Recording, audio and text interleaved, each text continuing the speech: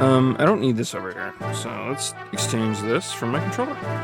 Also, hello. This is probably where the VOD starts. Which, for the record, is about 13 minutes into me being live. So later on in the VOD, when you hear me say it's this and that time I've been live, you're gonna look at the video and be like, okay, that's like 14 minutes off, victim. What the fuck are you talking about? That's what I'm talking about. You should come watch me live on Twitch. There's a link to it in the description. Anyways, besides me shilling for the future,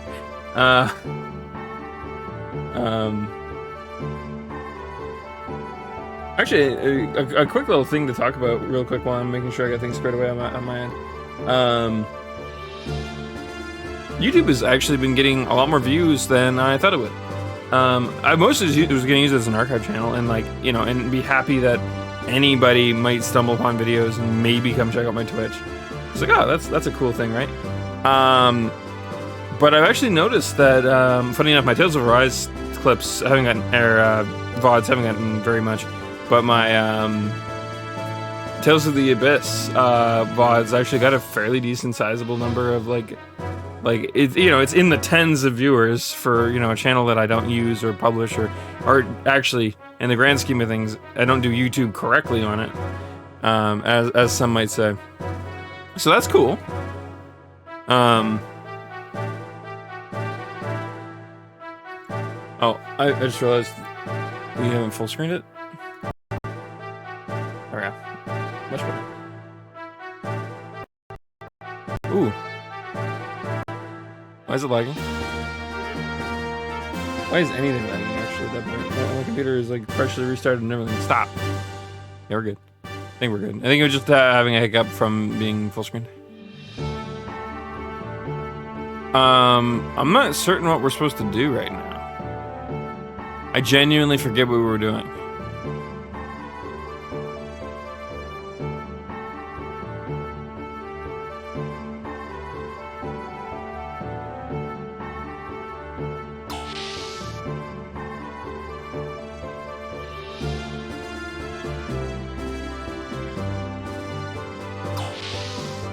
Alright, I don't think this is anything. We're just gonna leave.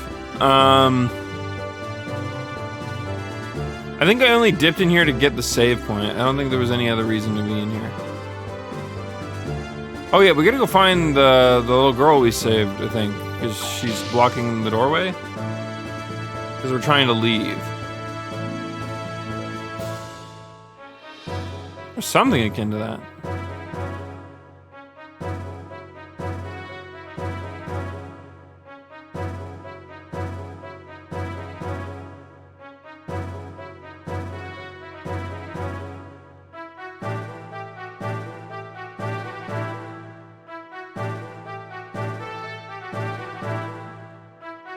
Speaking of which, before anyone asks, yes, my whoops, fuck, I was trying to reinitiate dialogue.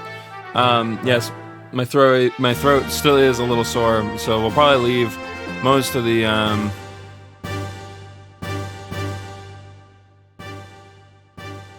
know, first one maybe.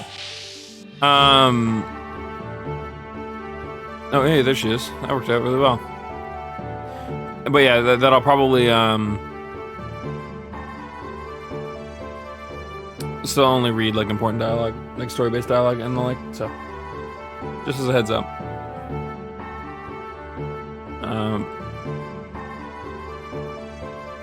The only problem is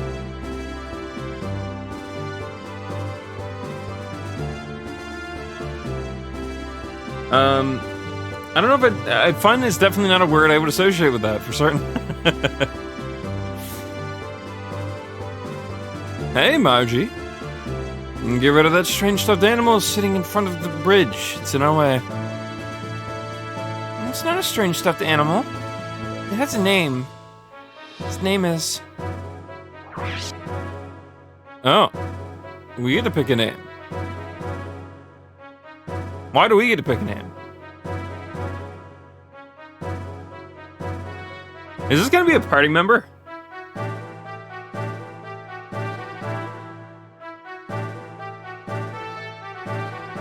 Perfectly within expectations. Probably. Yeah, I don't know. I'm curious with that. GTA. You can hit me with a spoiler if you want. Is there a reason to not name this Choo Choo? Should I name it whatever the fuck I want, or is it gonna, or is this gonna be one of those moments where like I name it Choo Choo, and in a later cutscene they're gonna be like Choo Choo, and I'm like, no, that's fucking George. Sorry. I'm also a fan of naming things their proper names in RPGs. I don't know why I have that fixation, but it's part of the immersion for Victim, alright? There is no good answer. Shit.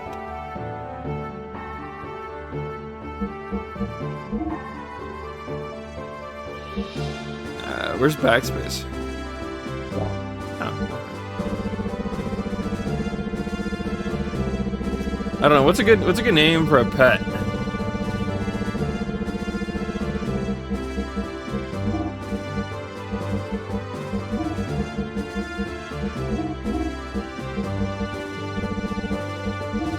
We could just make its name better.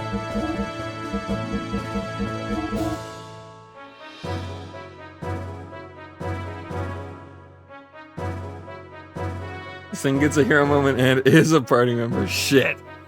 Alright, fine. We'll play nice. We'll play nice.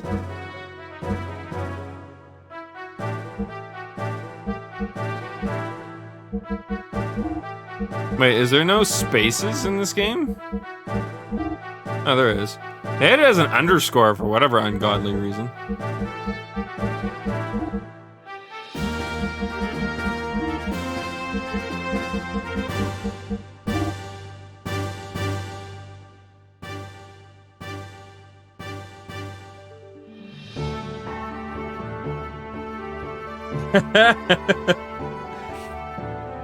That's a fair point, House.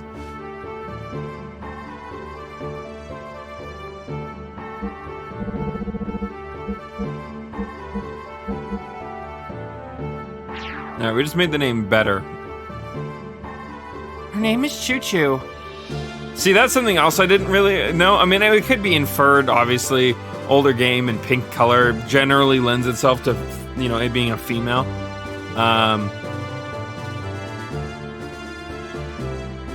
But there really wasn't much to go on else on that front, so.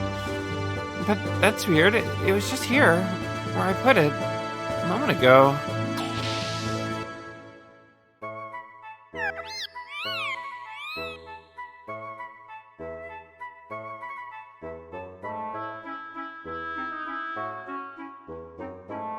What voice do I give this thing? Anyone want to hit me with a voice request? Cause if not, we might default to my to this voice.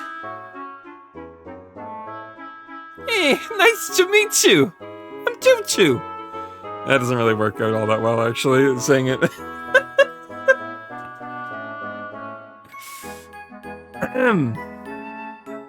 Alright, this is a serious and important topic. We have to figure out what the fuck I'm gonna do. I can't just go, nice to meet you. I'm Choo Choo. Because that just sounds fucking weird, alright? Cute, rat-like Maho Shoujo mascot? Alright. Okay, let me play around with this one for a second. Oh my god. I woke up and my eyes are burning. I'm assuming it has something to do with leaving my window open. Allergies and all that. Allergy season's over, but I think someone was out there weed whacking, so I think that, honestly, that might have had something to do with it. I kind of vaguely recall hearing that as I was passing out, but who the fuck knows? They know. My neighbors know. It's Schrodinger's neighbor. There we go. Poor Schrodinger. Everything he's not entirely certain of can be either way.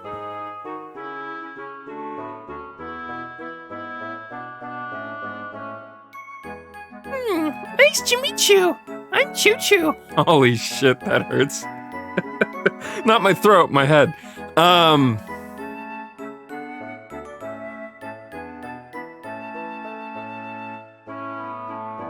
This thing better not have a lot of dialogue, I swear to fuck.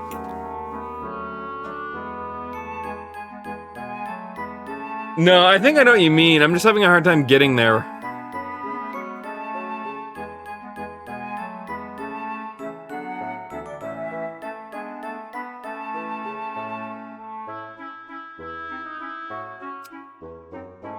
Actually, maybe like an example might not be a bad idea.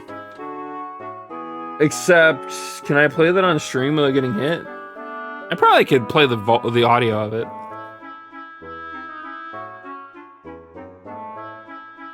Yeah.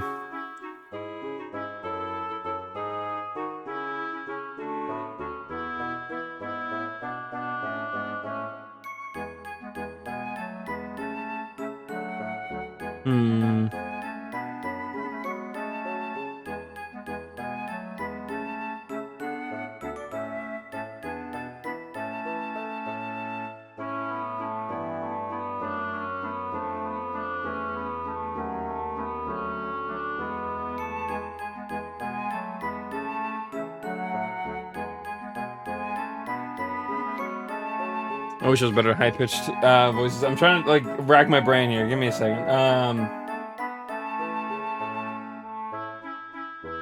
just curious if there's, like... I'm trying to think of, like, a good example I could look up on, like, YouTube or something. Something that I could play back and forth, like...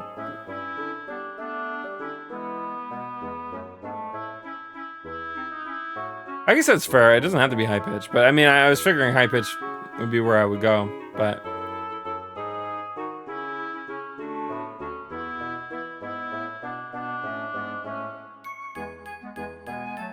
Kind of looks like a hamster too, huh? Or like a... Maybe not a hamster, but like something akin to that.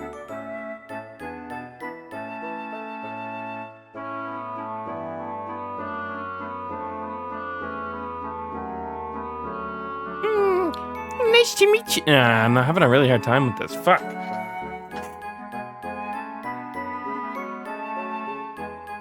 One second.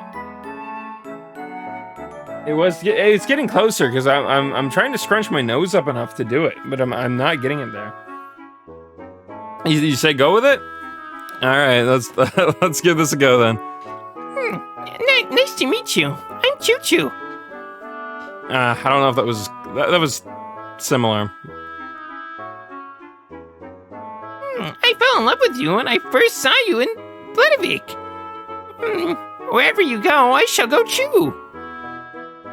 It's really hard, and my face probably looks like I'm fucking constipated when I fucking do this. Well, what we thought was just a stuffed toy is actually a living animal. Weird. No wonder it felt strangely lukewarm.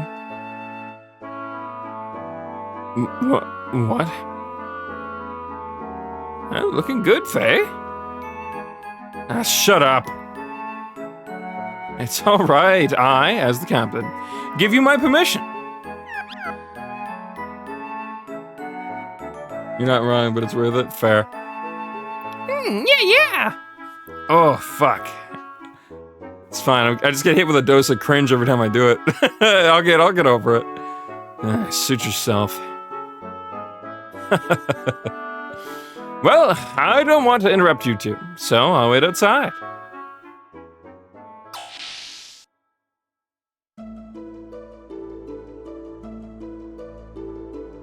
Thank you for your help at the castle.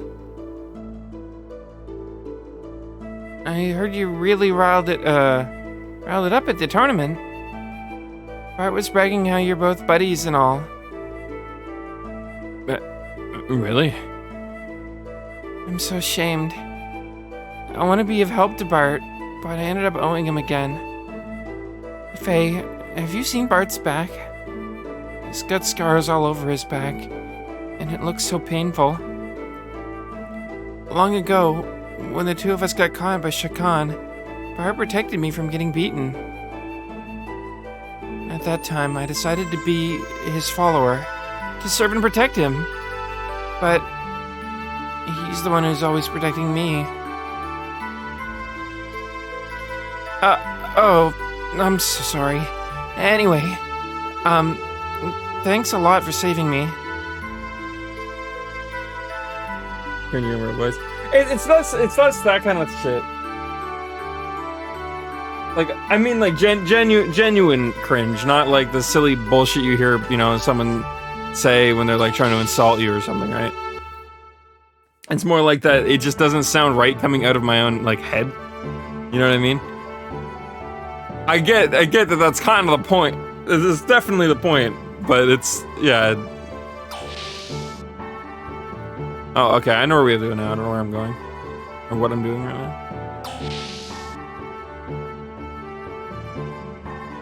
I actually kind of hate that nowadays. Like, don't get me wrong, it's funny, you know, when I'm like playing a game or an MMO and someone says something fucking stupid and then just hit them with a cringe, bro. It's fucking cringe. And, you know, it's, you know, everyone laughs, haha, look at the cringe lord. But at the same time, it's like, every time you see it on YouTube or like a kid screaming it, like, oh my god, you Fortnite danced in Fortnite, that's cringe. It's like, listen, man, you know what? I don't like Fortnite as much as the next guy, which is probably not actually that much, considering there's still a ton of people that like Fortnite. But if you're gonna Fortnite dance in Fortnite, that's not cringy. That's like context. That's just what people do in Fortnite. What would be cringy is if you ran out into the street and in the middle of like a fucking busy square where people are minding their own business, if you just started Fortnite dancing. That's cringy. Might also be funny, but still, point. That's how I define cringe anyway. But in this note, I'm more talking about like the emotion set. Like I don't know. Part of it's like, do I sound like that when I do that? Obviously, I'm not hearing myself back properly. I'm hearing myself through my bones. But still, point.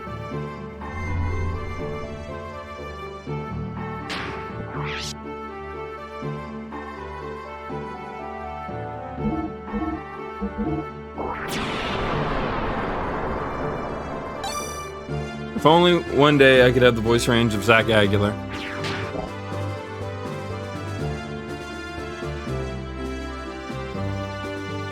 Whenever I hear him go really deep or something like this, it's just like, holy shit, Zach, Jesus, that is... Zach, where'd your voice go? But then he mimics Paimon too, and I'm like, that's pretty good. I mean, it doesn't sound like her at all, but it's like, it could pass, you know what I mean? Young master, according to Margie, there's quite a troublemaker in Gebler. Yeah. So, who the heck is he? Aron Ramses, of the Holy Solaris Empire's Special Foreign Affairs Agency. In other words, he's the commander-in-chief of Gebler. It seems that Gebler isn't just after the excavation sites around Ava, after all. You mean they're not after the Jasper? If that's their only goal, they wouldn't need to send an important man like him. There's more to this. Young master, this could become unexpectedly complicated. Doc hasn't come back yet, has he? Hugh, I mean Doc. No need to worry about him. He'll join us soon.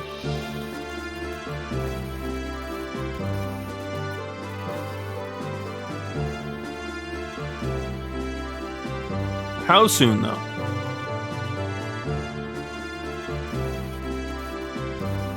My name's Bingo, the apprentice helmsman. Sigurd has been teaching me how to operate the Yggdrasil. You want to see my notes? They're kind of messy, but you should get an idea. I can't wait till I become a fully fledged helmsman.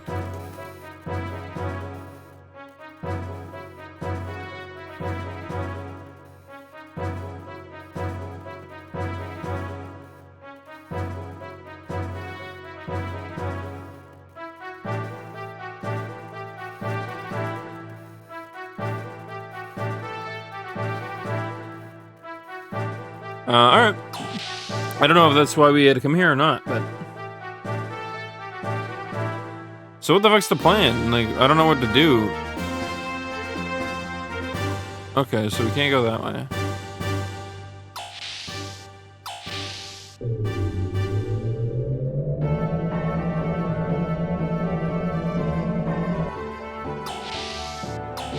Wish my coffee would cool down already. I'm in dire need of that extra bit of energy right now. Where did I What's this all over there? Put my water like at the furthest possible fucking reaches from me.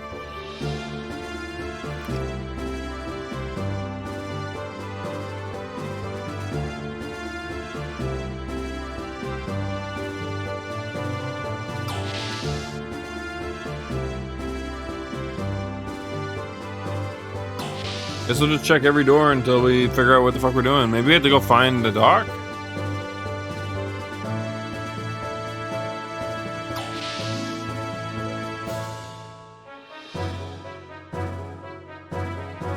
All the Yggdrasil reminds me of is the Tuatha. The Tuatha De Danann.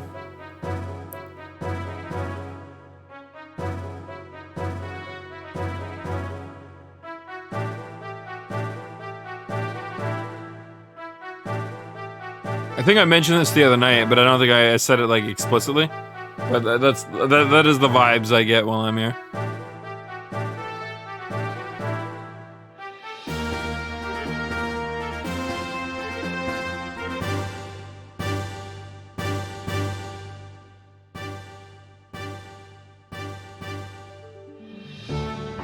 So, if I had to guess, this is just the place we come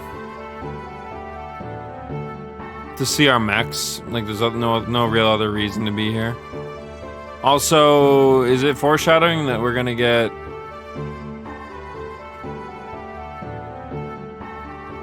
four more party members? We already know about Ellie. And you mentioned that Choo Choo is also one, but I would be surprised if Choo Choo got a mech. Choo Choo probably gets a mech. I hate that I said it aloud, and I just know it's a fucking thing.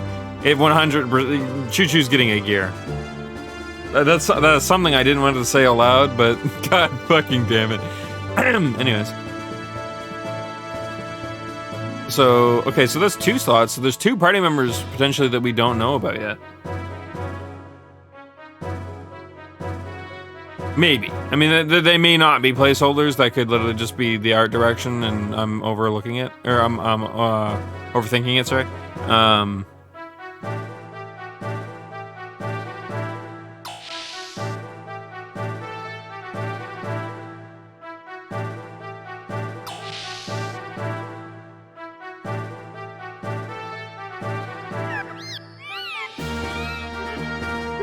My eyes dry out when pretending to be a stuffed animal. Ouchoo. Sorry, fuck. I misread it, so I lost the voice a little bit. My bad. Thanks, Faye. Uh-oh. Okay. Alright. We'll work with it. It'll be one of those things that I'll probably lose here and there, and I'll have to reacquire it, because it's not a voice I'm used to doing, so...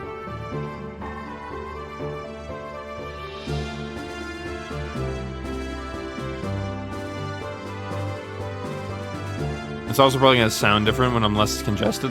But...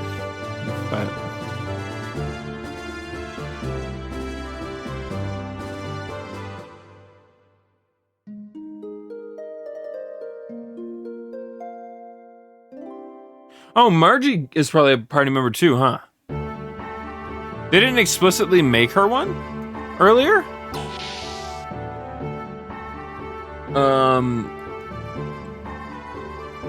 But there's the potential for it.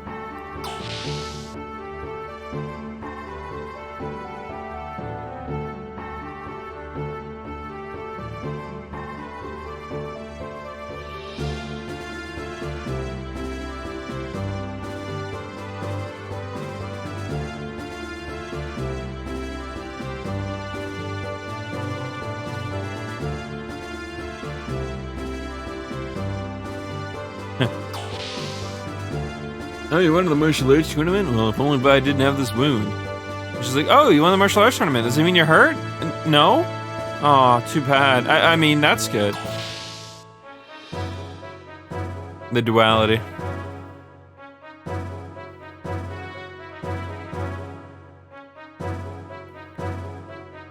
So we didn't check this door. Yeah, they're just rooms. I'm assuming later on down the road, other party members will take up these rooms.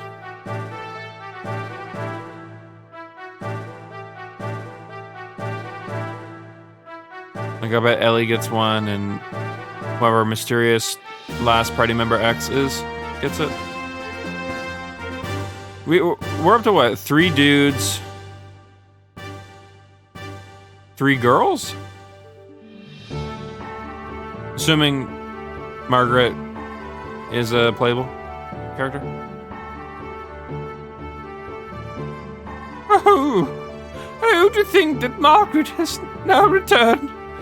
Oh, come to think of it, this is the second time we've had to flee from the royal capital, isn't it? It seems an awful long time ago. That night that I took them. Oh, if we do escape. Yeah. And on top of that, he was bold enough to steal this ship along the way. You know, this used to be the kingdom's flagship. Yes, it was all Sigurd's doing. So courageous of him, even at such a young age. Anyway, this Yggdrasil can be considered as a keepsake of the late king for the young master. Kind of feels like you're stuck to me for life. Even though you used to be my personal knight, right? Now I'm just a kid pirate. But eventually you will become a proud lord. I gotta hurry up and grow up or I'll never be proud of myself. And I won't be able to win against him.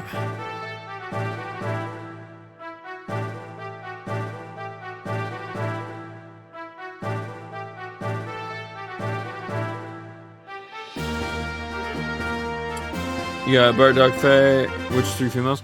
I was thinking Ellie, Margaret, and Choo Choo.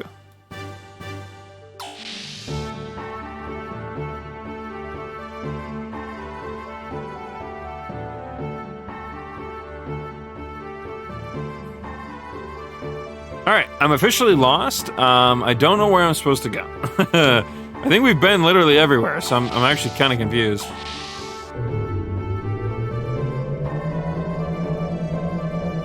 Unless I was just supposed to talk to Sigurd a second time, maybe? He mentioned that Doc would arrive soon, and that was like all he said. We shall have to enter the Nissan, enter into Nissan through the secret road. Let's keep on the lookout for a lone tree in the desert as a sign of where the road lies buried. So shall we launch the Yggdrasil? Okay. I'm gonna have to keep that in mind, that sometimes dialogue requires a second input in order to, like, genuinely get going. Oops, let me do that.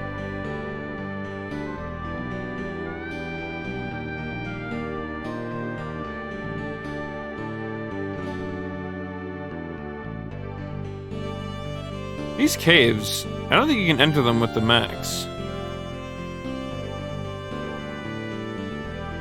But what if we were to enter them on foot?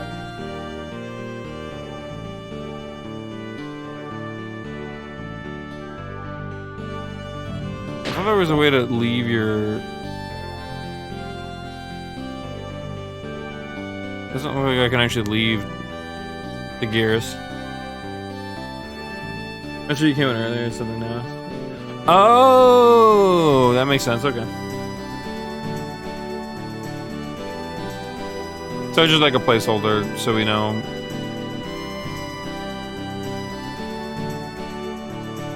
That looks like a lone tree.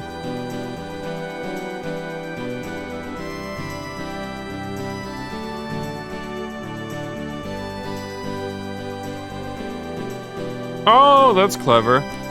So basically, there's just enough sand under everything that we could do that.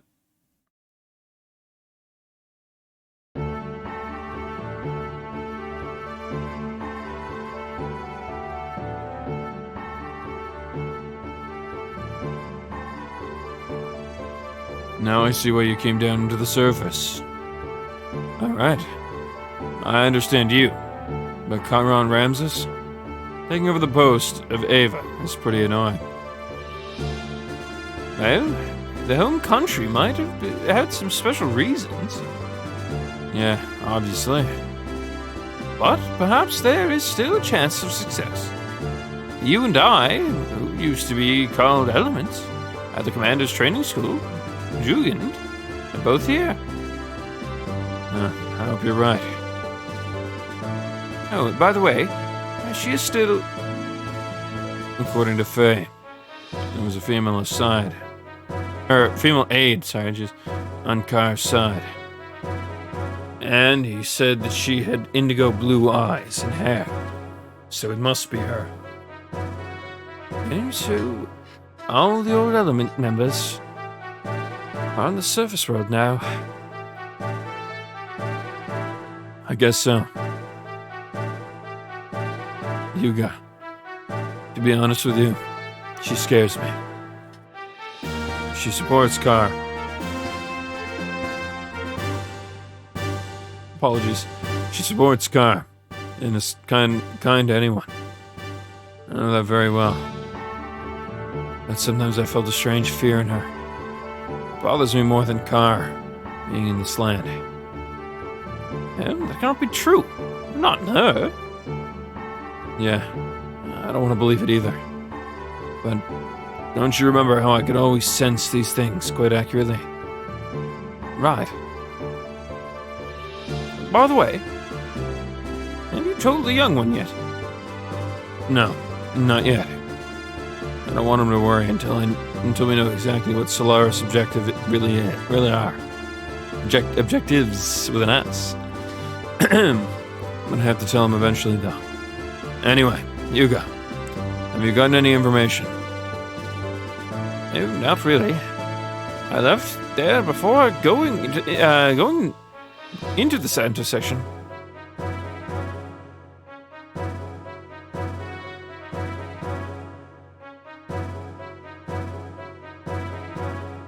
Oh, it's you, Bart. Don't scare me. Sorry, Dory. It sounds like Sig and your doctor friend know each other pretty well. Sig, damn. But I knew everything about that guy. Did Doc get back?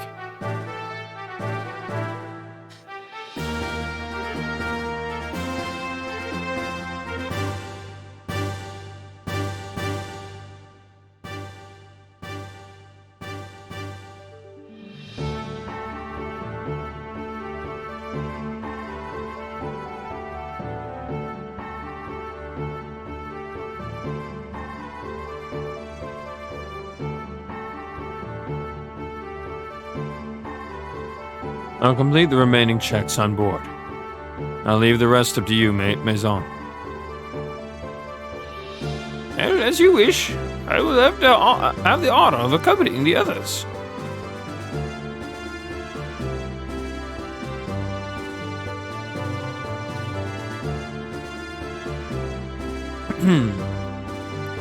Bartholomew, healthy as ever, I hope.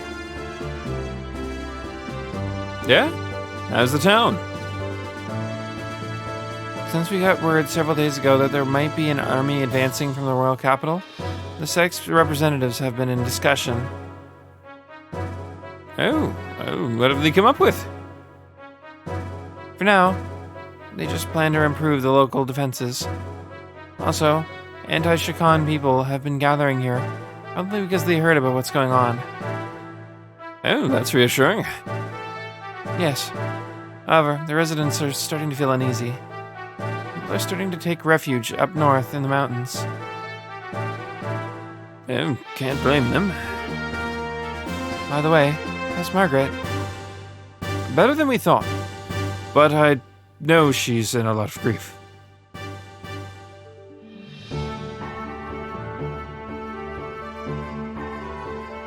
Margaret, I'm so glad you're safe. Thanks. All the townspeople are overjoyed by the Great Mother's return.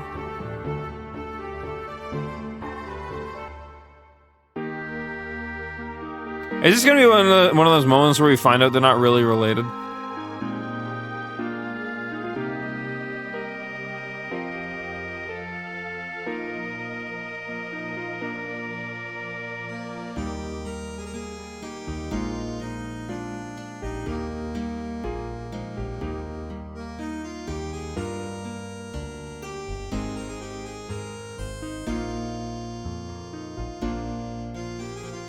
Wow, it's been such a long time since I left here. I'm still waiting for the day that my throat goes back to being normal. Holy crap. Well, first of all, we should accompany Margaret up to meet the sisters. Huh? What is it, old Maison?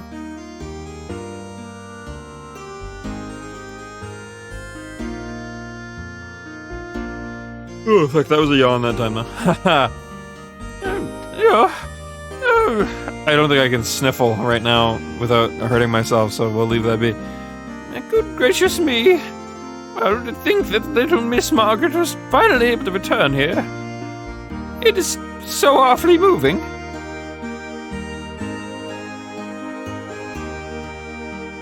He's with us, not with us. Yeah, he like airlifted our mech back to us in a time of strife. Turns out he might have a lot larger of a part to play in the plot than was initially pushed. Also true. Hey, pull yourself together, old man. Forgive me. How terribly embarrassing. I couldn't help it. I shall go back and give some instructions to the men left on the ship. Please, young master, go ahead and escort Miss Margaret up to see the sisters. Excuse me now.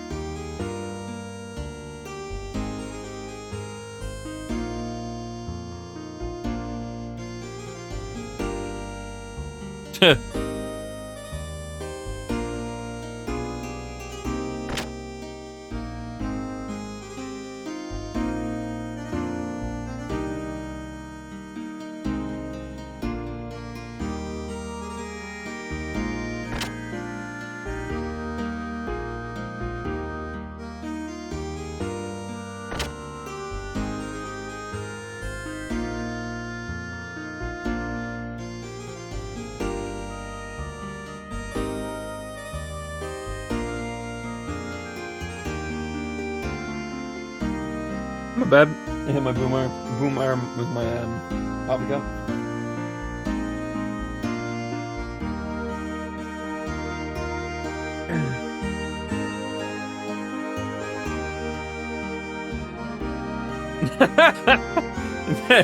I mean, you took the words right out of his mouth, pretty much.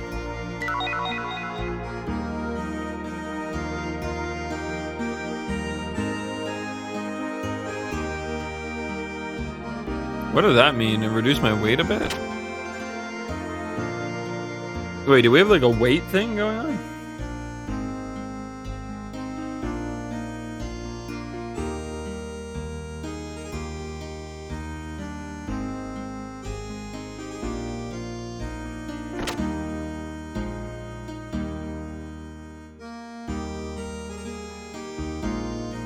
Hello, Grandma. Hey, aren't you the young master? Hey, you.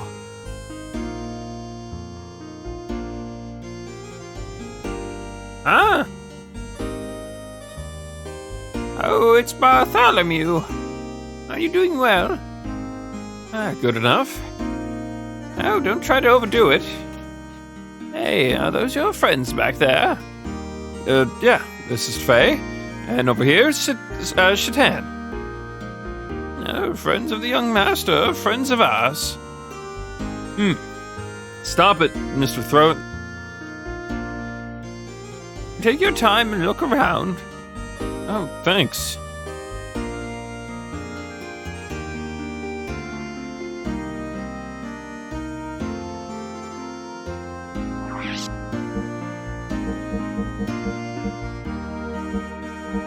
Should probably buy some more of these.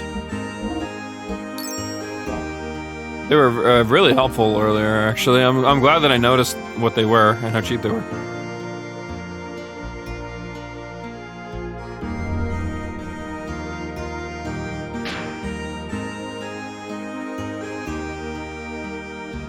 Meeting Kindred ADC for 10.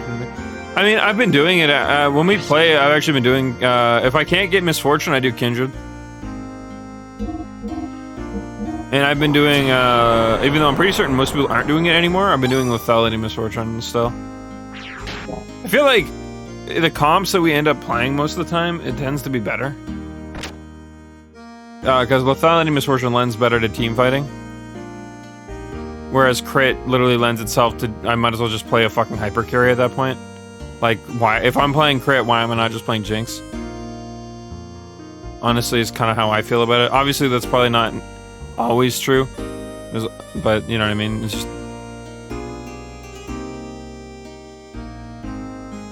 I think we have to go north. Not this way.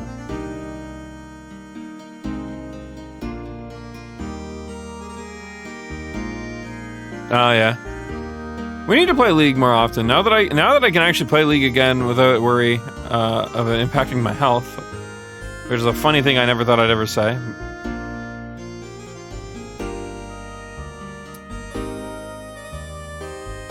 How's Vladimir? It's under martial law, so it's gotten progressively harder to contact our agents in the city. According to the info we finally just got a while ago, there's no major activity though. We think they've found some reason to attack and are getting ready now.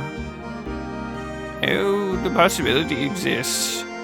However, I've also heard that Shakan's power base in the capital is eroding away. He's probably weaker than we thought. In other words, he's the mid-boss.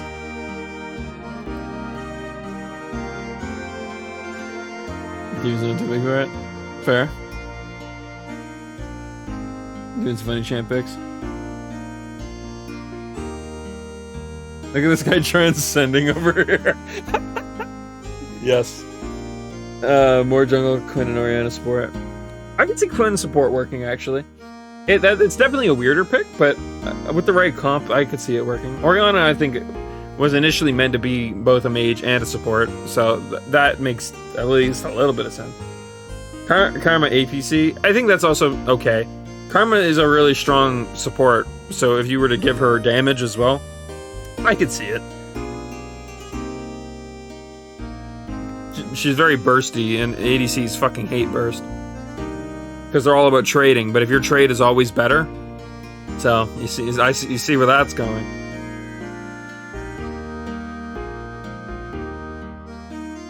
Turn your head to the cell screen. I mean, that's fair.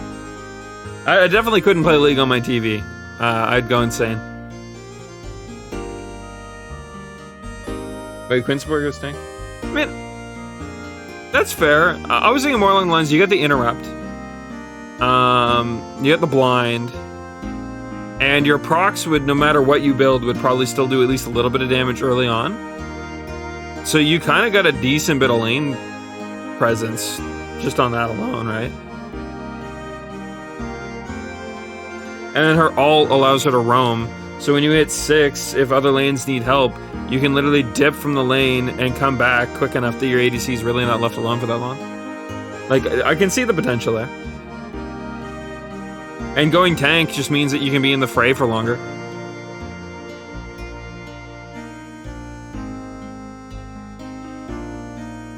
Your favorite character in the party? So there is another character that we haven't seen that comes to the party, is what you're telling me. There is a character who, I don't know if it's from this game or if it's from Xenosaga that I've been thinking about. And I don't want to say it because I don't want to prompt anyone to give me, to give it away if it isn't in Xenogears. Or if it is, sorry, in Xenogears. Sorry, I said that weirdly. Backwards, rather.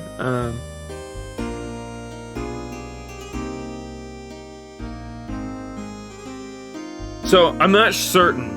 I'm not gonna say anything because I just don't want to prompt anyone like to answer the question. But I think I might know who the final character is, but we'll leave it.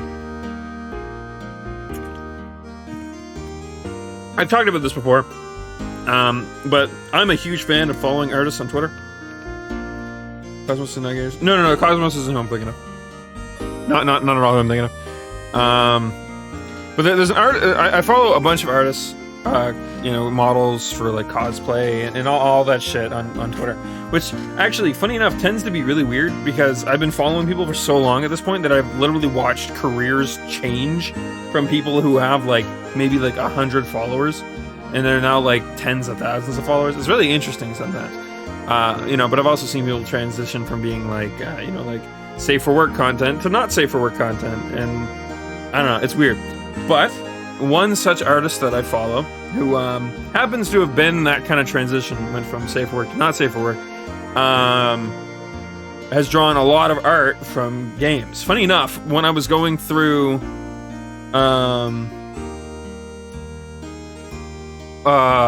Tales of Destiny, sorry, I can't think of the fucking name.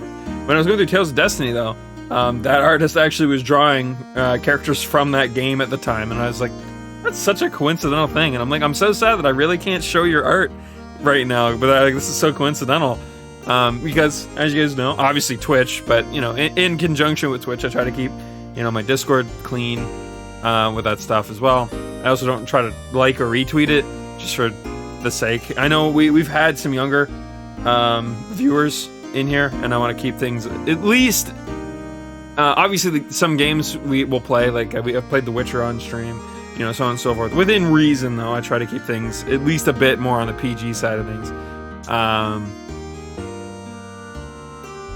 But yeah, no. Yeah, just one of those moments that, like, so I've seen. Anyways, the artist I was talking about has done art from the Xenogears in general. So I think I might know of the character. I may have seen them drawn over the years, but I cannot put my finger on if it is Xenogears. Hell, it could be X for all I know. I really don't know. Oriana confirmed for Halo player.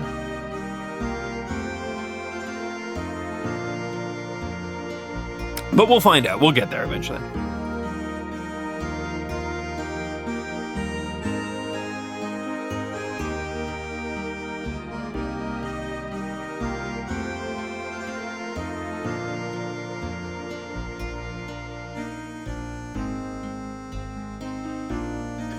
X has some neat party members.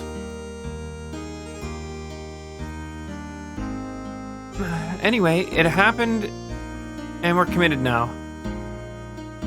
I feel the same way. Now that I think about it, 12 years ago, ever since the coup d'etat by Shah Khan, there's been a lot of tension in our country. They could have at least done me a solid to, like, give them all names. With Margaret back now, I agree that the former dynasty should be returned to power. Everyone feels the same. But we must look at reality. Do we have the strength to do that now? Now, I hear Bartholomew, the one who brought back Margaret, started moving around out in the open. I'm certain Shah Khan is preparing a large army. Shah Khan may be coming here soon.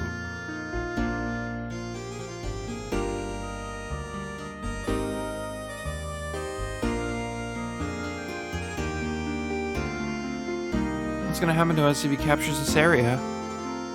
Will everyone be killed? I seriously doubt that. Even he won't want to risk provoking any kind of outrage with the citizens, especially in this situation. He'll definitely want to avoid putting himself in a compromising situation. We should set up a hiding place just in case. Maybe there.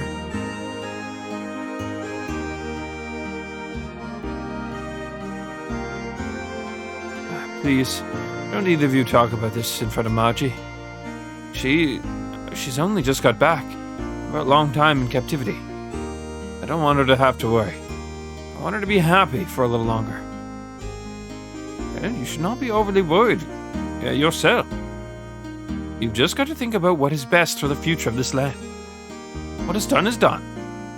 You only did what you believed was right. Put that past behind you. Huh? I'm alright.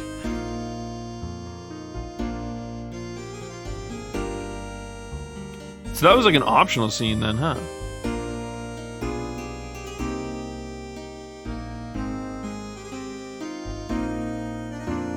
This land extends all the way around the lake, which extends all the way around the cathedral. Just for fun, you might want to go all the way around it yourself. Not that there's much to see at all, mind you. Alright, but lady, you're kind of in my way.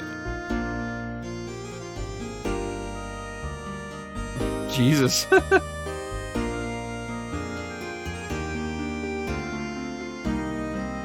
I want to play X Gun, but I don't want to go maybe you.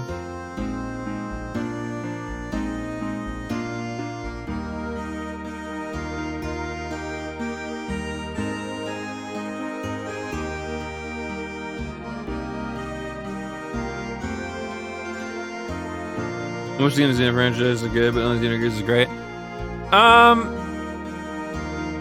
We'll see how I feel about it after we beat it. It's gonna be hard for Xenoblade 2 to be top for me, mostly because it's my first one I played, right? Obviously, the first one you play in a series generally tends to be like a bit more beloved. I would, I'm admitting bias basically, right? But I don't know. I'm curious how I'll rank this according to it.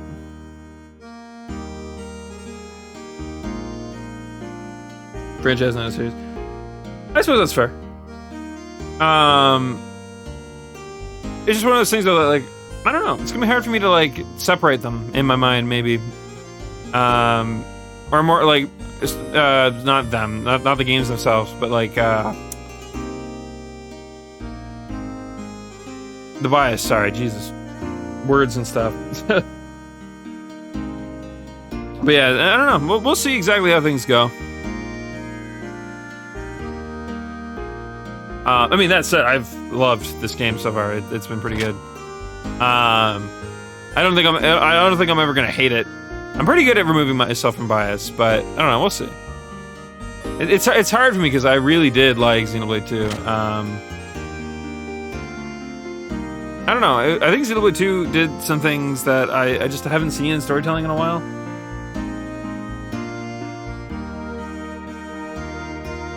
And for individual things, this is insane. I suppose that's true. Although, I don't know. I mean, it depends on how you want to look at it. Because there's a lot of people out there that think that all of the games are connected. The devs just aren't allowed to say it. So I guess at that point you're getting into theory territory, right? But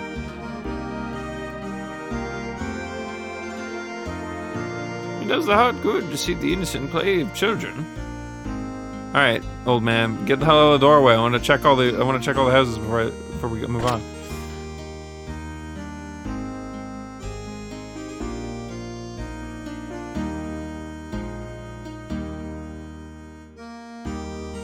This was another one. Well, I mean, we know at least Xenoblade 1 and 2 are connected. Which I won't go into too much detail just because spoilery, but oh, what the hell? I didn't even notice him. I'm from the Royal Army, stationed down south. I may work for the current government, but my heart belongs to Nissan. We cannot desert it. And there are lots of people like me who are gathering here. Residents here are kindly renting me this room. Now I'm waiting here until something starts happening. What a good guy.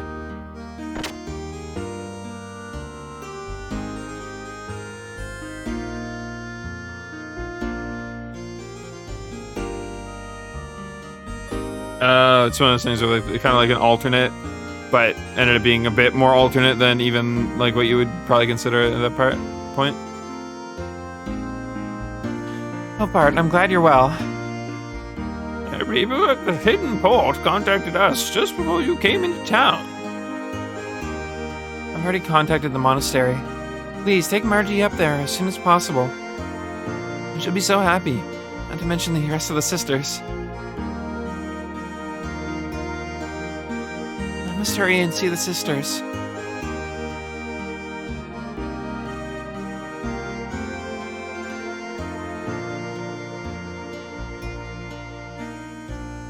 As the inside stuff's gonna be each other. 1 and 2. Torna, third series. The next by itself. Yeah. I think that's actually where I started looking at the potential connections. Some people online were mentioning that all the space stuff that gets outlined in 2 or Blade 2 had a lot of like similarities to something from X. I don't know. I haven't played X for the record, so I have no idea what they were referencing. But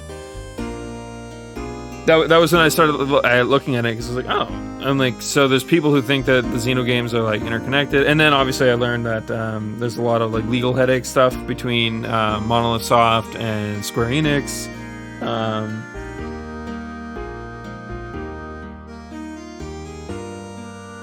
So that was the one that connected.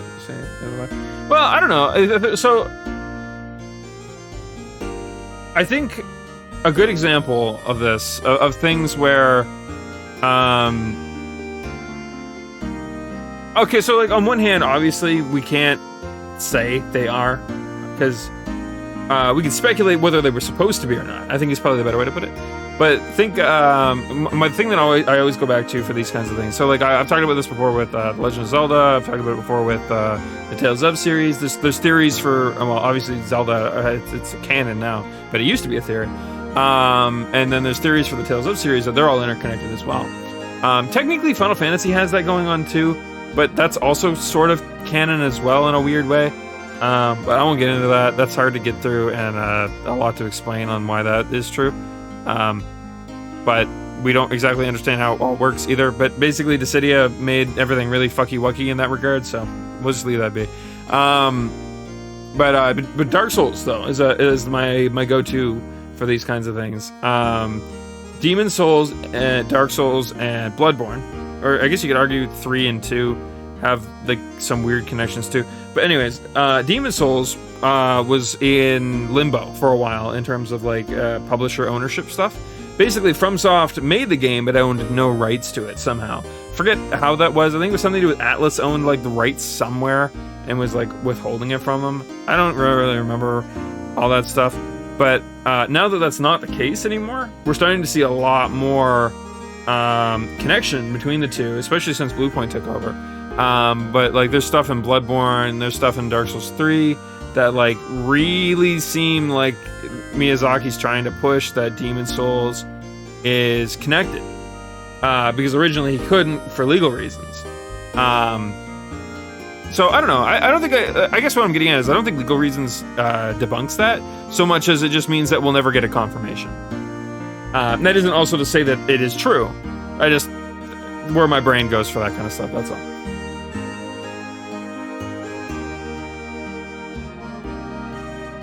Like the X-Head Max.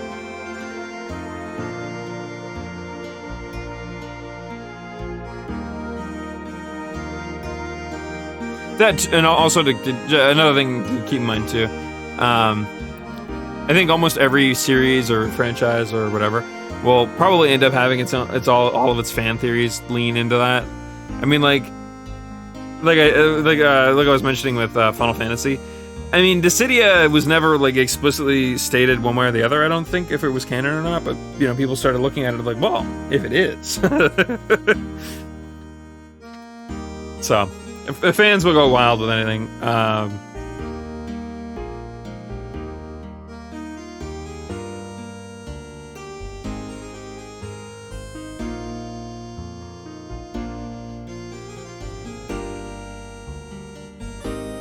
But I spent too much time on it, so I was doing it. So, that's not a bad. That's not a bad way to go about things, I guess.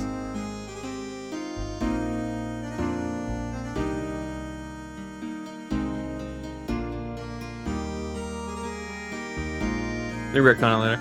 Yeah, I mean, I think that's. I think if I remember, I mean, it's been years now, so my memory is not all that great.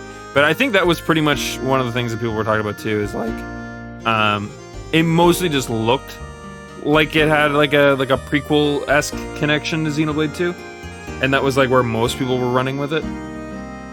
But obviously it's still just fan theory, right? I wish Sawano did more game music. Yeah, I mean, I wouldn't mind having Sawano on for a track or two in a lot of games. I don't think he should do an entire soundtrack anymore, just because his music's too samey. Honestly, at that point, all the music starts to blend together. And that's not to throw shade at Sawano. I like his music. Just you know, give them a track or two in a soundtrack, and I think that'd be worth it.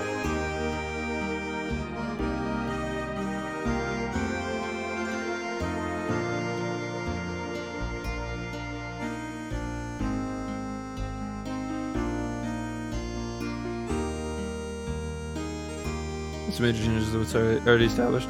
Yeah, I mean, I think honestly that would probably be what it would be, right? Like if I were to draw like a theory or a conclusion, like with very little of my own information. Obviously, we haven't beaten Gears, and the only other one I've played is Xenoblade 2.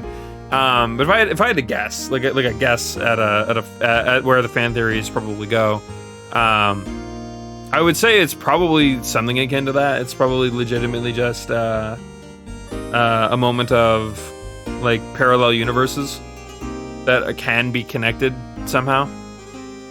I mean, what's his name? Oh, well, actually, it's spoilers to mention it, but we know that's already kind of how Xenoblade 1 and 2 are connected, right? So songs are definitely Solenoid, but the zone themes are pretty different. Oh, okay. I never thought about that. I haven't really listened to the zone themes because obviously when you're listening to the soundtrack, you listen to the big tracks, right? So it's not like you think to listen to all the... that's a bit of a lie. Whenever I go to Xenoblade 2 music, I always look up Tantal's night theme. Because I fucking love that theme so much.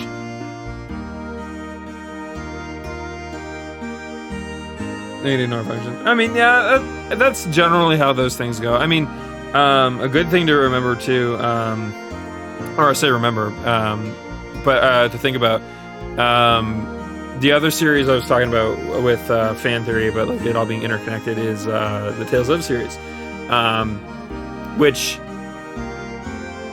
Tales of in most times works more like Final Fantasy, where it's like almost like entirely different worlds with similar sometimes, but ultimately very different lores, very different bases.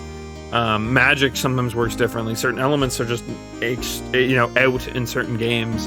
So on the surface, it definitely looks like they couldn't be connected at all. Like there's no way that would work. But I don't know. Playing through the series recently, I started to think about it. I'm like, the very, very beginning of the first. Obviously, this is much different from Xenogames, for the record. But when I looked at it originally, I thought to myself, yeah, they're probably not connected. There's too much different. But then when I looked at there's a thing in Fantasia that happens, and it happens really early on, so it's not much of a spoiler, where basically the worlds have this magic system. The thing they literally call magic, funny enough. It's not like a weird name. And it gets wiped out in the future. So the game features time travel, and the future in the future it's just gone, or the present day actually, I guess at this point it's just gone, doesn't exist. But the clerical arts now exist, and they never used to exist. So basically, there's precedent in the Tales series for new magic systems or new systems in general, basically propagating or propping up. Not to mention we know space travel exists as well. So things like that could always come into play. Large spans of time, blah, blah, blah, blah. But again, even for the Tales of series, it would require a lot of hurdles to be jumped. So fans will jump anything they can to make something sound plausible, I guess is kind of where I'm going with that.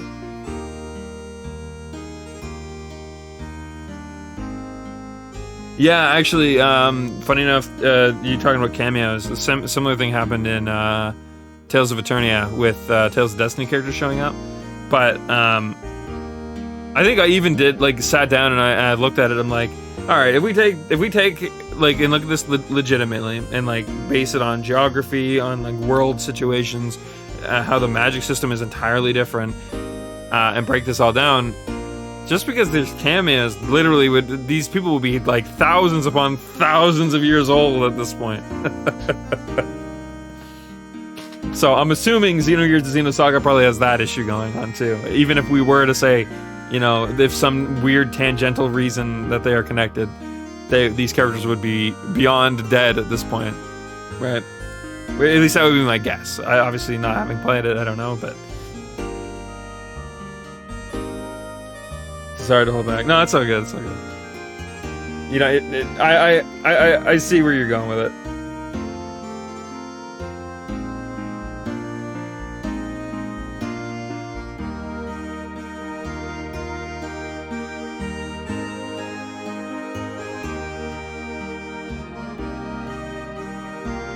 Yeah. But either way, I think it's a fun topic.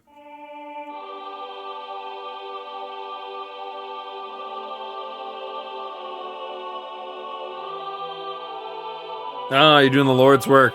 That's something I fucking hated going to the Tales series.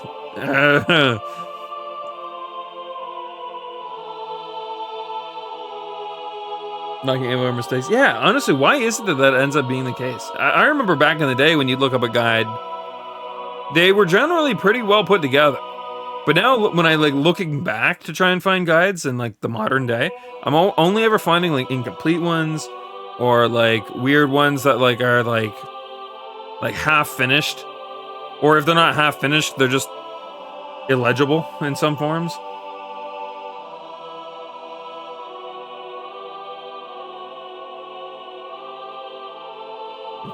Yeah, I'm glad we haven't had to look up a guide for Xenogears just yet. I try to play games guideless if I can.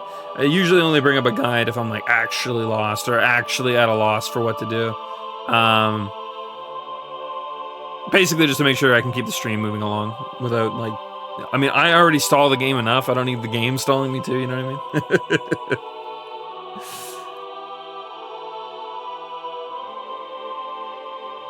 mean? Best one 7 errors in info. Yeah, I think I had this rant a couple games ago. I don't remember which game it was specifically. But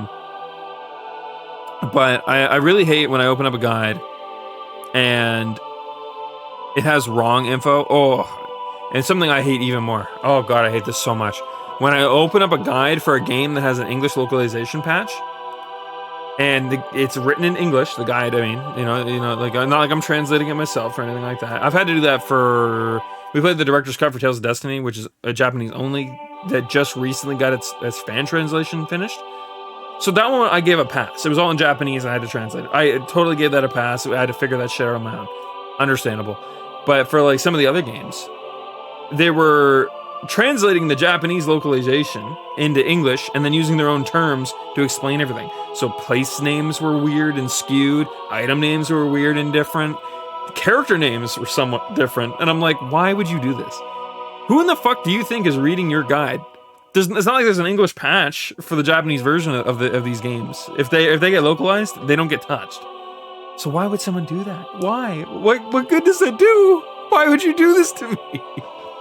I don't think Xenogears has that problem. Maybe it does, but I'd be willing to bet it probably doesn't. But or guess that it doesn't. Sorry, I guess bet. I'm not that much of a betting man, but I'd guess that hard. But yeah, the Tales games were fucking nightmarish for that, and I don't know why. Genuinely was a mind-boggling thing to me, but yeah, I don't know. I appreciate that people are willing to write guides, and if there's errors and mistakes, as long as they're minor and they're don't impact things too much, it's whatever. It's not the end of the world.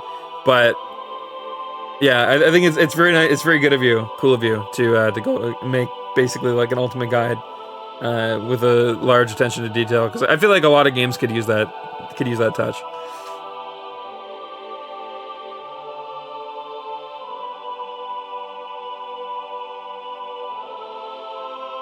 None of that stacks. Oh no. Pain. I suppose it would still work, it would just be a giant waste.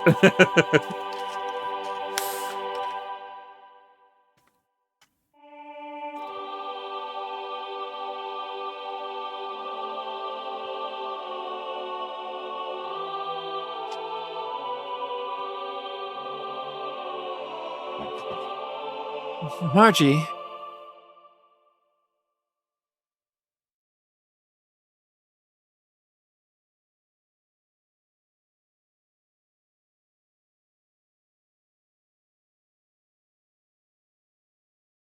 Permanent effect.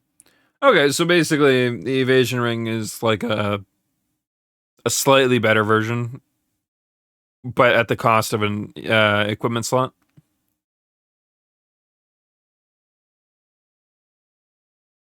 I'm back, everyone. Oh, Margie. We're so glad you're safe.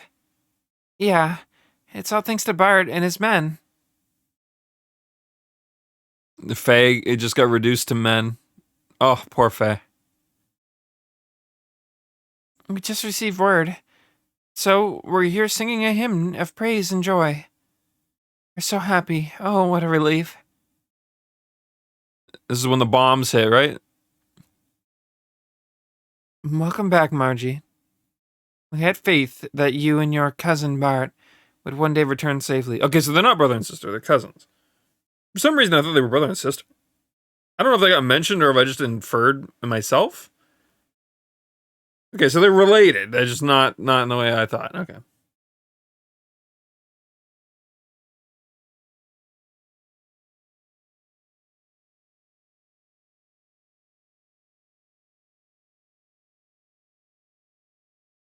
Oh, I see. So, okay, so it still has a bit of a trade-off. So there's still like a do I want to do this or not type deal. Well, I mean, to be fair, permanent effect means that like you don't have to cast it, so it's action economy too. And this game actually seems like action economy is really important, especially in the mechs. So.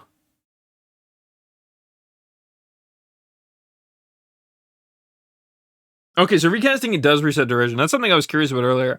Because I don't doesn't at least it doesn't look like there is. Maybe there is. I just missed it potentially.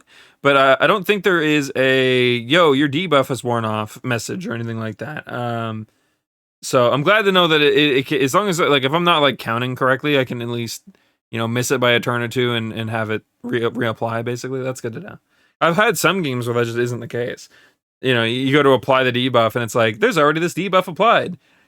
Skip your turn, and then it still doesn't reverse the duration. Have fun, nerd. And you're like, motherfucker, you fucking asshole.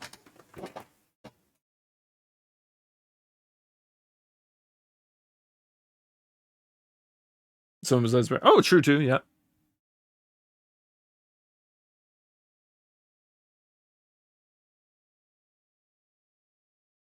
We had faith that you and your cousin Bart would one day return safely. We and your other friends have been waiting for you. Sister Agnes. Unfortunately, your mother and the blessed royal mother. I know, Sister Agnes. I heard about it at the royal capital. But at least I've made it back. I'll never go anywhere or leave you from now on. I won't make you all worry anymore. Ever again. Bless you, my dear. Sister Agnes, this is just like... this just isn't like you at all. Here I am back, safe and sound. Can't you rebuke me just for a little? Or just a little, not for a little, but for old time's sake? Huh, I'm sorry. But I'm just so happy that I cannot help but...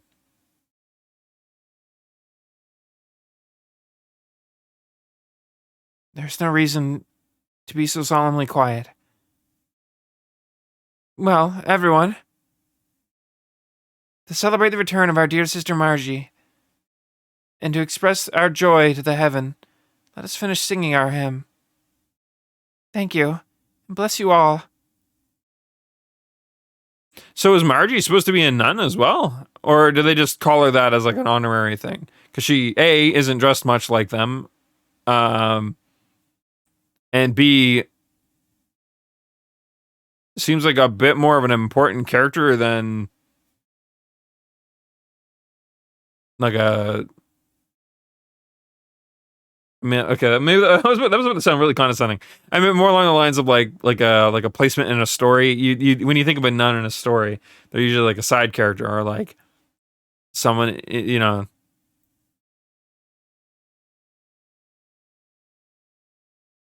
I don't know. I don't know where I was going with that. Doesn't matter. On target's turns. Oh, that's good to know. Oh, yes, sister. May I go upstairs? It's been oh so long, so I want to have a look around up there, too. Oh, but of course, dear. Don't even think of holding back from anything. Except for one thing. Never stay away so long like that again. That was a weak laugh. I knew you'd say that. No, that's the Agnes I know. It's funny, Namu was actually mentioning the other night, months ago now, I think, that I should get a voice changer to do female voices. I was thinking I can get an app on my phone to function like a stream deck. Margie, I'm so glad. And I was tempted to basically hook a voice changer up to that. And I would just come up with like a couple different options, like young female, old female, grandma, adult female. I don't know, and just like have like the like a soundboard of voice changers, basically. I might do that one of these days. It's been a while since the last time I was here. Something wrong, Margie? Nothing. It's just... I guess I got a little emotional. Anyhow, take it easy for a while. You've put up with enough, okay? If you're trying to make me cry, you'll fall. Fail? I think it was fail, actually. My bad. Oh, yeah. I'll show Faye and Shatan around the cathedral. Follow me. So is she gonna be like a second healing option? Is that the idea? What a strong girl she what a strong girl she is. It's obvious that she really wants to just break down and cry. Yeah, you're right. That's just the way she's always been. For all her talk, she understands her position well. She understands her position well. Maybe there are a few things I could learn from her, too. Yeah, my throat's actually killing me a lot more today than it was the other night. I don't know why. We go up to the gallery on the second floor from here. You think Choo Choo's playable too?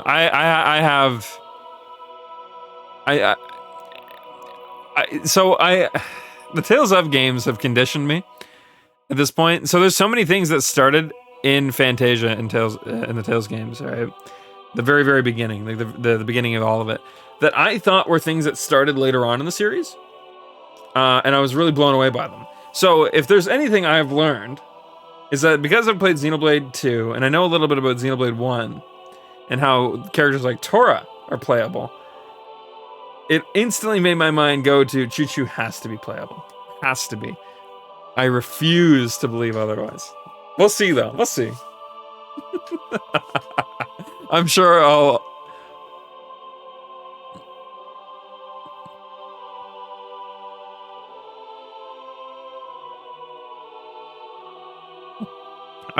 eat those words later. It's fine.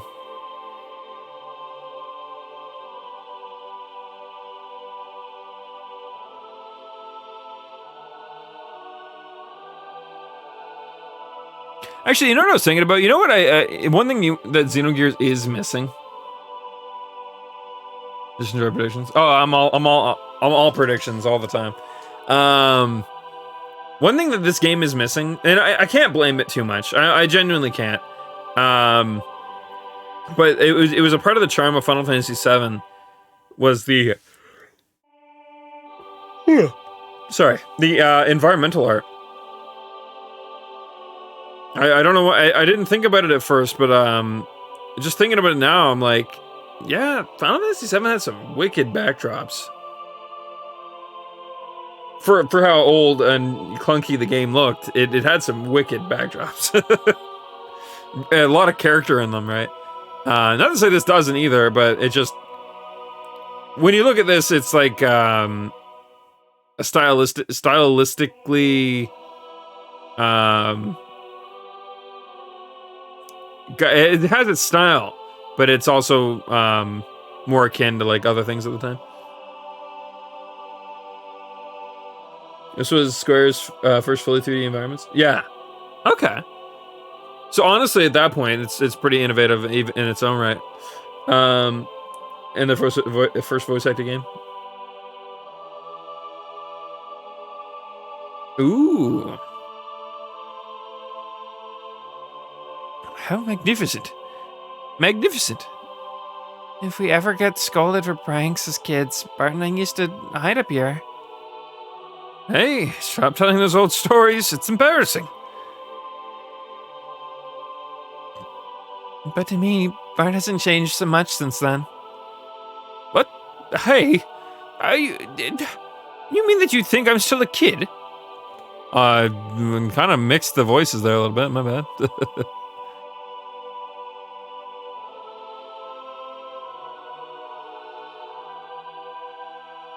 I will say one thing that this definitely does better by nature of the way that they've handled the art direction is I can spin the camera around.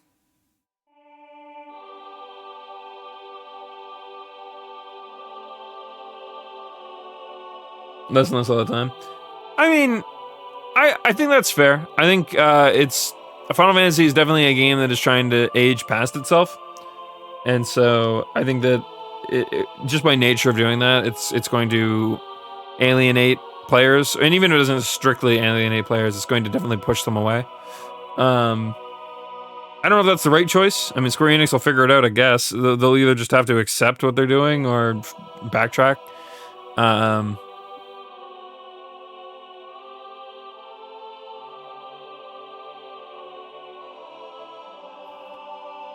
That was good. I mean, I played it for the first time actually about a year ago now. I think it actually might have been like 8 months ago, somewhere between there. Anyways, and I really liked it. I think that its story still holds up, but I think one of the issues that it runs into in like the grand scheme of like if you think about like gaming as a whole, not so much like its era, Final Fantasy VII's biggest issue is that its story is not. On one hand, it takes itself seriously, and then on the other hand, it takes itself entirely not seriously. And it's not like a spin-off side story stuff half the time. It's still main content stuff. And I feel like that's jarring. I genuinely don't like that in modern stories too much. I think I forgave it a lot because obviously it's an old game now. So I gave it a bit of a pass in certain areas because of that stuff.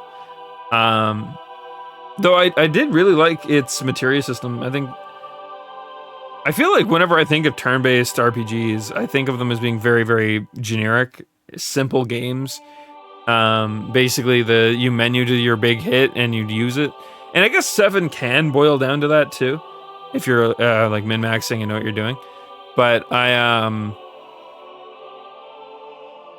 since I didn't and I wasn't, I think it ended up being pretty cool.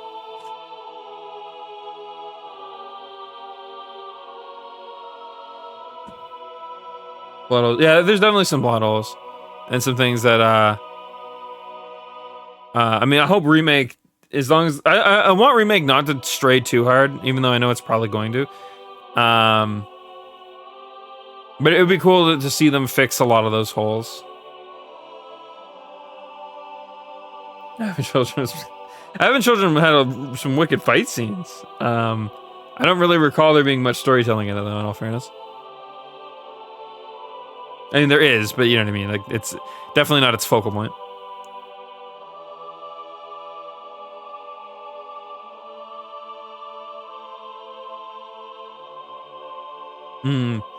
Yeah, I mean, it definitely does let you get really overpowered, and there's not a whole lot to use it all on, aside from, like, some of the super bosses that, honestly, once you get to that point, you're probably just beating them up anyways, but...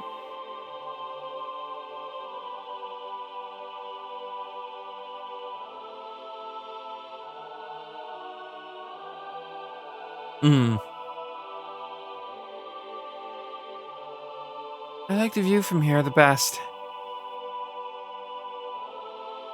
No, it's because of the light thing. Oh, wait, no, that's behind us. Above and behind us. Getting some like Devil May Cry 3 vibes from this. I know that's just a bit of the Christian iconography stuff going on, but and in part my nostalgia kicking in, no less. Yes, well, this is breathtaking. I don't know why I can't do the voice I was doing for Shatan all of a sudden. Light from outside shining through the stained glass of the cathedral's front. What a brilliant piece of artistry this is. There we go. Did you notice that the two great... I almost said angles. Oh, great. The two great angels only have one wing each?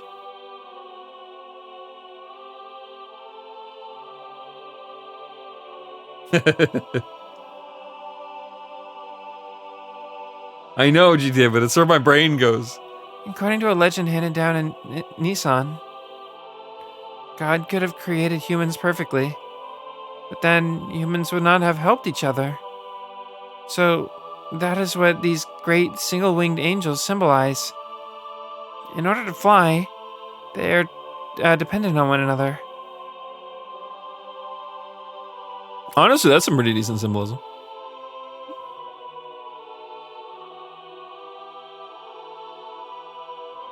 Yeah, you're probably doing yourself a favor by not touching that one. 5 is pretty good. 5 has its issue of being... I think it takes itself a bit more seriously than the other games. Not to say that it takes itself seriously, but definitely, you know, if we had a scale of like serious to not serious, it's a bit further towards serious, but...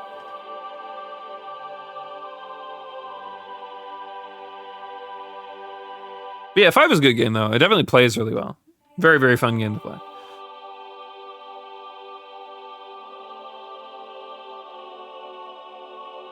Yeah. Ah, so that is the reason for it. I see. On further inspection, the left angel looks somewhat masculine, while the right one looks somewhat feminine. Now that is an unusual feature, is it not? Usually these depictions are not gender-specific, but these angels are clearly distinguishable as having opposing genders. And the space between them is the path from where the god advents. Or could it be that the path leading to... could be the path leading to God? Well, I do not know. It could be either, or even both. Now I see. Ah, yes, this is all coincidences with, coincides, sorry. This all coincides with the teachings of Nissan.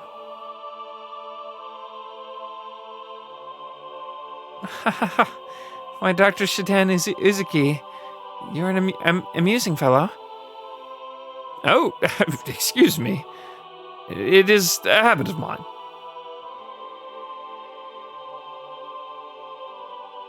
Yeah, same. I think behind me somewhere, actually, I have the case for Devil May Cry 3, but I never beat it. When I was a kid, I was really bad at it.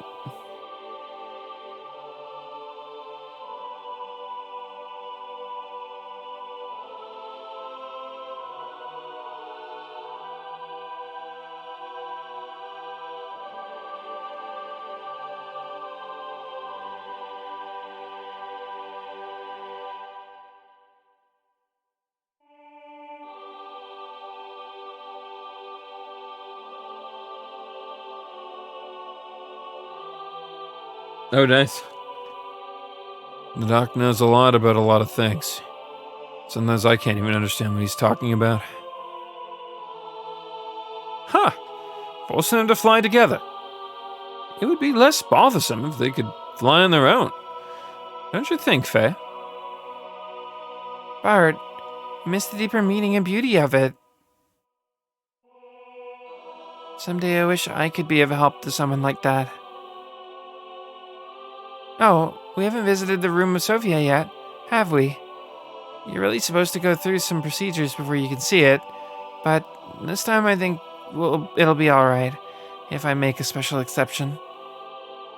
Sophia? Yeah, Sophia. She is revered as the founding mother of the Nissan Nation, and the founder of the Nissan religion who set forth its teachings. There's a special room upstairs that has a portrait of Mother Sophia in it. Well, I would definitely like to view that. Faye, let us go and look at it.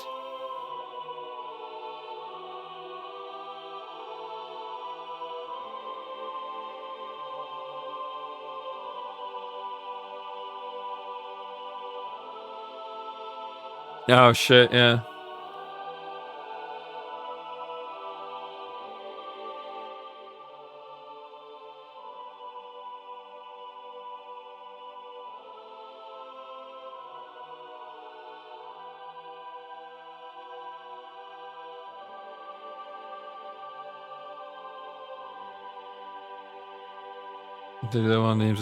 I think if I put a lot more time in Devil May Cry, I could get to that point. But I have a really hard time replaying games. Once I've experienced the story, I just can't do it anymore. I think it's mostly because I play most games just for the story. Not that I don't appreciate really good gameplay, but it's rare that the gameplay alone is like the driving factor for me playing a game. I would say like a rare case of this is obviously Dark Souls. Dark Souls I love and I've beaten many times. But still rare for me on that front. Devil May Cry is definitely one of those games that I want to return to one day. I definitely think about it every once in a while. And I'm like, damn, I wish I could play that right now. But I just hold off, so that, because I know I probably won't play it for very long. It's not worth hopping in for like an hour. I'm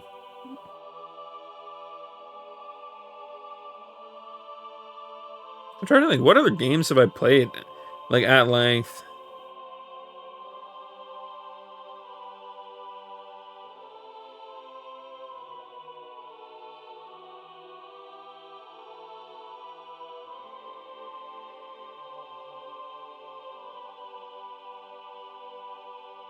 Yeah, I think Devil May Cry is like the only one, or not Devil May Cry, sorry, but Dark Souls. I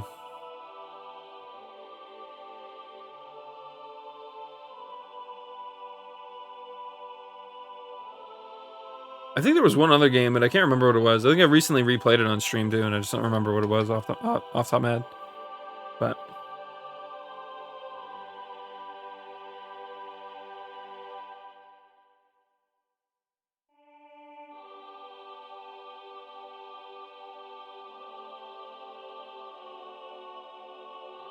oh yeah,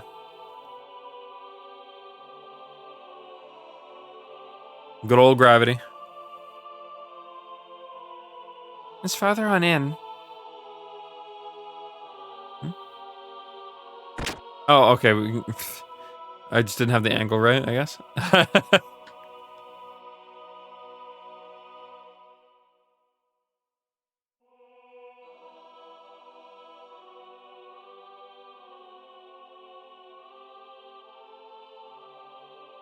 Oh yeah, the Great Hollow.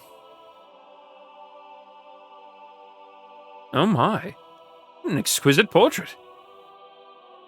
And the beautiful young lady portrayed is quite beyond comparison too. What is more, this looks rather familiar. Well, what do you think, Faye? Yeah, I was just thinking the same thing. There's different color, but the atmosphere of personality about her is exactly the same. What?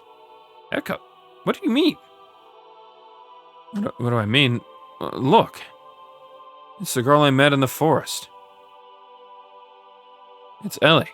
I mean, there's something about her that's just like Ellie. You don't think so? Well, yes, now that you mention it, I suppose she does really resemble Ellie. But that is not what I was talking about. I meant that the brush technique and overall style used in this picture is similar to yours. Oh. Huh, really?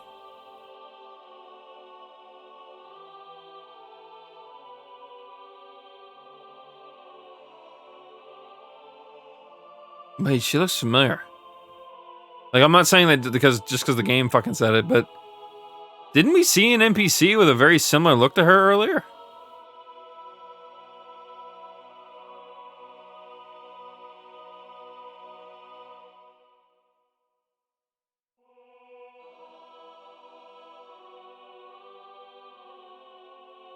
I'm trying to rack my brain here. Give me a second.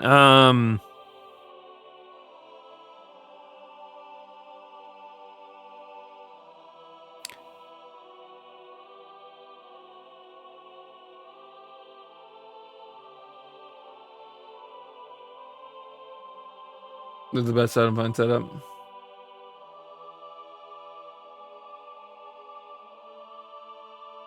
Oh, the pure blade stone. I think there's a cheesy way to get it.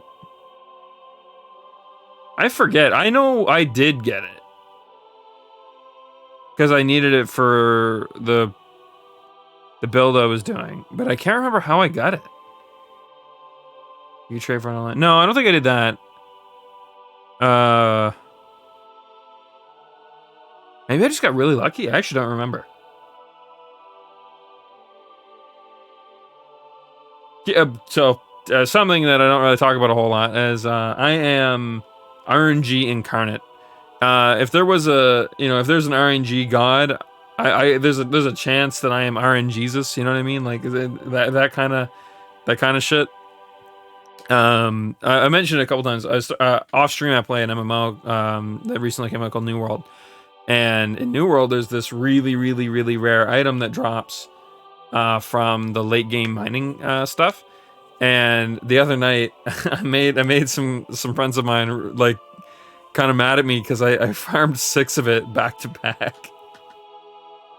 Just fucking my luck, it can be really weird. I almost got kicked out of a Black Desert Online guild once because they watched me farm 3 incredibly rare items back to back, and when you get these items in video, it would show up on the top of your screen, and everyone could see that, like, oh, so and so got this item.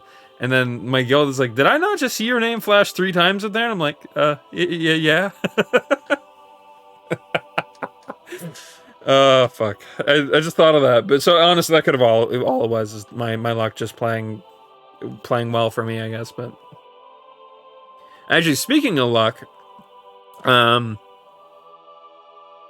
funny story. So I mentioned a couple days ago, and the reason why we didn't stream for the last couple days is because I was supposed to go in for jury duty, and so I did. If you don't show up, it's a big fine and legal trouble. So obviously I went. But when I got there, now I double checked. There's nothing on the thing they emailed me. There's nothing on the forms they sent me about needing to be vaccinated. So I didn't even think about it. Also, I did not mean to hit my mic. My apologies. I am vaccinated for the record, but like I didn't bring my proof thing. And so when I got there, we're going through, I hand them all my documentation and stuff.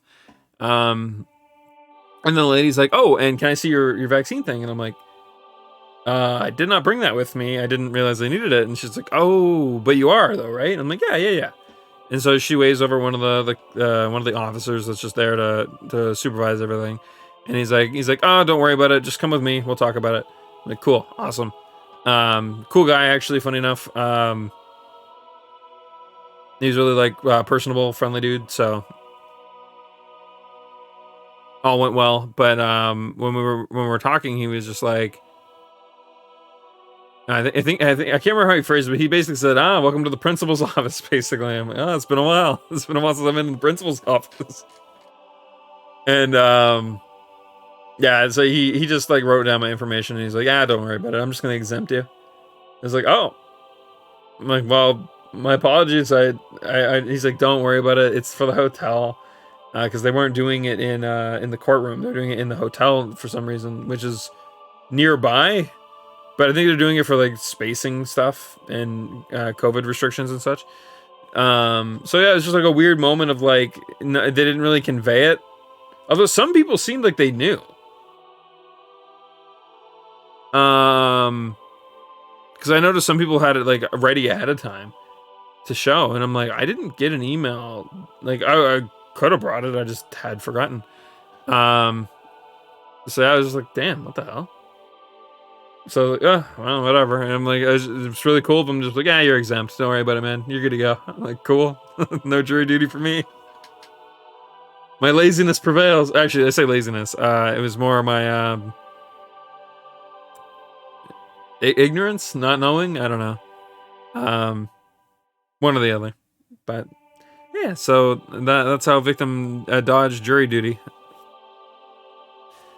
Entirely by accident. It's just...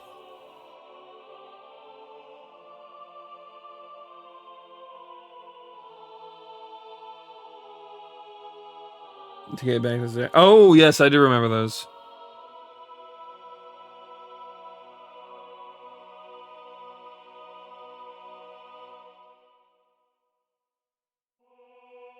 Yeah, exactly, right. So it's like one of those moments where like I figured it probably wasn't going to be a thing anyways, but it was just nice that I didn't have to sit there for hours while they did their selection, that's all. How do I feel? I feel okay, actually. My throat is really, like, burning. And I have, like, this burning sensation down my esophagus into my stomach. I think I might be catching... Like, I thought I was catching a cold the other night, but I didn't. And I think I might be catching one now, but I don't know. So we'll see. It's the time of season for me to get it. So who the hell knows? But honestly, in the grand scheme of things, I'm not feeling that bad, though. Definitely getting better. That's everyone was nominated. Oh wait, so how do you feel? I see. I just realized that your messages were connected. I did not catch that. My bad. That Cyberpunk was nominated in the same categories. So we actually voted on those. Me and Dylan voted on them last night. Man, I don't know. The Game Awards this year seems like it's going to be a bit of a shit show. It's just literally the same games in every category, and then most of them are games that like I bet you nobody fucking knows about.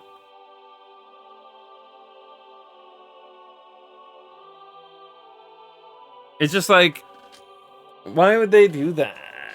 I don't know. There's a fair few games that came out this year that they could have used. Yeah. So it's just like, I don't know. They could have did a little bit better. Like Near Reincarnation could have been nominated in a few more areas. It was one of the ones that I thought of. Tales of Arise probably could have been too.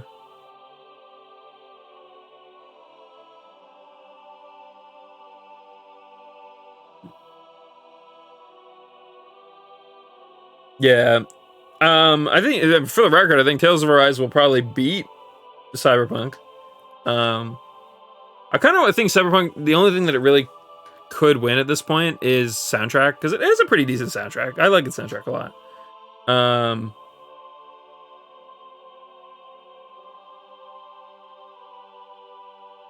Only Tales game I played was Legendia and Destiny 2. Yeah, Eternia was its original name.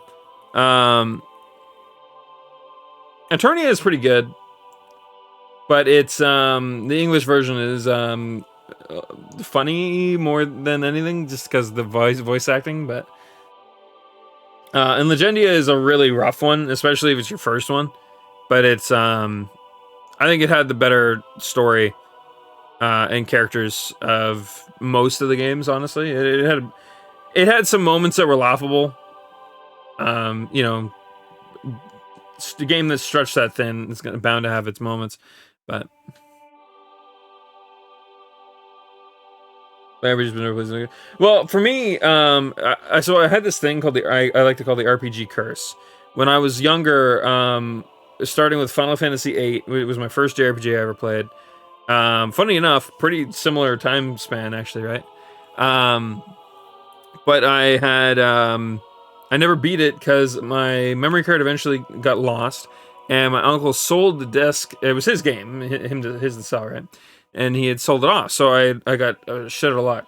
But then for almost every JRPG or RPG for that matter that I played since that point up to about when I was about 20 years old. So what? So about 12 years straight of every RPG / JRPG that I had played, I did not for something like I'm talking like cosmic justice or cosmic karma or whatever type level shit happening to me to stop me from being able to beat RPGs. So I started calling it my RPG curse. Like, what's a good example? Tales of Graces is a good example. So it was a trade-off your energy. Yeah, probably, honestly. So, Tales of Graces, I got right to the end of the game. Actually, same with Tales of Vesperia. Right to the end of the game, and then a friend of mine decided that like a couple days later was going to get really mad at me, and we were co-oping, and he owned the console we were playing it on. So I just couldn't play it anymore. We stopped being friends around that time.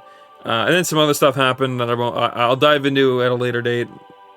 We'll talk about it later, but drama level stuff happened, and just so I couldn't beat that game. Similar or same situation for another game, but on the other side of it for A Link to the Past, or not Link to the Past. Sorry, no. Link's Awakening. Sorry, it was also the reason why I could beat Link's Awakening. Very same reason, but different person, just same situation. But Tales of Vesperia was weird because I had we somehow managed to fuck this up on the Xbox. It was on Kyra, my or Athena. She raided me the other night. Good friend of mine. It was on her memory card for the Xbox 360. And but we had the games save on my hard drive. So in order to play the game, not only did we have to rent it because neither one of us owned it, but we also had to be present in order to play. Because I needed her memory card, and she needed my hard drive in order to play. So it was this issue of we needed that. And so that meant that it was a very specific point in time when we could play the game, and we could only play it on weekends.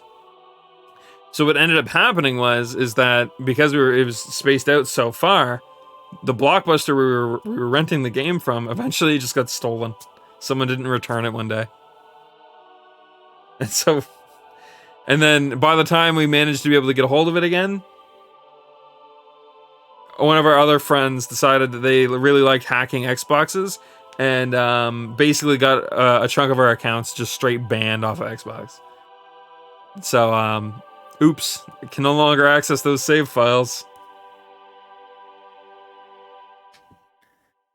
Ugh. Yeah, anyways, that's just the surface. There's so many other ones that, like, I could go through.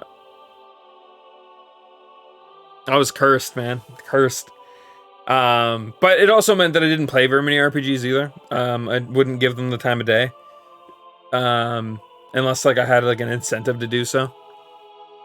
So it would mean that most times I was playing multiplayer games like Halo or something akin to that, some online multiplayer game. It's if I'm playing an online multiplayer game, it's really hard to not beat it, considering matches only last like 10 through 30 minutes long. Yeah. Final Fantasy VII Remake lost The Last of Us 2 last year. True, it did. Which I think Remake deserved that, or deserved to win more.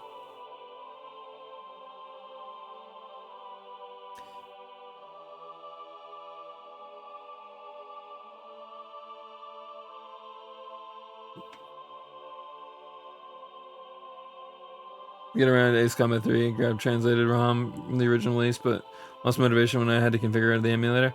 Yeah, configuring emulators can be a bit shit. I've gotten used to it. I mean, how many fucking games have we emulated in over the last couple of years? So I'm getting better at it, but yeah, it can be frustrating. Yeah, The Last of Us is a weird title. The first one I liked because it did something that I felt was so realistic with its main characters that I actually thought that it was ambitious to a point that I was like, okay, I like this. I don't usually like that genre of game very much, to be fair. I'm not really big into horror-esque stuff. Yeah, the gameplay is incredibly basic too. It's not, there's nothing much to it, honestly. I think that's a fair statement. I mean, I say the same thing about the Uncharted games. I don't like the Uncharted gameplay at all. I think it's just hot trash, but I still love the spectacle and the story that they tell, and that's enough for me. And that's kind of how the first Last of Us went for me. But 2 had the issue of being, it tried too hard to be an art piece. It tried too hard to be like a set of morals and what is it? Tribulations, trials and tribulations. It basically was trying too hard to push some weird moral ground on us, when that's not what the first game was about at all. It felt really tone deaf, I think is the word I'm looking for. Hey, did you know that killing is bad? I would have never guessed.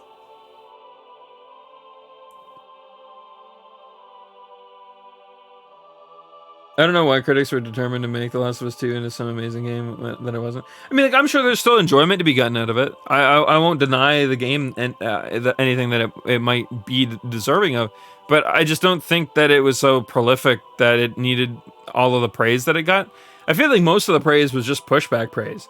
Like, oh, you hate this game? Well, guess what? I love it. It's like, oh, okay, have fun, I guess. So I didn't say you couldn't. I know there's people that definitely were saying that you couldn't. That's a hot take, but yeah, no, I didn't think I was gonna like it. I watched the cutscene movie for the game because I still wanted to experience it, and I genuinely thought that a lot of it was shock value stuff. A lot of it wasn't story progression stuff. It was just abrupt scenes with very rhyme or reason to anything storytelling related. It really did feel like they were just piecing together something for a point, not a story. And I felt a little insulted by that. So I was like, nah, not my thing.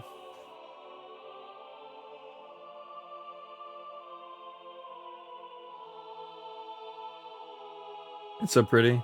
I mean, I guess it was a pretty good looking game, yeah. Graphics were pretty nice, but imagine if that was the only selling point for your game. Jeez. I mean, I guess Call of Duty's kind of going that route, but I didn't know. Have some affairs to straighten up. Fair, GTA, fair. You stay safe now.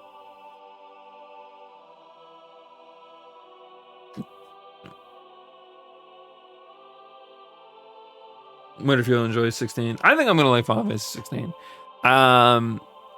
Just because the people that are behind it, I trust them to make a good game.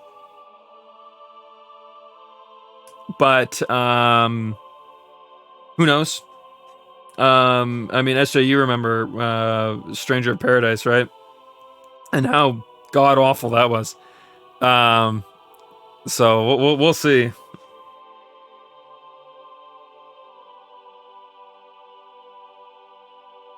We've seen as a red herring. I mean, I would be so happy if that were the case, GTA. I think that'd be so funny.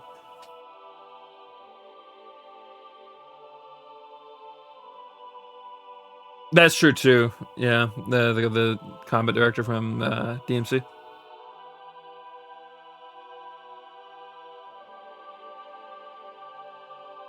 Best review ever. The story is meant for a different world than the one that exists in the game, which is exactly true. Honestly, who cares about a lot of things during a zombie apocalypse? It's all about survival. I mean, don't get me wrong. I think that it was cool that they incorporated some of that stuff in the DLC for the original Last of Us. It's like, okay, so they're building up Ellie's character. She's a kind of a character that was kind of like reluctant to express herself because of her trauma. And I was like, okay, that's pretty good. I mean, that's pretty much how a character might end up in a zombie apocalypse. And during some downtime, they kind of let her character flourish a bit. And I was like, okay, that's pretty chill. I mean, they made a DLC. I guess you could argue that that's like an issue in and of itself, but I was like, okay, But then, The Last of Us 2, it was a lot less about that, and it was more about, like, people on people stuff, which was one of the things that I really hated about The Walking Dead. It went from being a zombie apocalypse to zombies exist, I guess. It's like, oh, like, isn't that kind of the opposite of the point of your fucking, like, series? Like, isn't it supposed to be zombies? I don't know. Maybe it's just not my thing. Maybe yeah, they lucked out with The Last of Us 1 being as good as it was, and maybe that's all it was, is like a lucky shot in the dark for the series. But who knows? Honestly, it doesn't bother me too much that 2 exists. It just isn't my game. Isn't for me.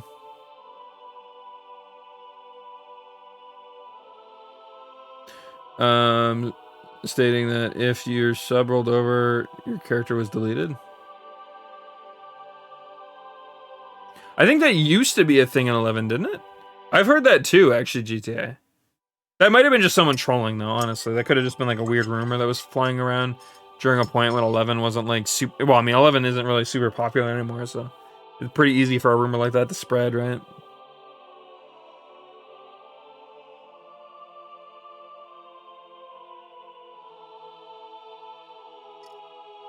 Actually, to be fair, even when 11 was popular, I don't think it was popular in any term that could be considered popular nowadays, so...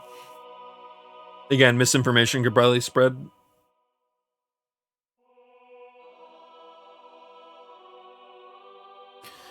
But yeah, that'd be kind of weird if that were the case, though. I could see a game doing something like that. I think Elion was... Or not Elion, one of the weird MMOs that flopped and failed had a similar idea to that, actually, but... Yeah, but back in the day, that wasn't like a super massive number comparatively to like the kind of numbers games get nowadays. Still a large number, don't get me wrong. Still very successful. Just pointing out, though, that like in the grand scheme of things, like, you know, like if you had 100 million people, it's a lot harder to like spin a weird lie like that. But if you only had like 5 million, you could probably get away with saying something weird and having it take off.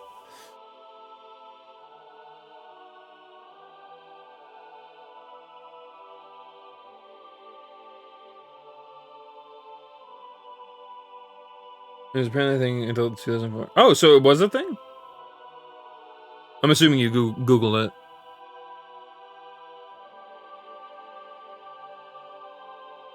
Invested in a movie 14. Hey, that's, you know, that I wouldn't put it past them. Alright, let's get through some more dialogue here. Does it? First of all, I'm nowhere near as good as an artist. No, it's very similar to your style. But somehow I can sense an atmosphere of sadness in this picture. It was a portrait. There's where my brain wanted to go. It is a portrait, actually, not a picture. She is smiling, but in a way that gives the impression that she is anxious. Perhaps the picture is reflecting her inner self? Or perhaps it is the inner feelings of the artist being conveyed. Ah. If you look closely, you'll notice that the painting is not completely finished. I think I have to look very closely to see that, but yeah. The artist put his brushes down, and it was near completion. Why is that, I wonder? I don't know, but my grandmother might have known about it. Oh, what if we ask Agnes? She might know something.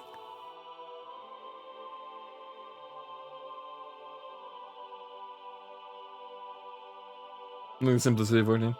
I think, honestly, I know it's a hot take, but I really do like the PvP combat in 14. I think it's something that I like about New World as well. New World has a very simple combat. You got 3 abilities and 2 weapons, so 6 abilities total. You got an auto attack and a heavy attack. It's very intuitive, very easy to play. And I think that that's honestly something that I really like when a game doesn't try to go too hard with what it's got, but it gives you a set of simple tools that, you know, can get mechanically heavy if you piece everything together correctly. Obviously 14 isn't quite like that, but I always really liked that approach to games. I think that's one of the reasons why Guild Wars 2 stuck out to me so hard originally.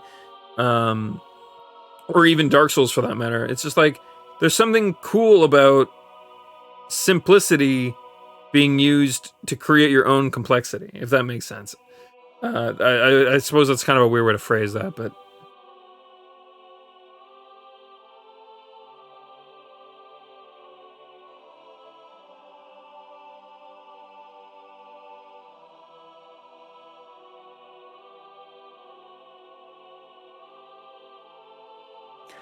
So they basically are arbitrarily raise things without much rhyme or reason to it.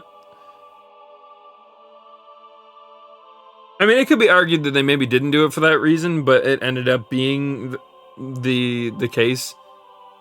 Because I'm sure they'd never admit to it, right? But yeah, I could see the issue there.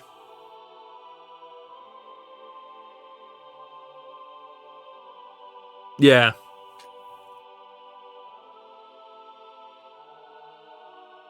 I mean, I'm not saying that isn't what they did. Sorry, for that matter. I was just doing that like devil's advocate bit where I was like, they'll probably say they didn't, but...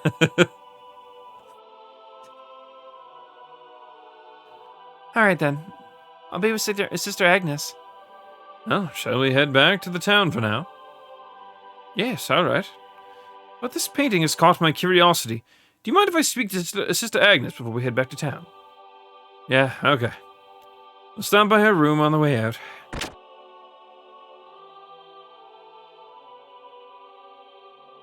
I don't mind hard grind MMOs.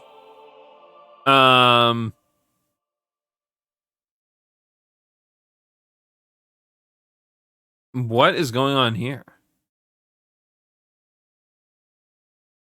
Lacan. Is something wrong, Faye? You look like you are daydreaming. So, are we gonna have another elfin moment on our hands? Did we literally go from one time traveling protag to another?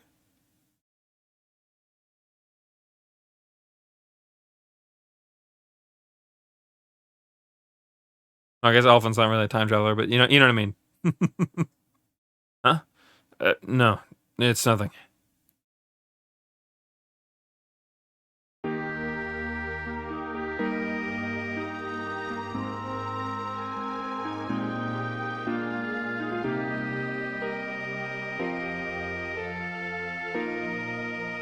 Nice to that's oh shit. I mean, I've heard some good things about 11, don't get me wrong. I think 11 is probably a fair and fine game. Just happened to be out at a time where I unfortunately was probably too addicted to WoW in order to ever give it any time of day.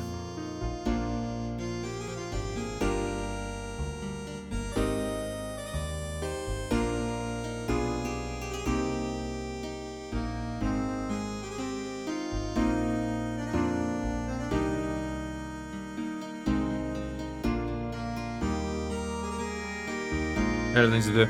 Yeah, I think 14 definitely has that issue, or at least originally. I mean, I'd say nowadays it probably has that issue less.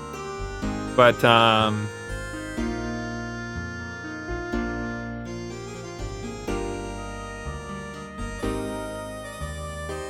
yeah, it always felt like that. I always felt like whenever a new patch came out, everyone's like, "Yo, Vic, you getting back into 14?" And I'd be like, "Probably not," because I don't want to pay for a month of time and only play, take 2 weeks to beat it.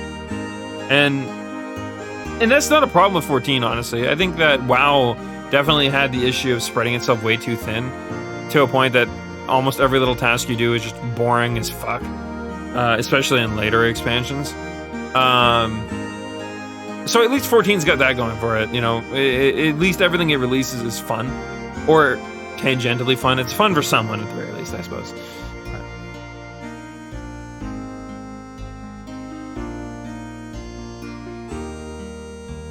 Never really treat a game like a job. it's hard for me not to. Whenever I get into a game, I tend to like put a lot of, especially if I'm addicted to it, I put so much time into it. Like look at New World, the game's only been out for a little over a month and I already have like 500 hours clocked, or like 450, something like that. Just because whenever I have time to play video games, it's what I'm playing. Or I'll even have it running in the background and I'll like do something and then like it'll be like go make food time, it'll be go make sure that my mom's got everything she needs or my little brother's good to go or something, right? It's like I tend to like have it be the thing I'm doing in the background or whatever, right? Speaking of which, after stream tonight, I have to remember I have to play Genshin. I need to get my Genshin shit done because I didn't do that before stream because time constraints. But I had to say it out loud to remind myself.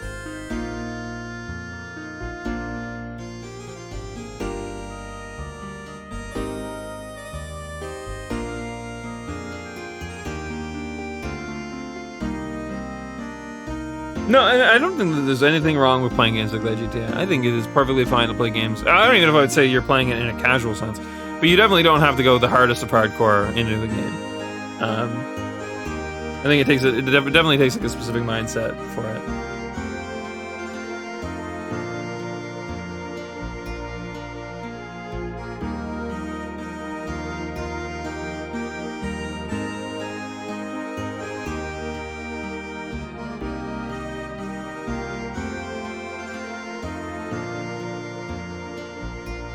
Yeah, also keep in mind too, GTA, I used to get like pretty damn near close to paid to play World of Warcraft.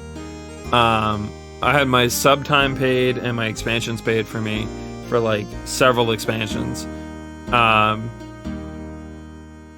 So I was pretty much set when it came to like putting all my time in. I knew I didn't need to worry about much, so.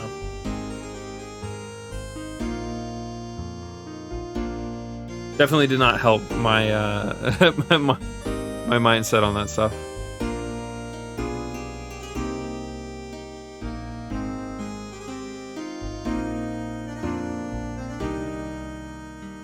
Where's Agnes at?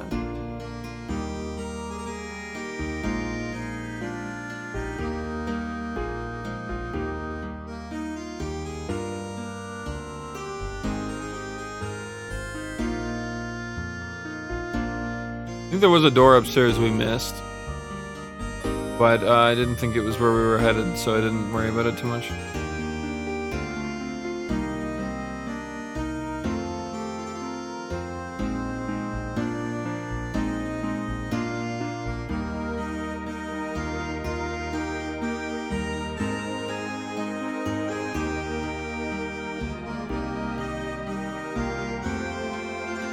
Yeah, I hate to admit the level of dedication I had for games like Minecraft and Black Desert Online though.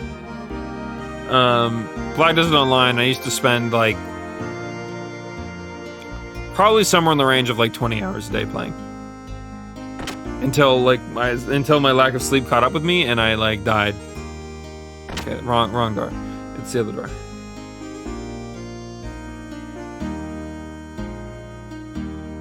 And then I would probably like play only like 8 hours that next day. You know, it's just like I had close to a year clocked into that game after only like 2 years of it existing. I put way too much time into that game. That might be a slight exaggeration, but like the point of it stands, right? Like I put a lot of time.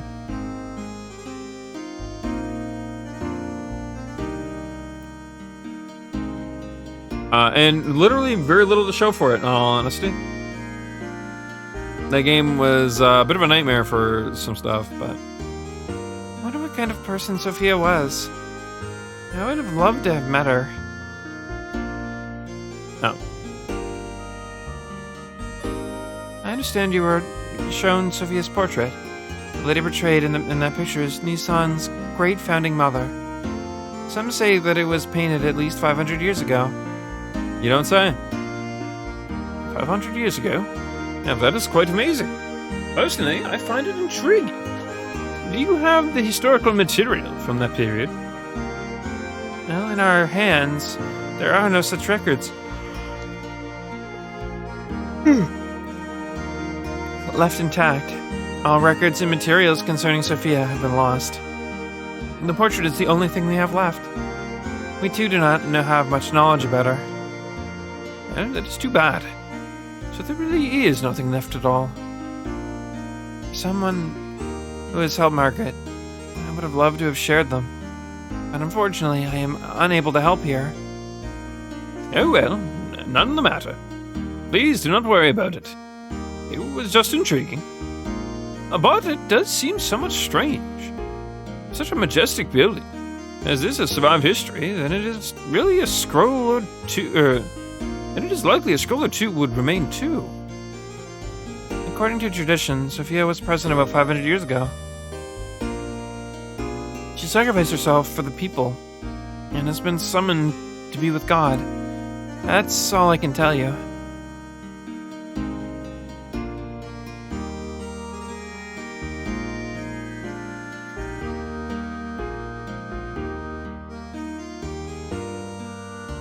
And the character overnight? Oh shit. I mean, with Black Desert Online, I definitely had a little bit of that going on, just simply due to the fact that you could play the game while you were offline. Or not offline, but like, you could play the game AFK sometimes. For certain things, like you could fish AFK.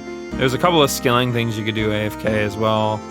And then later on, this is beyond the point when I played, but you could even like train and level up while AFK as well at a point, but... Or train your horse as well.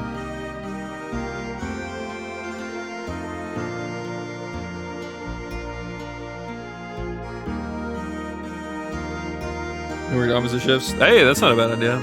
I've known a couple couples over the years that did similar things to that.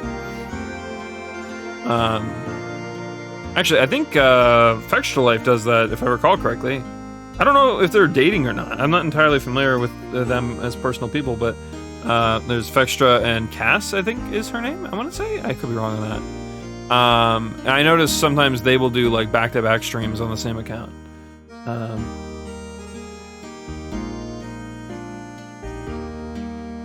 I'm only really familiar with them because of Dark Souls crowd, right? But other than that, not entirely certain on much about that, but it's one of the things that came to mind. I see. So everything was lost in the darkness of history.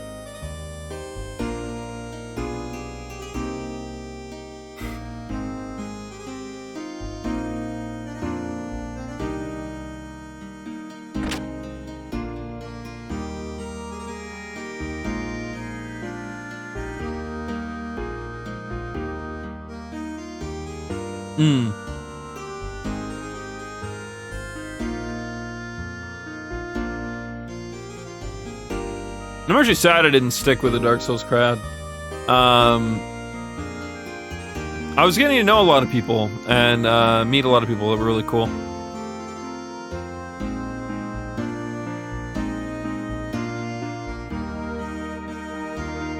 But because my internet wasn't very good at the time, it was really hard to sit in streams or even just stream myself for that matter.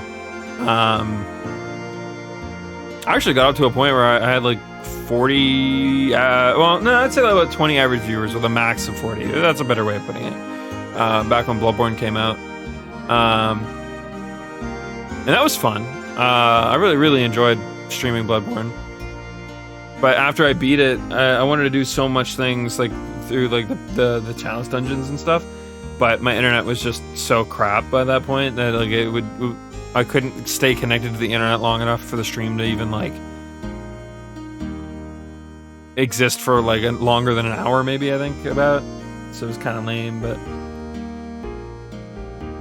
I don't know. I mean, now my internet's stable now, so when did I play 10? Yes, I did.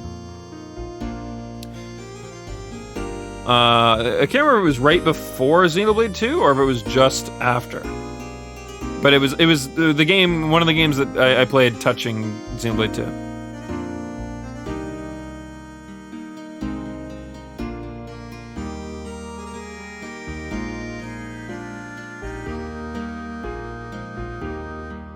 I thought it was okay. I enjoyed 10 to a point where like It was one of my first experiences in my more adult life where the combat of a turn-based game was actually interesting to me. Because it wasn't just menu to the biggest thing. It was I don't know. It wasn't like super in depth, but it was in depth a bit more than what I was expecting it to be, I guess, and it impressed me.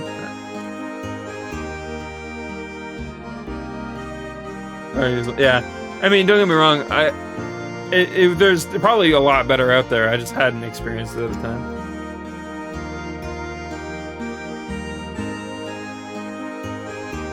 Suikoden. I need to play that sometime. Okay, hold on though. Star Ocean, Star Ocean in general, but 2 even. Not a bad game, but you got to admit, it definitely has its downsides. Like, holy crap, the fucking the spell effects being as long as they were was a nightmare. I think in a later edition of the game you could turn them off, but oh my god. That's one of the few RPGs I actually played and beat. At least I think I beat it. The only reason I was able to beat it is because I had it. I forget how I had it. I owned it somehow.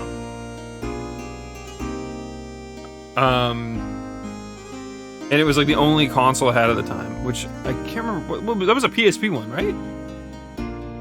My brain might not be remembering that correctly, but I'm pretty certain I had beaten it. Anyways, that's the point. At least I got really close to the end at the very least, but I think I did beat it. Didn't use spells much at all. I was contemplating not using them, I'll be real. I was really contemplating not using them. I also didn't like the FOMO element. They had like the what is it, Secret or Legend of Mana issue going on, where like you could only have so many playable characters out of like a massive roster. And I don't like that kind of stuff. I know for some people that's really cool. It gives them like the replayability stuff. And there's a lot of mixing and matching and finding out. But for me, like I said, I have a really hard time replaying games, especially if they don't like stick out to me. So it's like, it was kind of hard for me to like look at that and think, boy, I can't wait to play this game, a second or third time. And then I was like, yeah, that's not happening.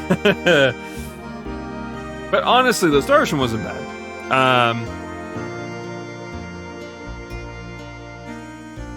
A burn copy Star Ocean.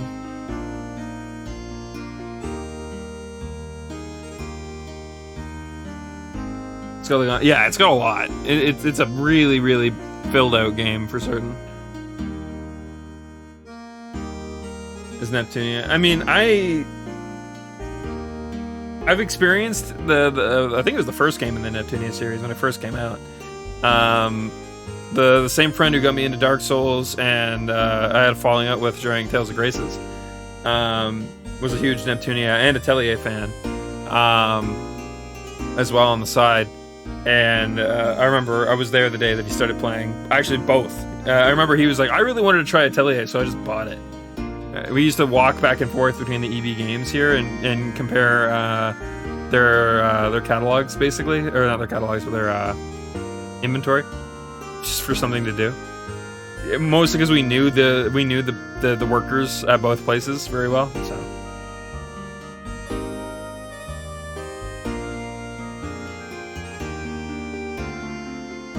You've got it, but you didn't try it. I don't think it's a bad game. Atelier is one of those games that, like, I one of these days I want to just sit down and go through them. As dumb as the first which first Neptunia game? Wait, what? I think, like, literally the first one to ever come out. I want to say.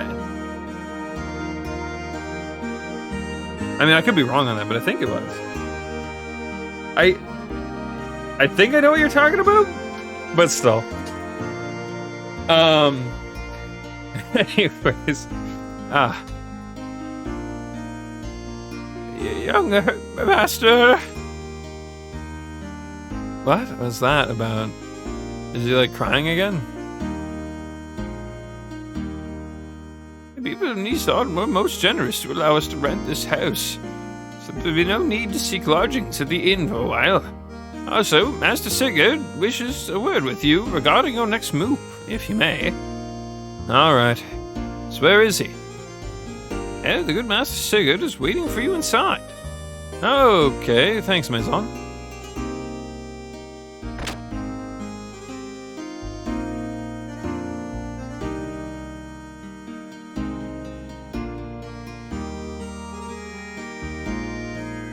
Absolute me movie. I want to say definitely the first edition of the first game was the one that I first experienced. At least I think.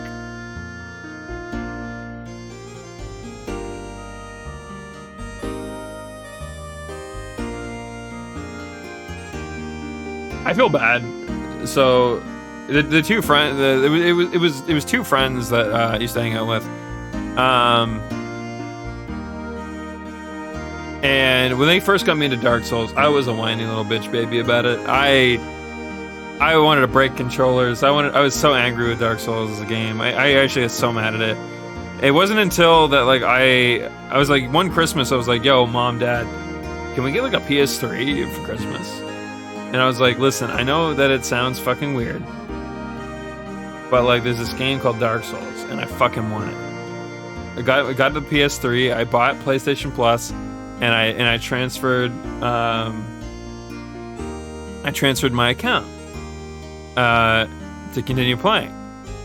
And I remember when I actually sat down with it on my own and played it without like anyone looking over my shoulder, I ended up like that's when it really clicked for me. I was like, fuck, I love Dark Souls. Oh shit.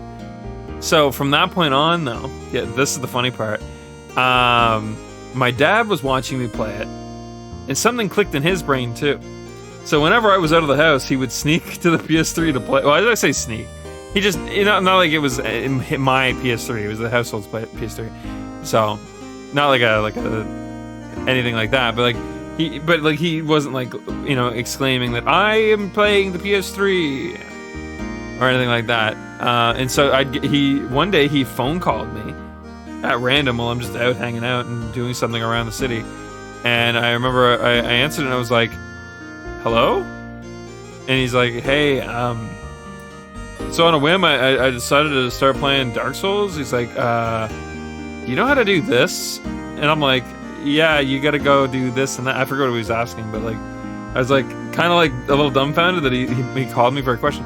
So for like a couple weeks after that point, he actually was calling me up and asking me lots of questions about the game. And then I think my dad has actually beaten, I think each Dark Souls game he's beaten them at least a couple times, if not tens of times more than me. So that's the thing.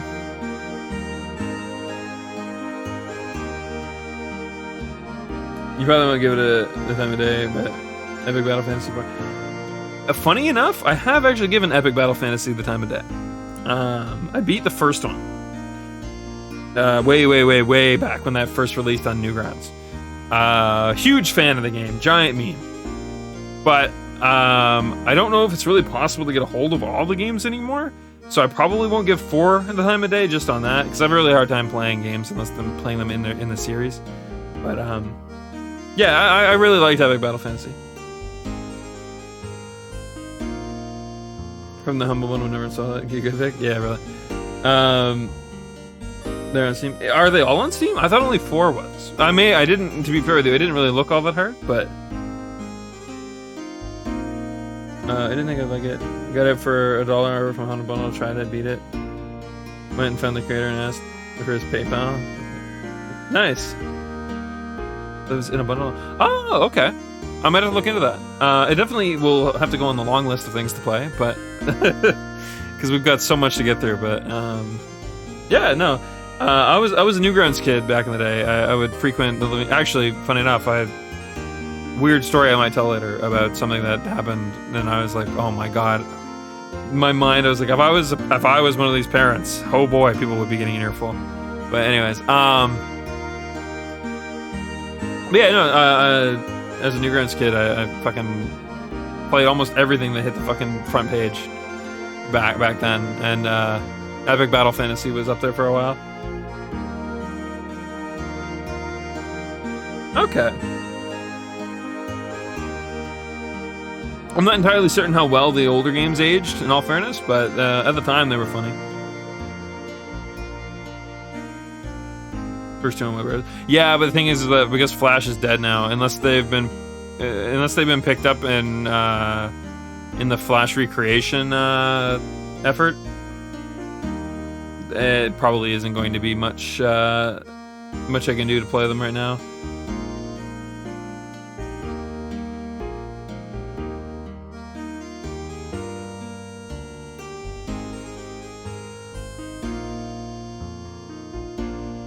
Yeah, 1 and 2, I think, kind of had the issue of, like, you couldn't really fail them.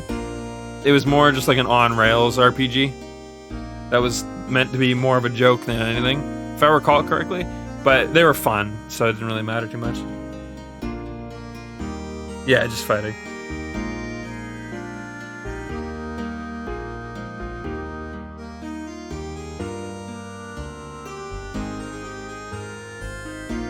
In some ways, it was an RPG without the bullshit.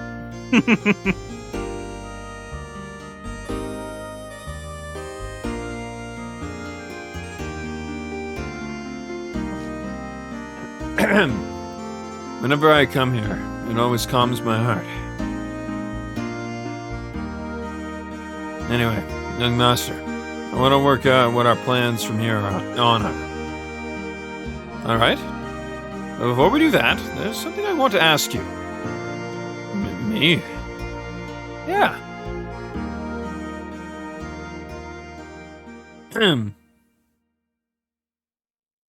Do it, Bart. Shoot him. Shoot him for insubordination. Sieg. What's up with you and that Gebler officer? What's the connection between you and him? You know, you sure know a lot about Gebler, for some reason.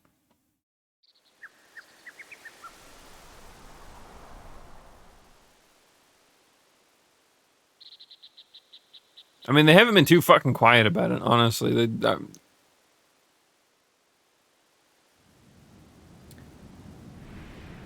Actually, well done. Ah, that's good to hear.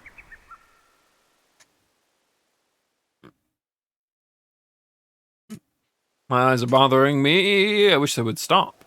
Alright, I'll tell you.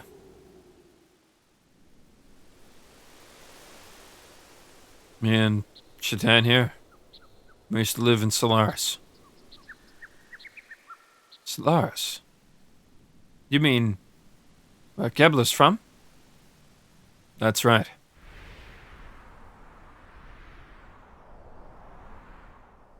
Solaris calls foreigners lambs. Ooh, I can definitely feel my voice going. They're used as manual labor. Basically, it's slavery. Slavery?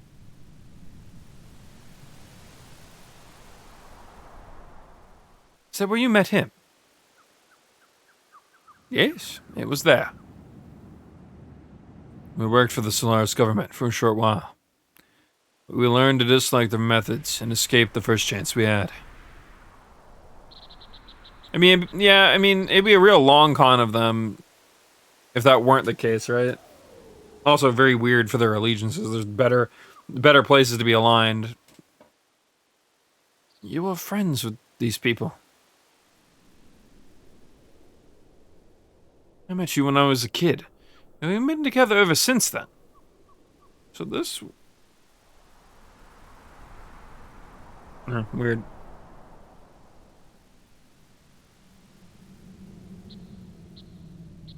So this would have had to have happened even before then.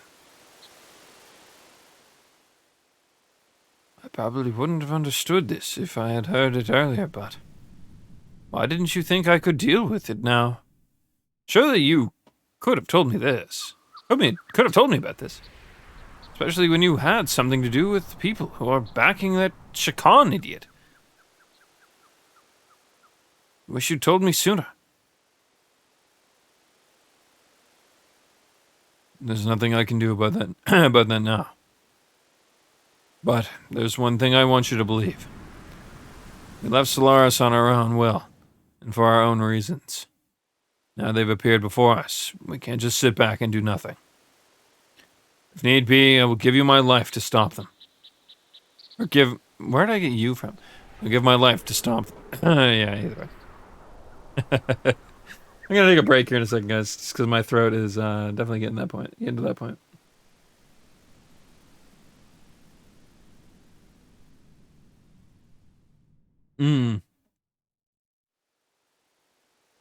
Alright, I understand. Can you elaborate a little more?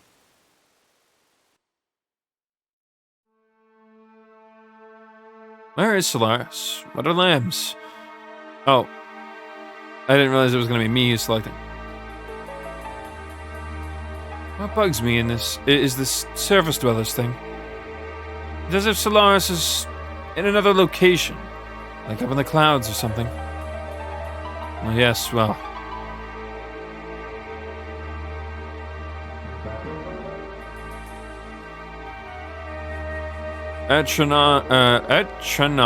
Atronank? The capital of the Solaris Empire is located in the skies above. Solaris is separated from the land by dimensional distortion fields, known as gates. Passing between the two requires special means of transportation, such as an airship. To get to Ava, we stowed away on a regular flight to the surface. I came much later than Sigurd did, but I also escaped in the same way.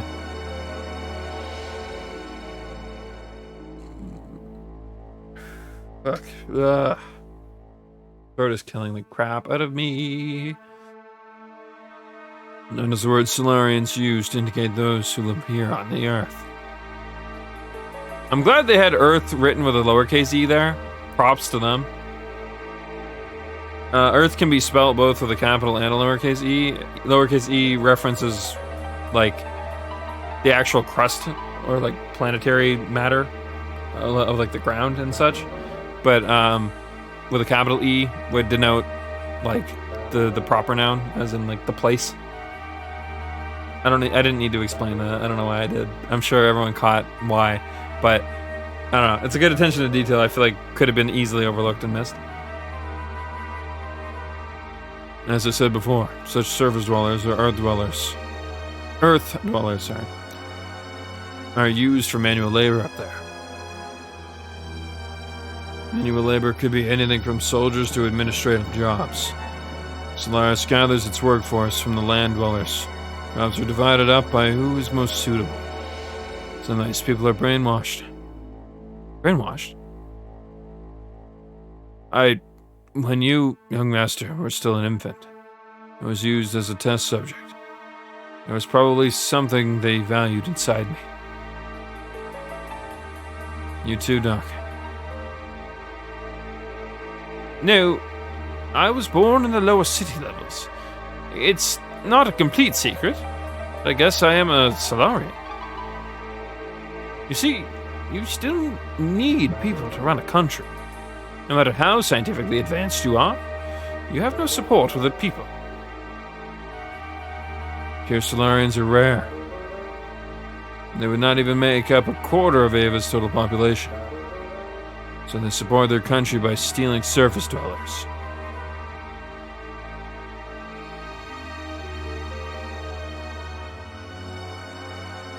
His name is Karan Ramses. As you know, he's the Gebler commander. Ramses. We call him Kar. In Solaris, there is an officer training school called Jugend. Or Jugend? Hugend? Whatever. He became the commander after leaving there. And he's a low-level citizen, the same as me. However, with his amazing abilities, after graduating, he rose through the ranks with unparalleled speed. That man had only one idea: to achieve a consolidation of all of his colleagues. Even land dwellers, if they had talent, were brought into the army.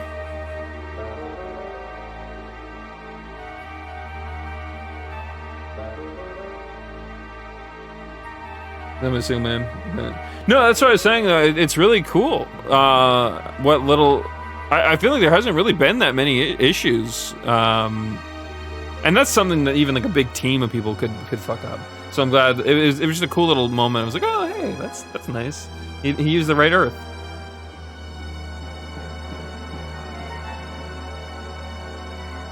You can okay.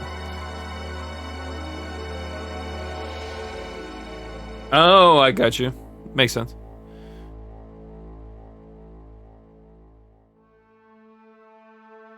So you two were picked by Ramses. Ramses. No, we were not picked by him. We aligned ourselves with him. At that time, we agreed with him. Well, at the time, Ramses was our hope, I suppose. He had high ideals and wanted to change the system in Solaris. To test us to us test subjects, the low-level citizens. He was truly all that we wished for. A benefactor, then. Yes.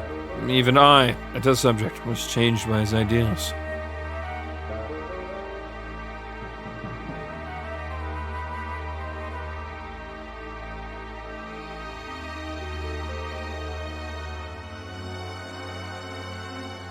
This is a poor translation.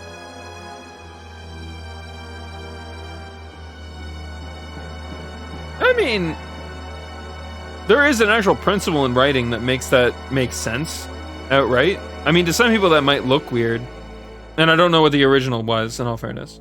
Think of it's perfectly how it's written. Yeah, no, so, I've actually talked about this a little bit. There's an issue in, actually, one of the more famous books ever written, Lord of the Rings, actually completely ignores this rule. And I think it does it for a good reason, but ultimately I think it's to its detriment.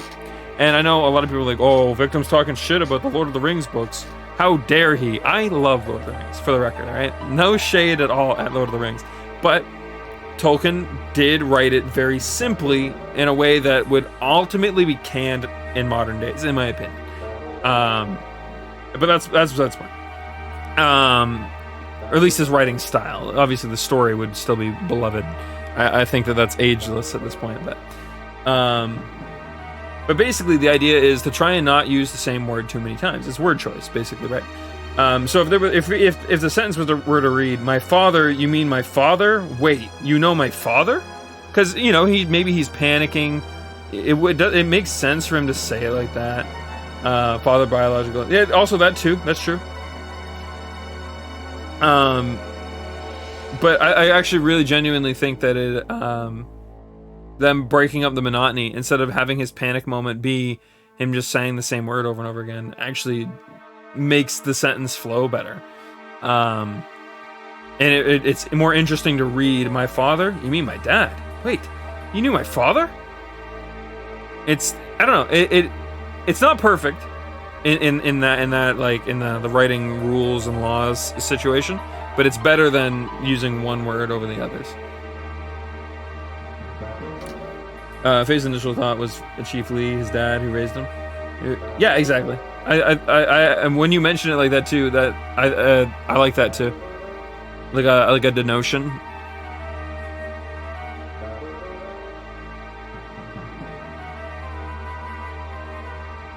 Yeah, I remember when I read it pretty naturally. I didn't really think much of it at first. I was like, yeah, okay. But like, I could see someone looking at that and thinking that looks weird. Especially someone who doesn't know.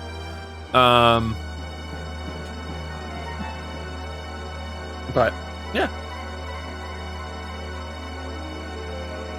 I mean, I think that's always going to be an issue when it comes to like localization, is like how much is it localized properly, just in an obscure way.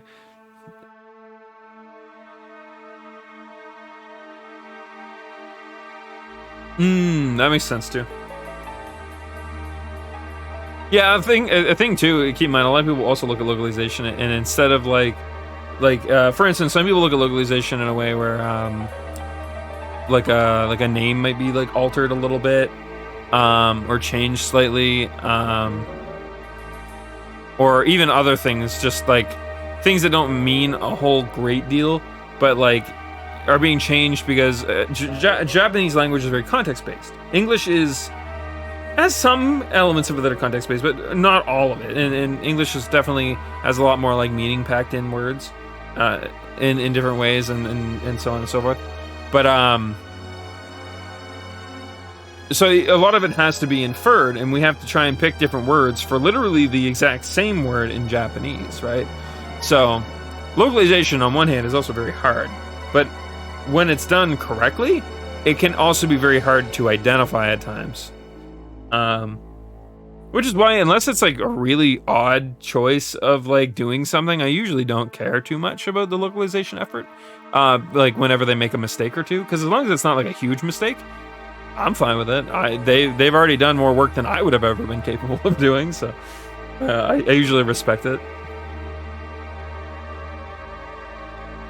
Yeah, that too. There's also some phrases like the one that always comes to mind is like shogunai, I think is how it's pronounced.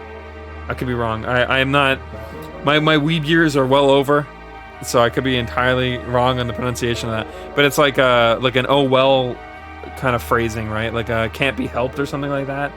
We don't have a word. We don't have a single word in English that we have a phrase, but we're not a single word that expresses that, right? So, as an example.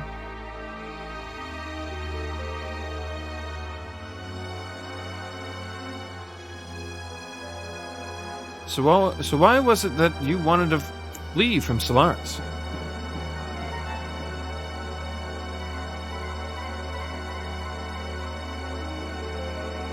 We were placed in key military positions by Ramses.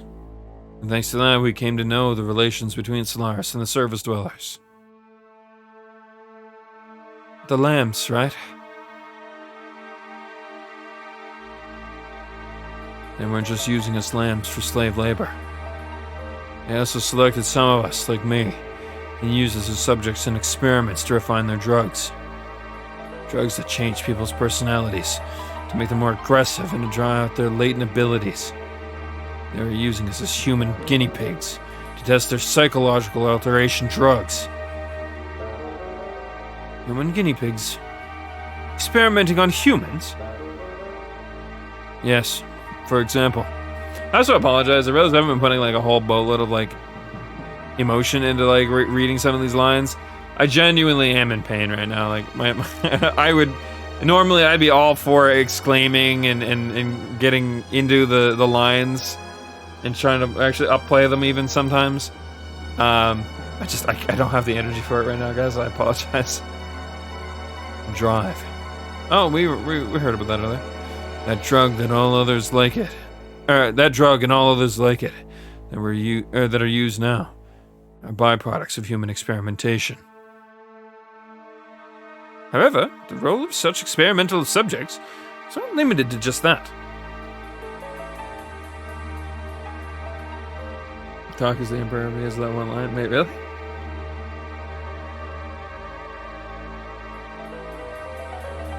Oh shit! You know, I vaguely recall that, but I don't. I feel like I took that in a bit different context because that wasn't really. Well, I mean, I assume that's not. I'm supposed to have taken that in a different context, but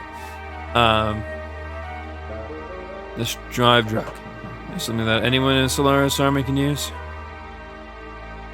At least anyone in the Gedler forces who was sent to the surface.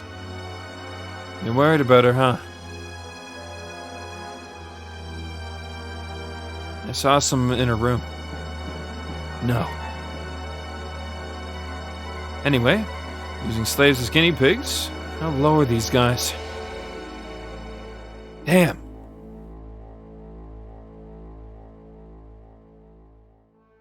I think I get most of it.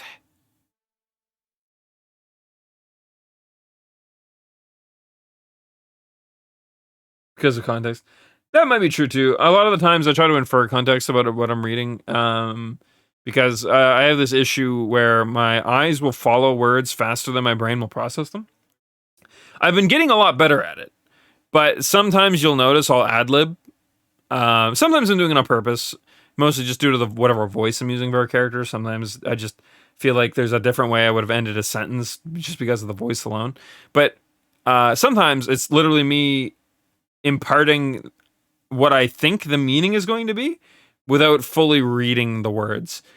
And it's mostly because when my eyes hit the end of the sentence, I will hit my X button and I will skip the dialogue. it's like built into me, muscle memory. So I sometimes will do it instinctively just to make sure that I feel like I read the entire line.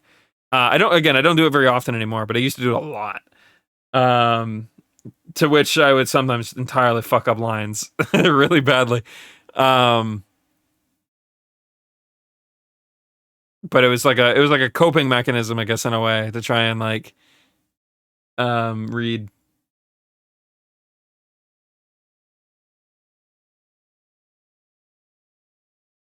Take it as a reveal. I mean, I could see, like, you know, if you didn't know any better, it would be a really interesting thing to like infer. But isn't there literally a cutscene that proves that that's not true? Yeah,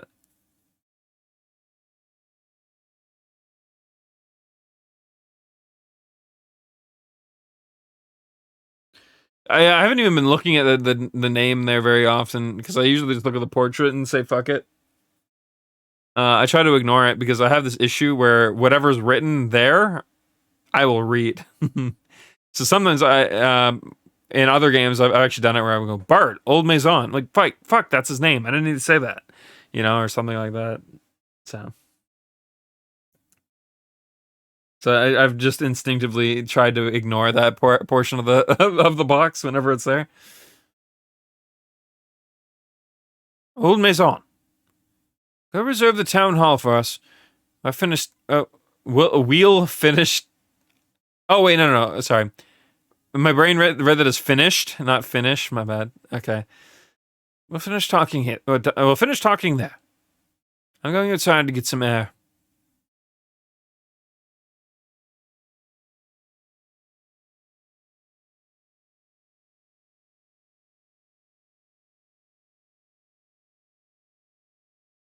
I should have been honest with him sooner. And it is best not to worry about it. You did all you could at the time. The young one will understand.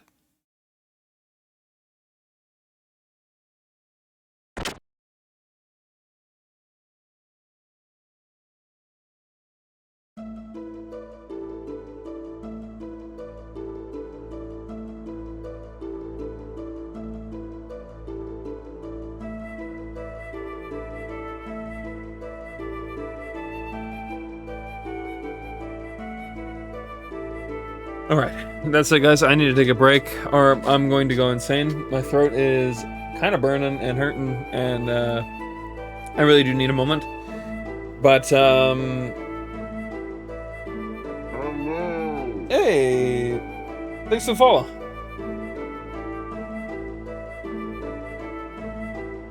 Best locally. Actually, the music in this has been pretty good. Older game music generally has that issue of like being really thematic for like the time, but also having like this issue of being really like not really like built into the game too well, if that makes sense. I'm trying to think of how to word that. Long story short, usually like it fits the era of game, but not the game, if that makes sense.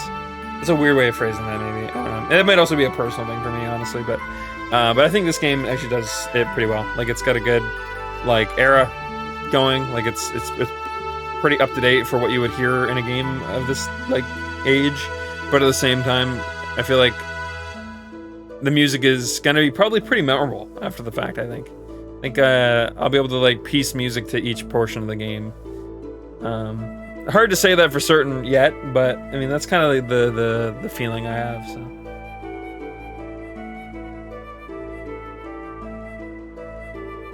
Alright, I'm gonna go not talk for like 10 minutes and I'll return, guys.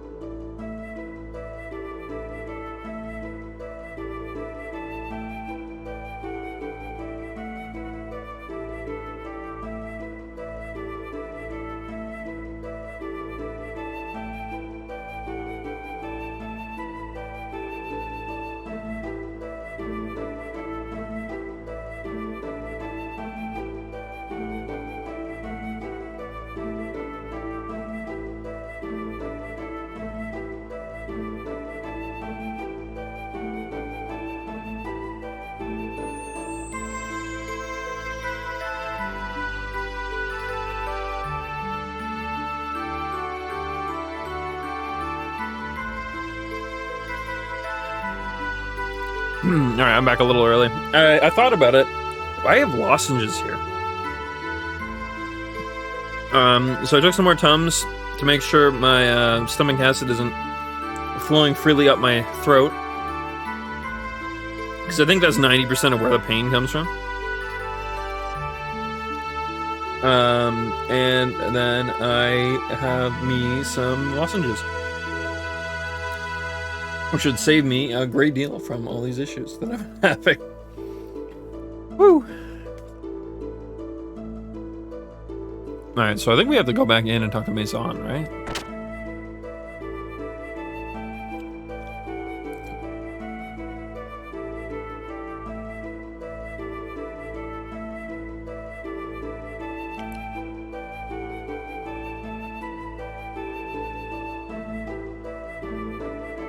Well, I cannot believe the young master would dream such a thing, such a tale. I guess you knew already then. Well, now that you ask, yes, I did. However, when Sigurd was telling his story, I thought it was best to stay quiet. Please, try and help the young master come to terms with all that he has just heard. Alright, I vaguely know where Town Hall is. I'm pretty certain it was that place we were spying on earlier.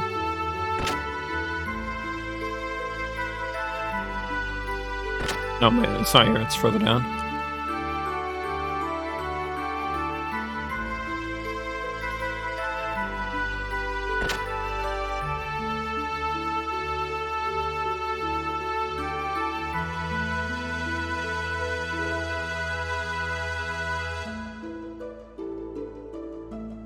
Never mind.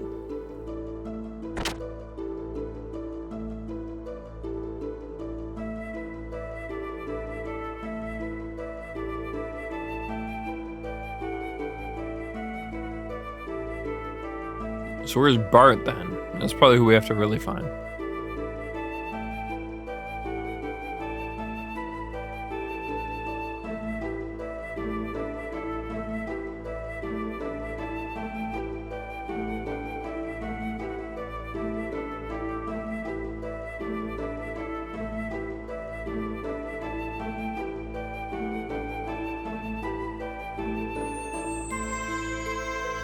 I had no idea Sig had such a past.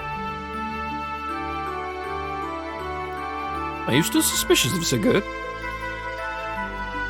Well, I mean, it was just so sudden. Kind of expected to hear something different, really. Like that we were childhood rivals or something. But that's nothing compared to the story he just told me.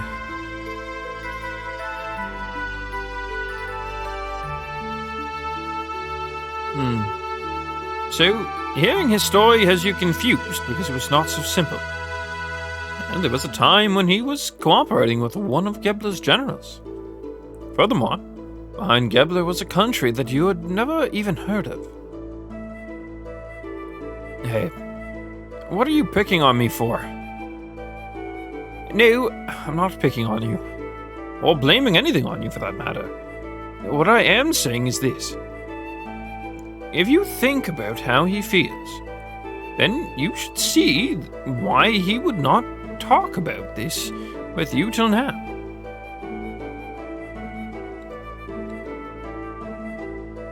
Looking at the activities of Slash towards the other countries up until now, it has never gone beyond simply maintaining their own empire. Or self-preservation, for that. Just sit for that matter again. God damn it. And as you've seen, their military power is immense, so Sigurd was probably thinking ahead.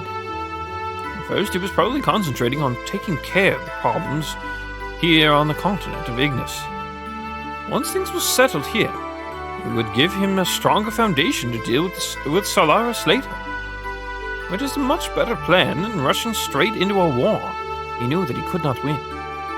Quite logical, really.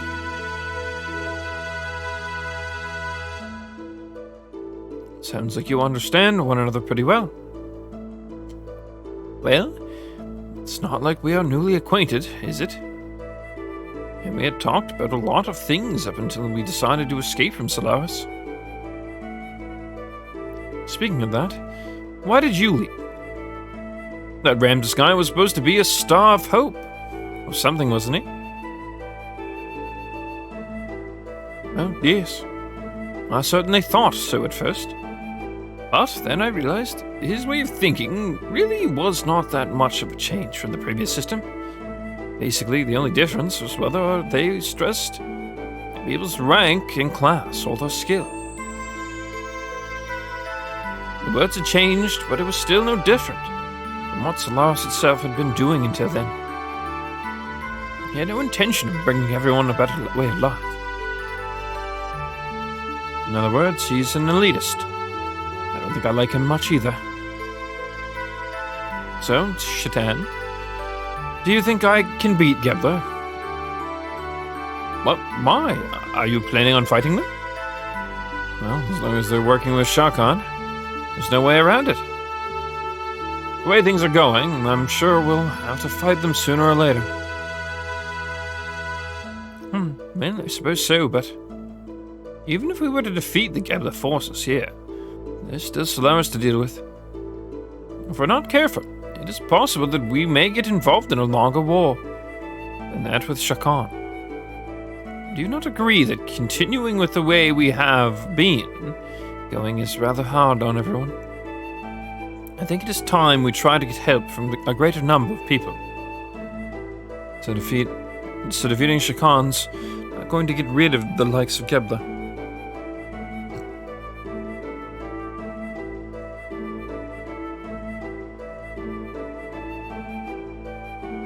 Apologies, my stomach acid told me no.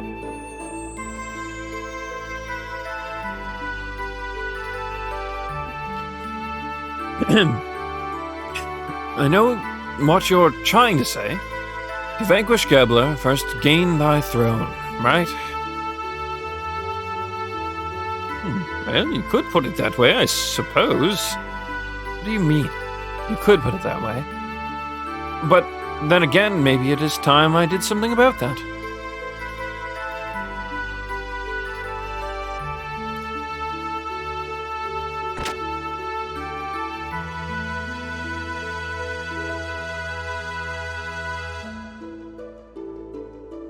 I went to the tool shop to borrow a table. The owner said if we need anything for the young master, just ask for it. And I'm grateful. When I was a kid, I borrowed stuff from there and got in big trouble. Borrowed? What did you take? A toy boat. I think that's what it was, at least. Something like that. I put fireworks in it anyways, and let it float on the Cathedral Lake. I was just a plain navy. Not sure, but I think I pretended the lake was the open ocean. And I was the fleet commander.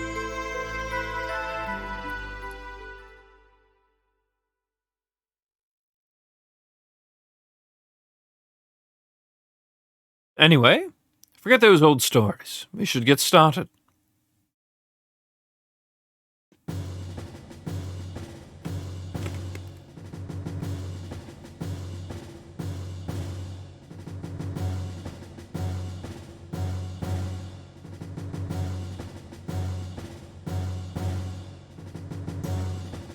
First, Gebler is the big problem. Yes, well, Ramses is headed towards achieving his goals. That he is now the commander of Gebler is proof of that. A normal man could not progress so quickly through that country's organization. Now he is presently located here in Ignis. Frankly, the situation is not very favorable. We need to somehow find a weak spot and attack it with all our might.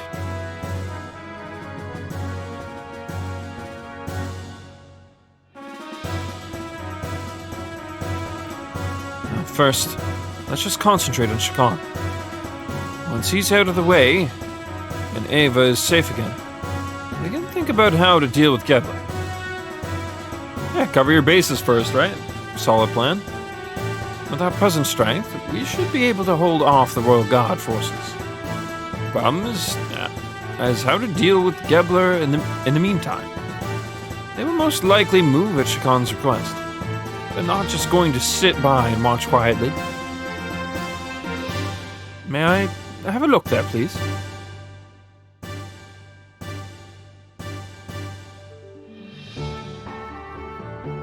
In short, we want Gebler to leave for a while. At least until we are able to take back the royal capital, Bledavik.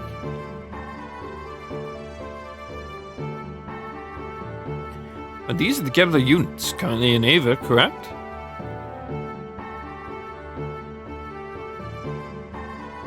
Western Guards.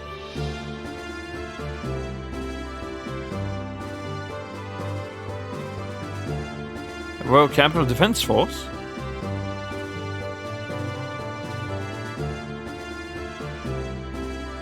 And units along the front line at the border with Kislev.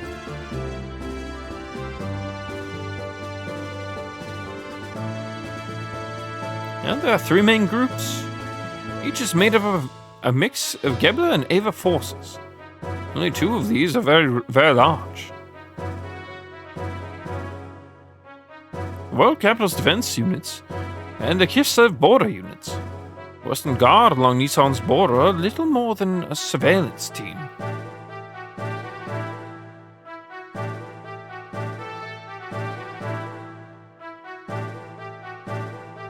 In order to recapture the royal capital, it will be necessary to draw these defense units away from Bledavik. Well, we have some Kislev-made gears, correct? Yeah, we captured some earlier.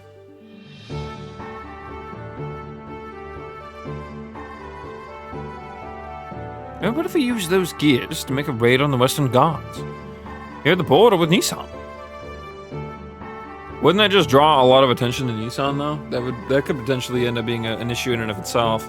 I think that while, yes, militaristically that makes a lot of sense, they're also potentially drawing a lot of trouble in the direction of their literal civilians. I feel like that might not be the plan, but we'll see how things work out. Obviously, the game may not do that. You go that route, but so. I see. We'll draw them out by making it look like Kislev is invading Ava.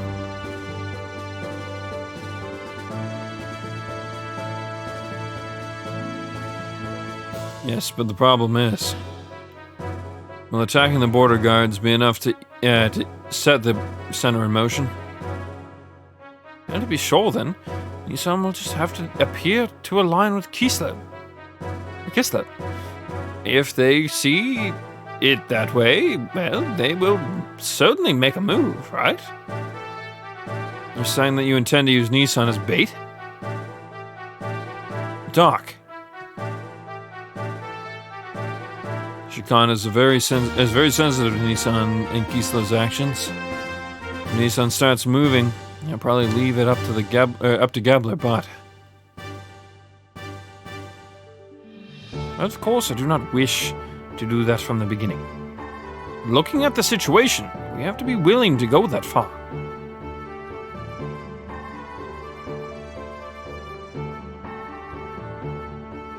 First, we infiltrate into the capital.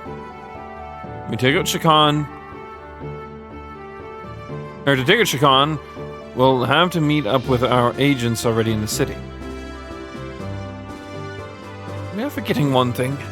The front 9 units along Kislev's border. They may also just... If they believe it's an invasion, they might just send troops from there to back up. Unless Kislev also made an attack. The main strength of Ava's fleet is the battleship Kefenza?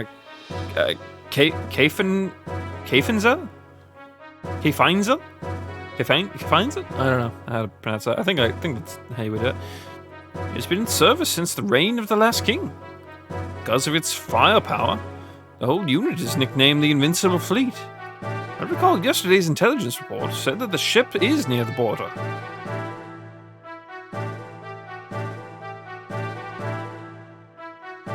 Damn.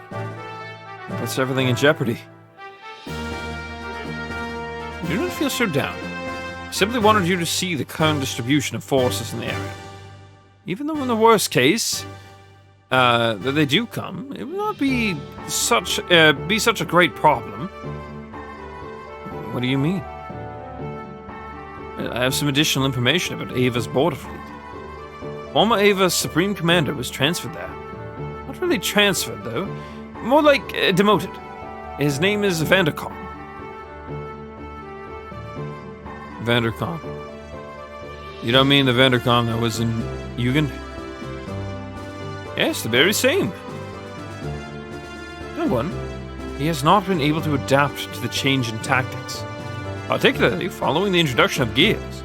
He is a man who will never stray from his dependencies on large naval guns. You mean he's stubborn? He's our size and no real military power. An excellent target for pirates. Young Master, this is not going to be an act of piracy. Sorry, just kidding. Actually, the number of gears assigned to the fleet seems to have been reduced. Even with that, how gallant of him to be so self-righteous. Is he that much of a musclehead? It'll be fun taunting him. Young Master! I know. Anyway, Shatan, do you think he can strike our gear forces? Yeah, it's not a problem. Even with Vandercom, we have enough forces left to pull off the feint. However, it would not be wise to underestimate our opponents.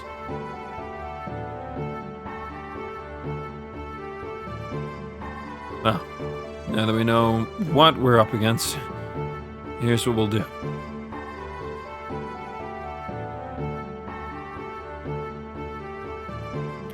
Apart from our main forces heading to Bledavik, we must keep the fleet at Kislev border from returning to the capital.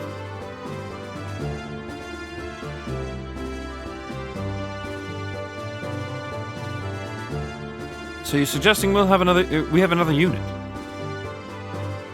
And a few effective soldiers to hold the enemy at bay. Small force is best. Small force. Us. What if Faye leads a group of gears there? You know,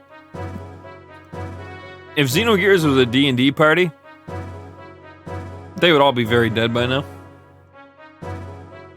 Me. That or their DM's jaw would be permanently affixed to the floorboards. Hold on now. There's no reason to involve you all in this. What do you mean? That's literally the fucking reason we came. Shut up, Sigurd. You don't get a choice on this. Splitting the party too much. I'll do it. Yeah. Let me do it. When do we leave? Are you sure?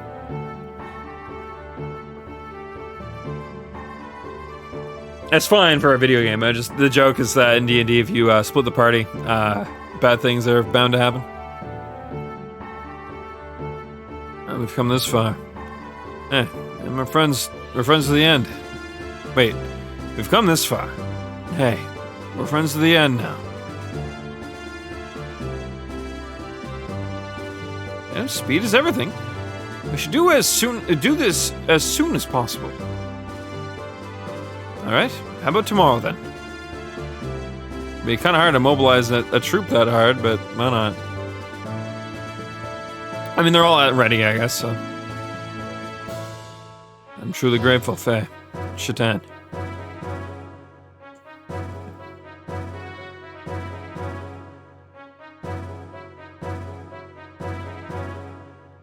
Yeah.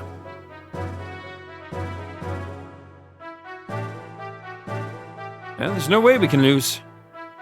No one will die in vain. Well put, young master.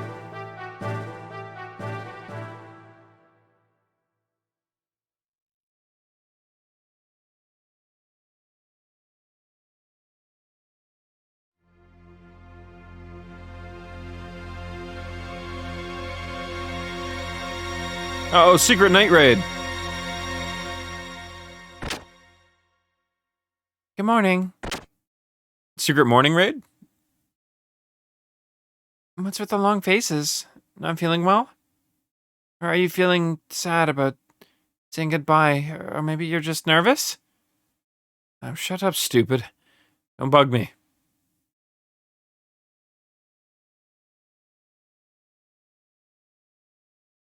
Well, it's almost time. Yeah. Is everyone ready to go? I'll be waiting here, so let me know when you are through preparing.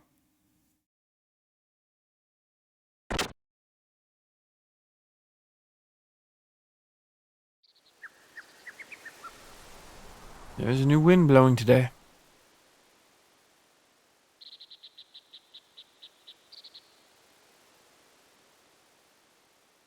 I don't think we have much in the way of money, but it would be nice to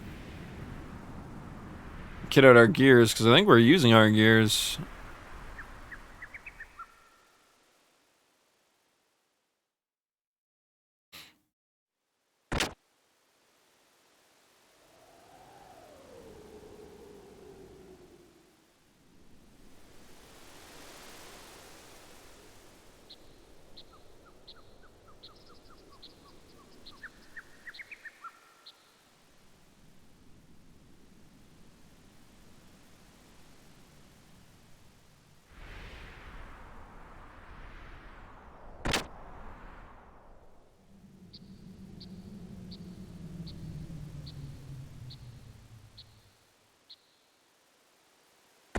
Don't recall where the shops were, so we're just gonna trial and error our way through these.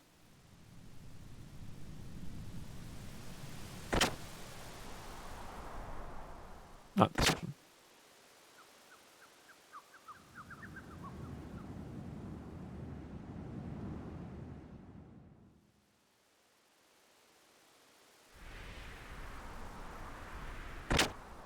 Oh wait, this is the house we just came out of. Fuck.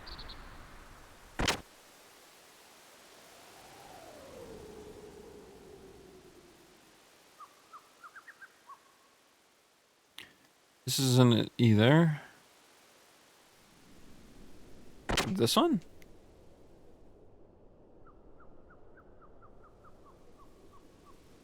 Yeah, this is it.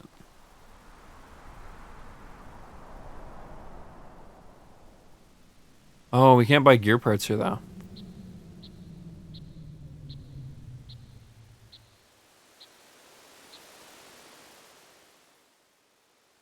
Yeah, it's fine. We'll just save.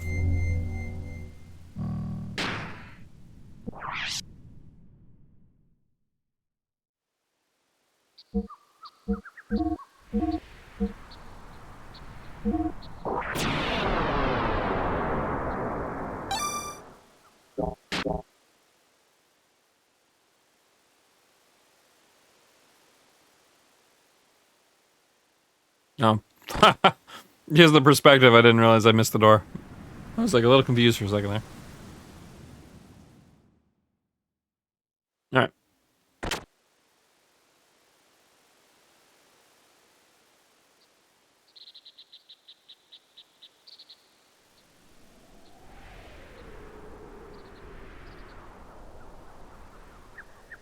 Bart told me you're helping out with the plan too. So you're caught up in this now too. Or as well. I've come this far, so I might as well stay till the end. Thank you. I know you'll do a good job. Are you ready?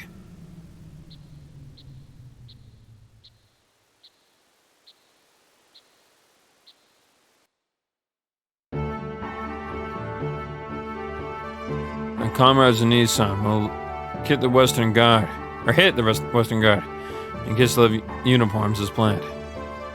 We'll wait for the right moment, then head for the palace in the Yggdrasil. Got it. Avoid any unnecessary deaths. This especially goes for the Ava troops, and also the people from Gebler. Yeah, I understand. Guess I'm going to raise some hell in my well towel then. I'm counting on you.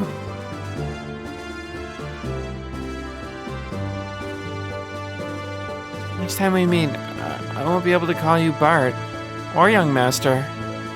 Maybe your majesty? Cut it out. Bart's fine. Great mother of Nissan. Hey, you know I hate that title. Well, we're out of here. Okay, good luck. Right.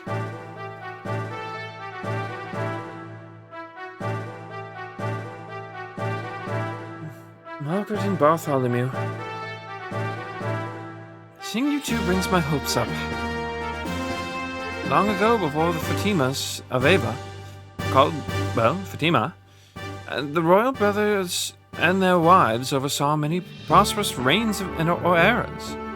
I'm looking forward to the day when the great mother of the Nissan sect, you will take your place on the throne as Bartholomew's wife. What? Hey, hold on. I hate thinking about queens and romance. Bart and I are best friends. Marriage is the best friendship.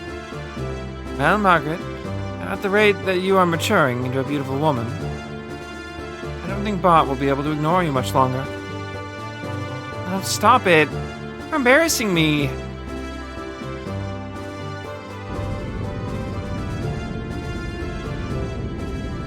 I'm curious about localization references. Are they really?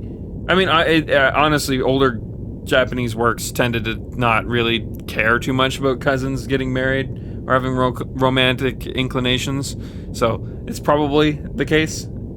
But I'm curious about that. Are they cousins? Are they just friends? I'm assuming they're not brother and sister. I feel like even Japan doesn't quite often tackle that, thankfully. It's a royalty thing, they are cousins. Okay, good. I figured that were the case, but it's hard to tell sometimes if that's...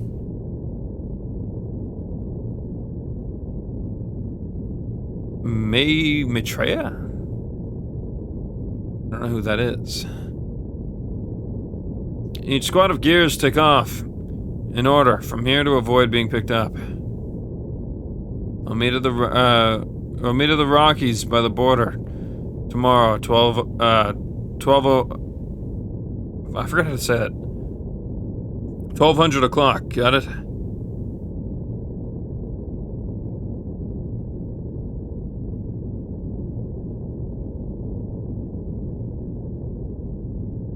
Though the warship is outdated, you're only going in as a small unit. It's going to be a tough fight, but you could change Ava's future. I'm counting on you.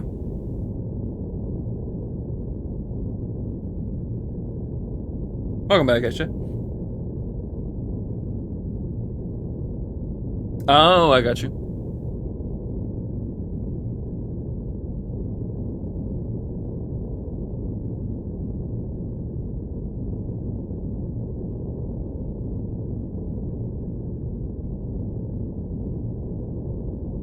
Oh, that's where that's from. Ah, I got you. Leave it up to us, young master. I'll draw Vandercom's tail around and around. Or drag, either way. Right, son? Don't call me son. 'Cause you sure ain't my pops. Beautiful. Perfect.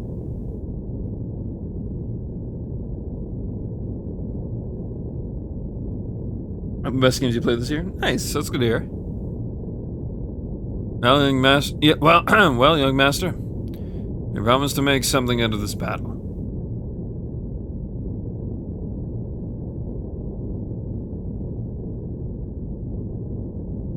Nice.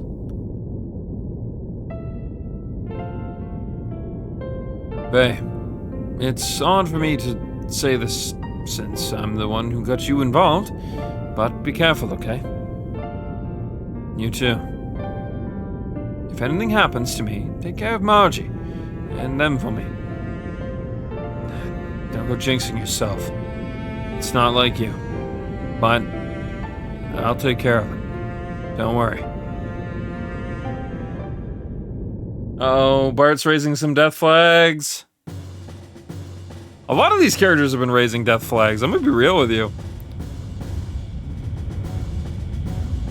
We're not gonna have much of a party if everyone keeps raising death flags like this, man.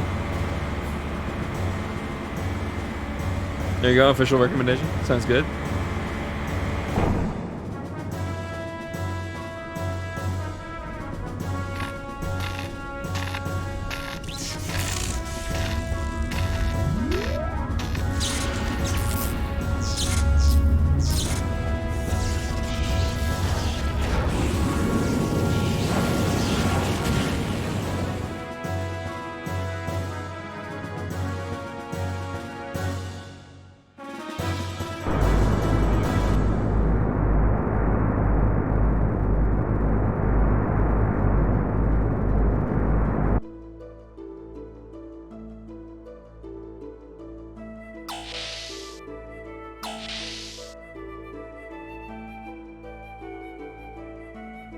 Oh, aren't you going to rest up a little?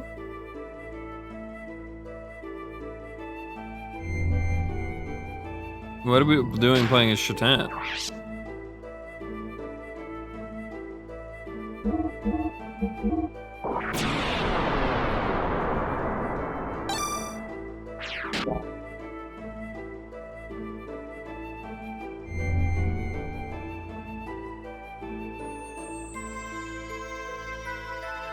At long last, we are heading to Bledavik tomorrow.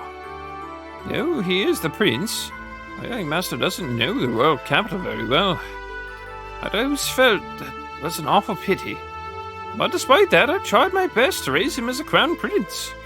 However, looking back, I might have put too much of the burden of kingship on him too early in life. And it might have been too much for a child with a future like his to handle. I must be the most terrible minder ever.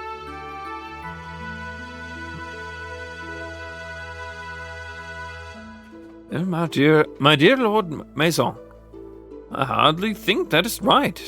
The young one would have taken the burden off of himself had he not wanted to bear it any longer. He is a fine man now, far capable of handling any such burdens or pressures. And I believe you are the very ones who have given him the strength to do so. Oh, my good Dr. Uzuki.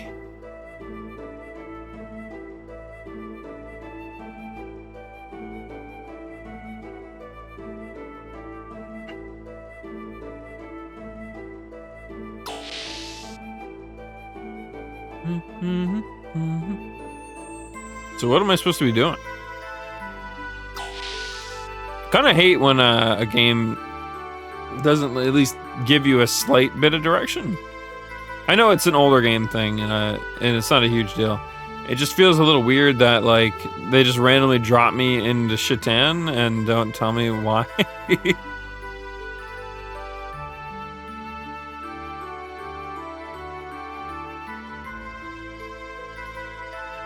Okay.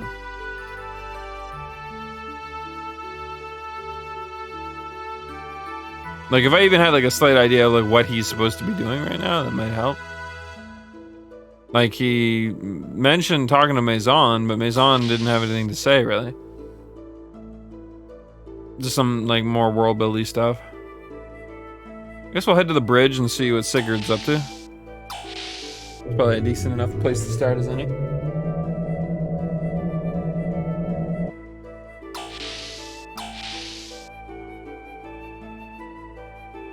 Give me 1 second, guys.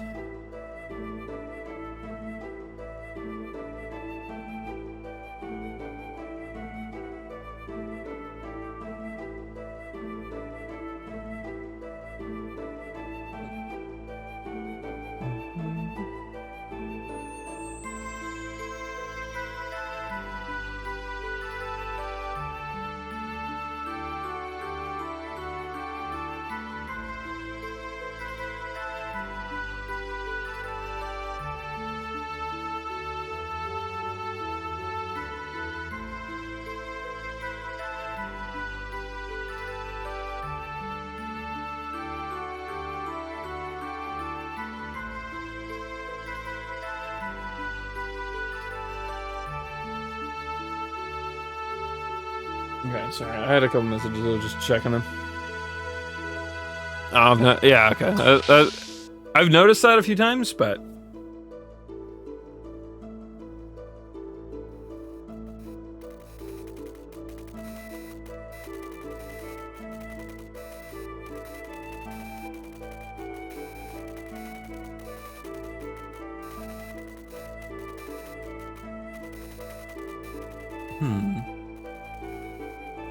This doesn't seem right, but I mean, we probably just need to find Sigurd.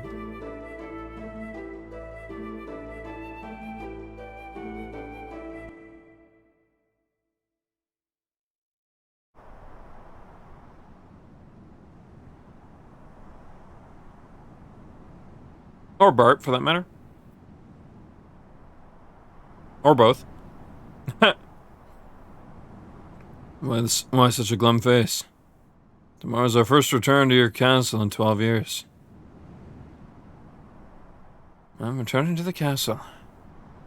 After we get the royal palace back, I guess I'm going to be the king. I'm not very suited for it, am I? You'll get used to it. Listen, Sieg. Yes? Yes? I guess it really doesn't matter who the king is, does it? As long as it's a symbol of hope, right? It doesn't really have to be me.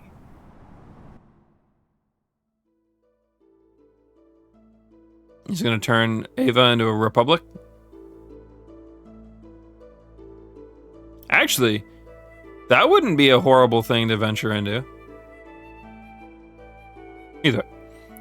I was kidnapped by Solaris and brainwashed for use as a human guinea pig. But even they couldn't erase my desire to return home.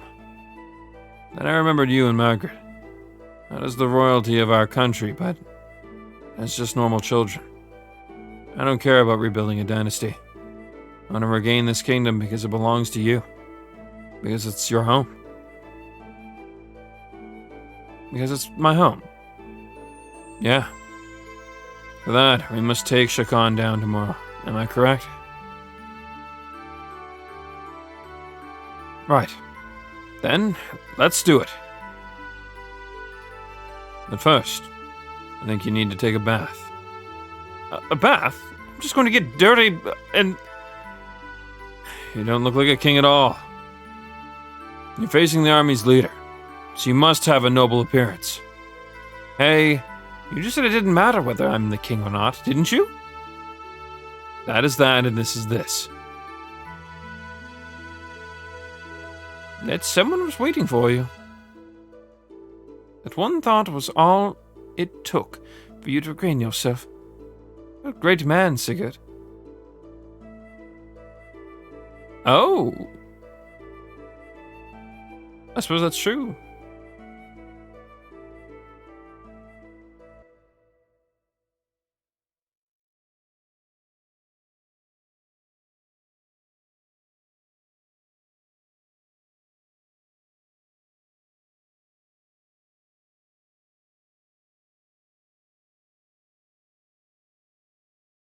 Nope, so I guess they really are in bed together.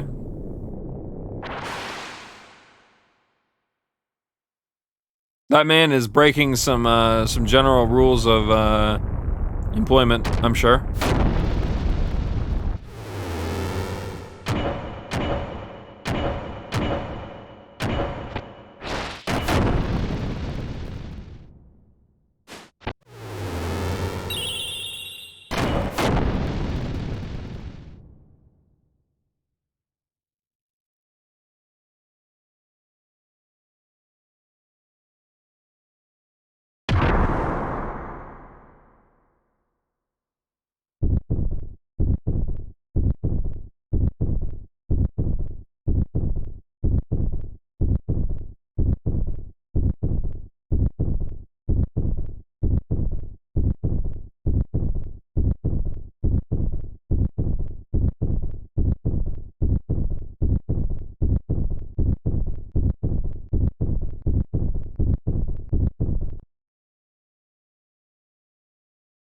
You thought he was strong in human form.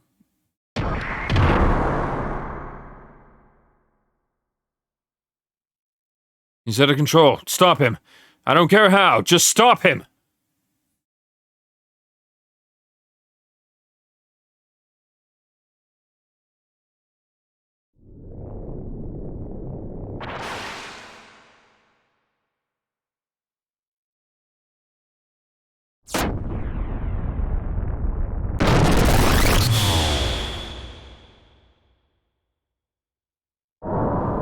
Oop, I didn't catch what that said. My bad.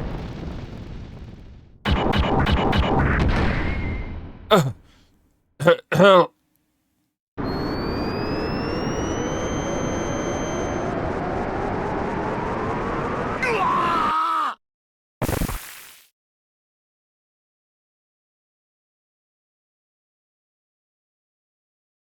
No, Ramses doesn't look too dead to me now, so what the fuck happened to him?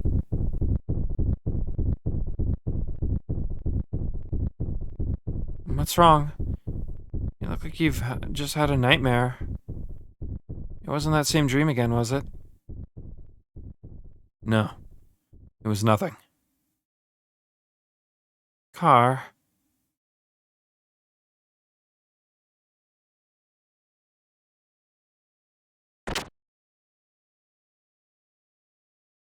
Peeping is not very becoming, you know.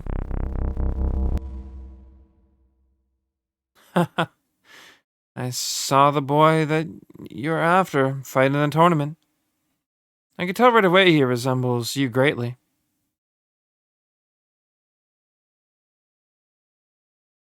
You used the influence of the ministry to set you up with that man. I do not know what you're up to, but don't you dare think about plotting anything against me. You stay out of this. Oh, so the news has already reached you. As usual, you're the first to hear about everything. Don't worry. I won't steal your prized position. I'll cooperate. Besides, you and I go back a long way.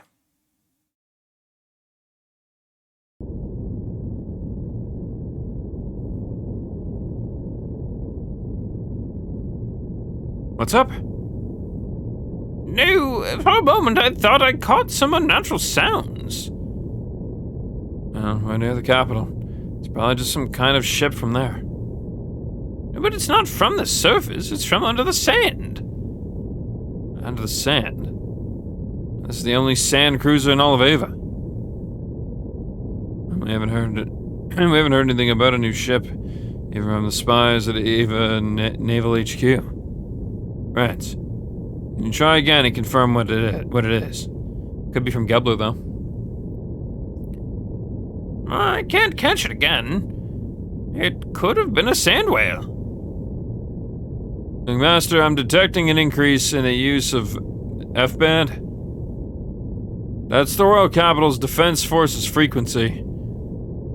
There, on the surface layer. I'm detecting sounds of anchors being weighed and an entrance being activated. The Royal Capital's defense fleet must be departing. We also intercepted a transmission from the patrol at the border with Kislev. They're requesting immediate backup from the Royal Capital. Looks like we've really raised some hell at the border. All right, let's start. Ready the shuttle boats. When we land, hide the ship. Young Master, I have an awfully bad feeling about this. Do be careful. It's all right, old Maison.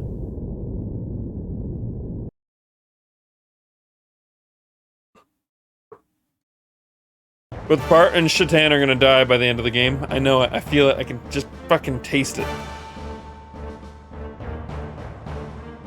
What? This little girl's our commanding officer. She's said to be from an elite from out of Yugen. Sorry, I was having a time reading that. She returned single-handedly from the Kislev infiltration operation. And empty-handedly, I hear. No souvenirs for the commander, huh? Yep. What a pretty face. She's not the soldier type. You there. Is that how you address a superior officer? Remember your rank. Oh, scary. And we don't care much for rank. We don't care much for rank either. Well, just because you're beautiful doesn't mean you have to be cocky. Huh. This jerk's just jealous. What? Huh, I'm much prettier. How could I be jealous? Hey, shut that perv up. It gives me the creeps. Well, that's how it is. So don't get in our way, little Miss Lieutenant.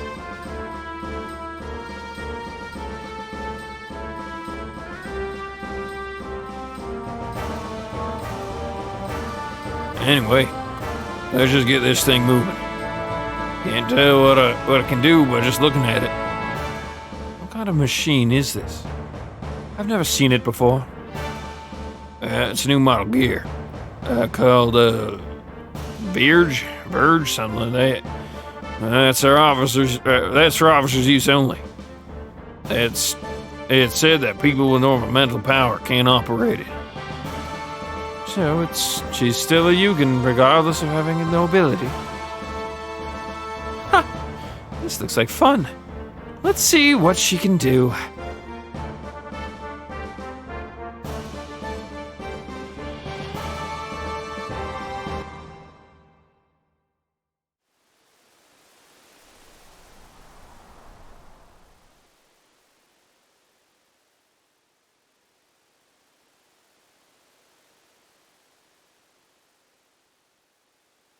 Head for the mountain peak.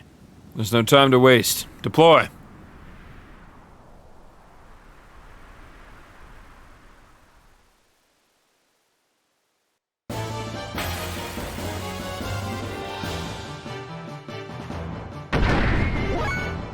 What is up with all these weird...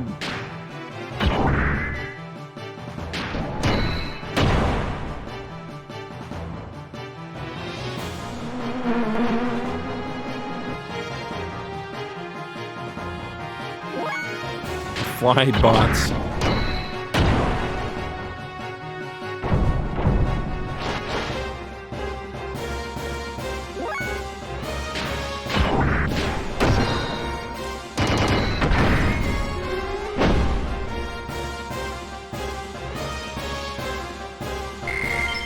It's nice to be back into a combat portion of the game, though. It's been a while since we fucking actually fought anything. Or it feels like it's been, at least.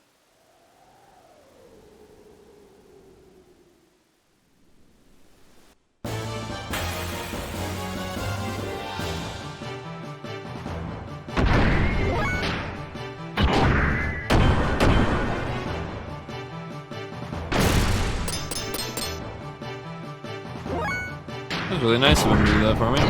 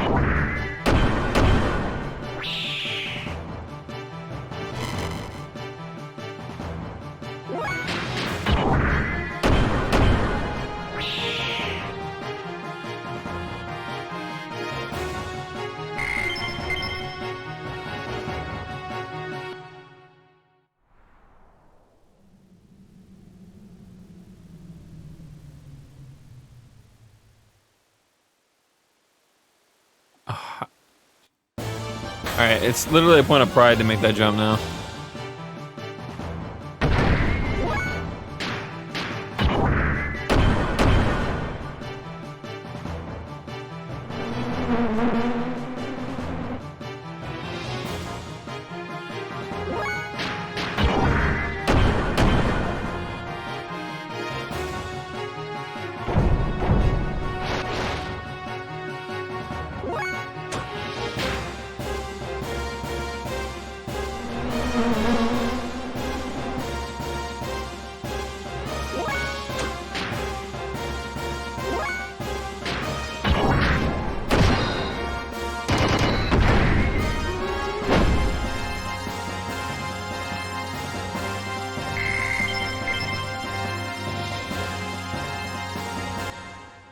Actually, speaking of which, yeah.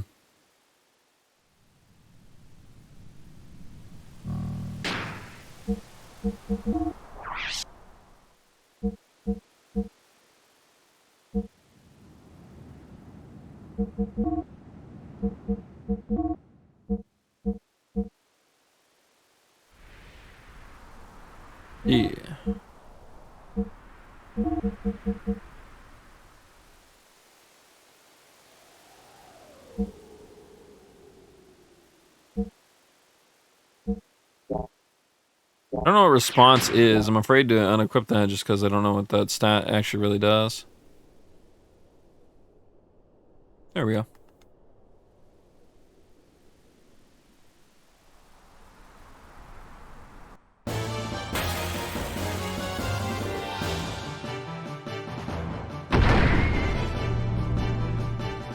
My health pool? Never mind. Not my health pool. Take that back.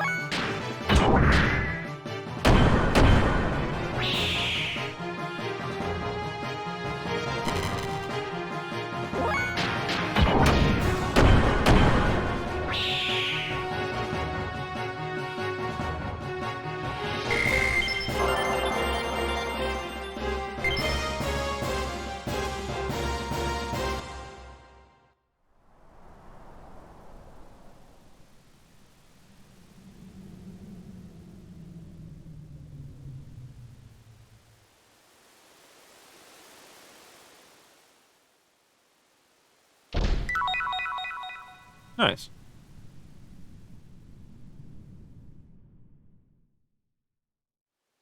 I'm led to believe that those are somewhat rare. So.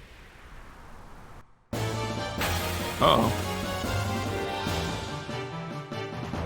Oh, it's one of these guys.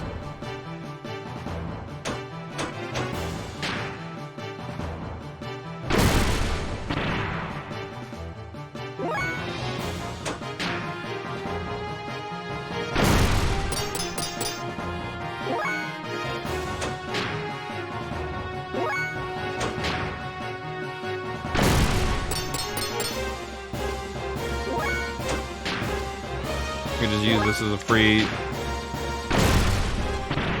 heal, basically.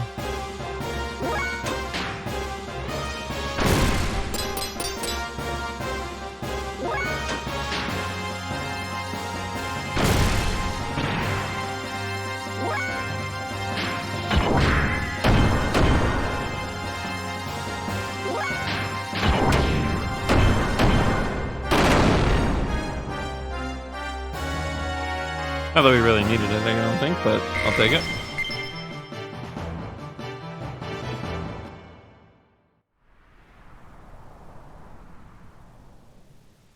I seem to have become a little lost in here.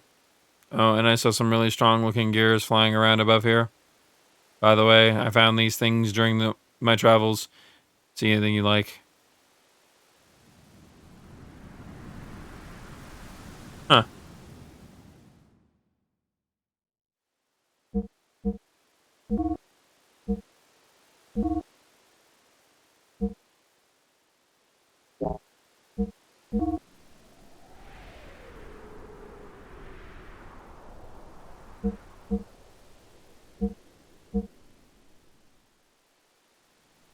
If we bought this, we'd have a better response. That too.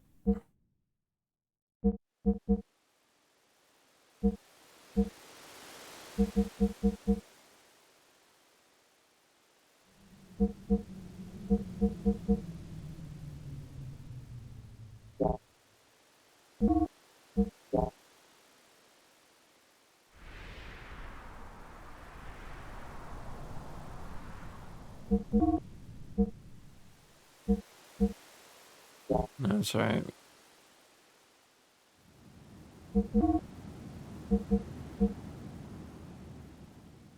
I'm assuming response means how quickly we can attack. So that seems OP. Like a speed stat of sorts, right? Fuck it. Worst case, I have to grind out some money. I'm not worried about it. I don't even think about it. We could buy parts.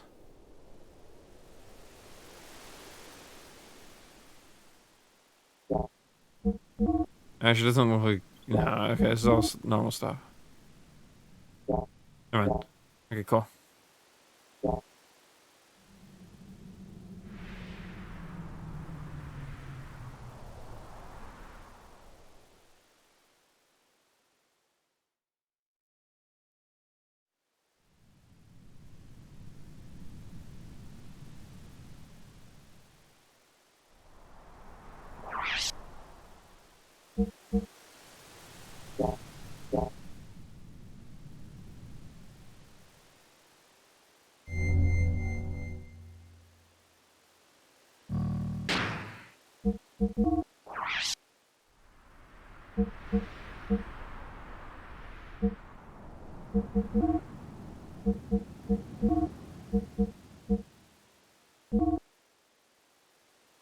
Cool. Okay.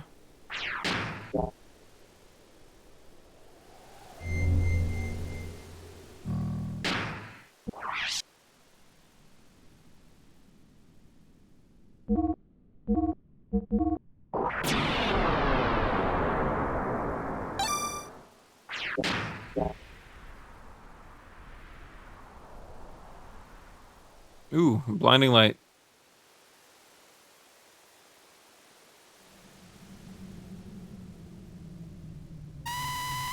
Uh-oh. Gather gear unit. What?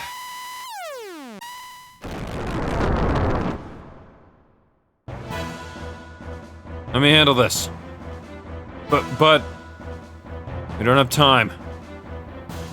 While we're wasting time here, Bart's team is already on their way to the castle. Hurry! Roger.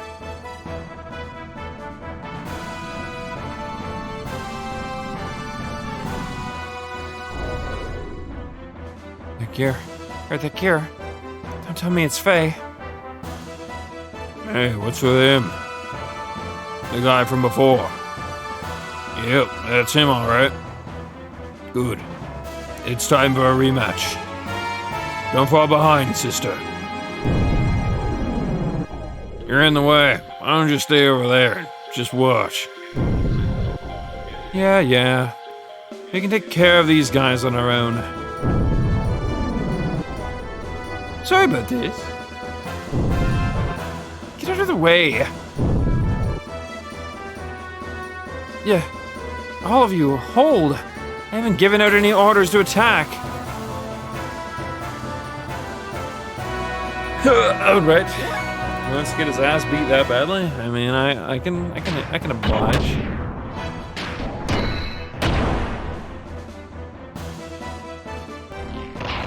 No, these are just shit nights anyways, alright.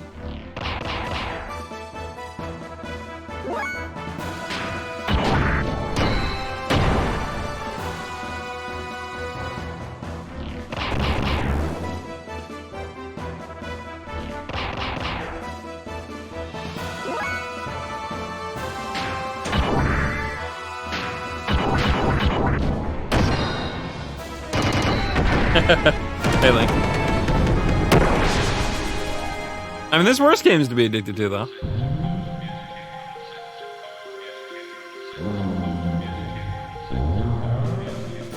Ouch.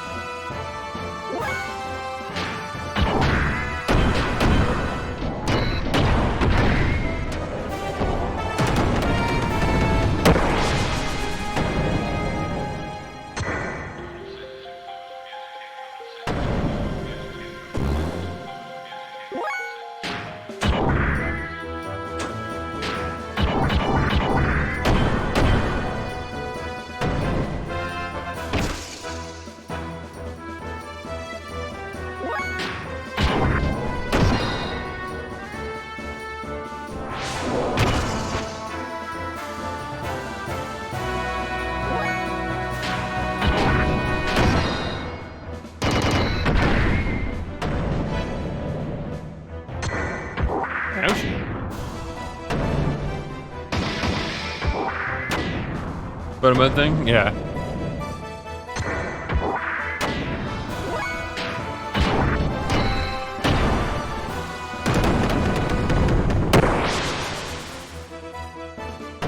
Okay, Mr. Clawknight, you're next.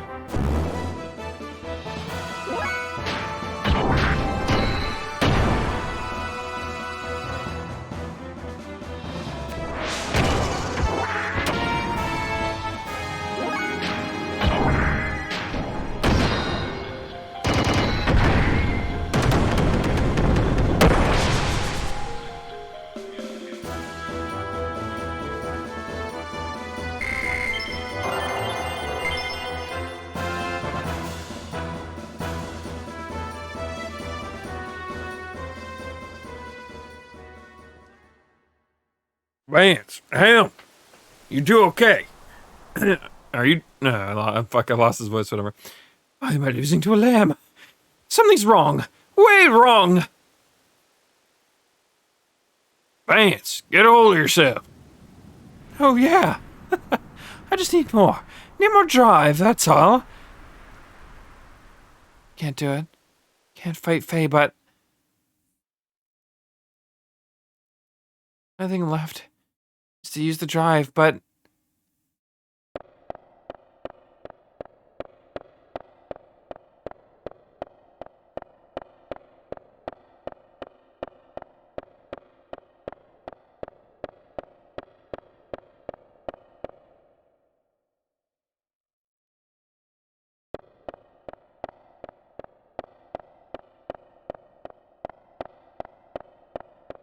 the drive will just readjust your balance and make you feel good. It's hard to read these because they come at the same time and they're super slow. You think we're going to make an exception? Because your father's top brass?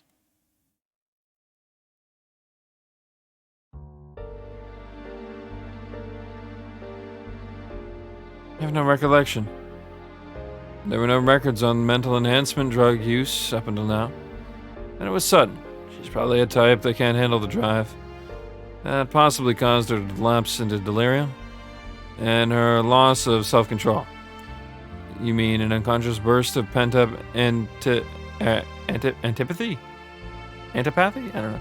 Is that why the innate ability is so high? Yes. What did the commander call those girls again? It's probably higher than they are. Then it's an instantaneous jump in numerical value. We can't use her as a test subject in the front of Eric. It's a pity okay. Auto-scrolling text. Woo! I'll leave you to the bureau. Stay at your residence until further notice. Don't worry, you have the power worthy of the chosen ones. It's those weak people's fault that not being able to withstand your powers.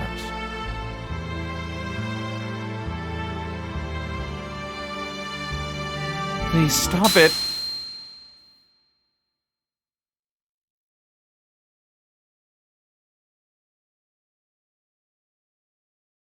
Don't. Any more drive and you'll waste your mind. I don't care. I'm already messed up as it is. Stop this right now, Vance. I'll handle it.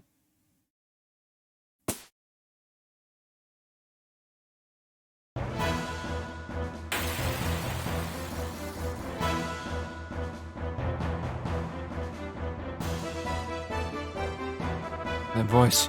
Ellie. Ellie, is that you? Hey, what are you doing? You shouldn't be here.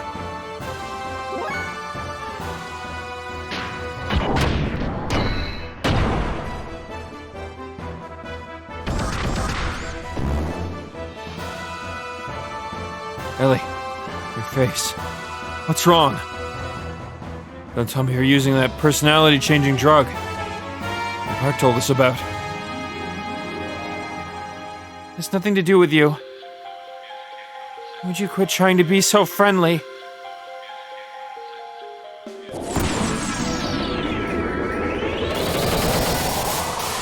That's not gonna feel good, methinks.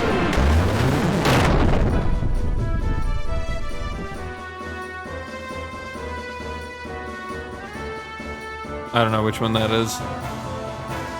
Oh, those were air odds.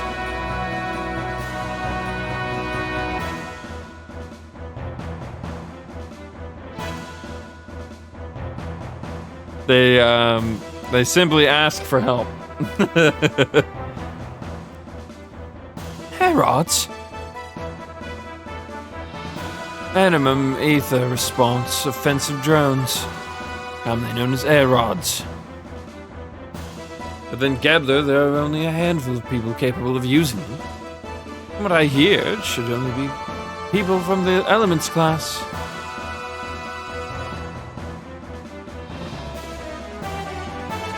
But isn't it like a side effect of the drive? It's no big deal, right? I don't know who's who. Rank is the only one I remember. And Vance. Well, no. The drive can only draw upon the potential that already exists in her. You're looking at a real thing, boys.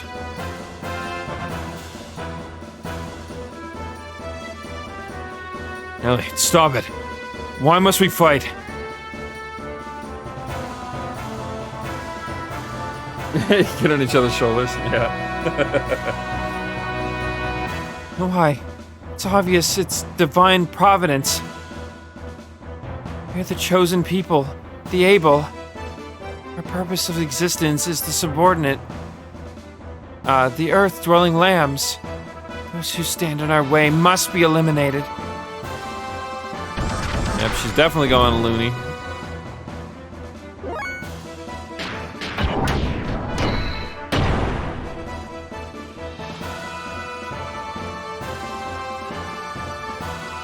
Ellie, snap out of it.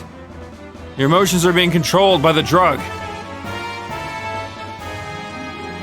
This is my true nature. There is no other. It's a lie. You once felt responsible, blaming yourself for causing the incident in Lahan.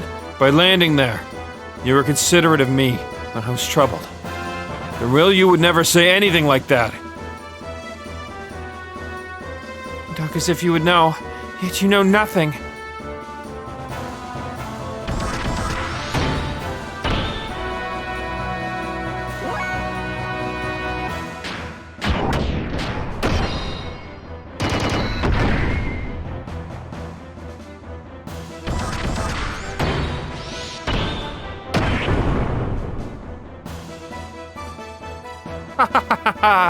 Writhe, dance, die and rot in obscurity here. Ellie, why must I fight you?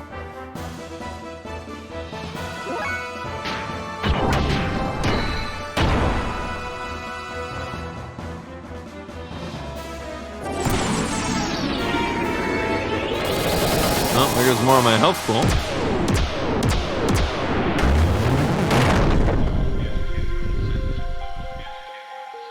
I didn't need that health anyways. My health is optional, right?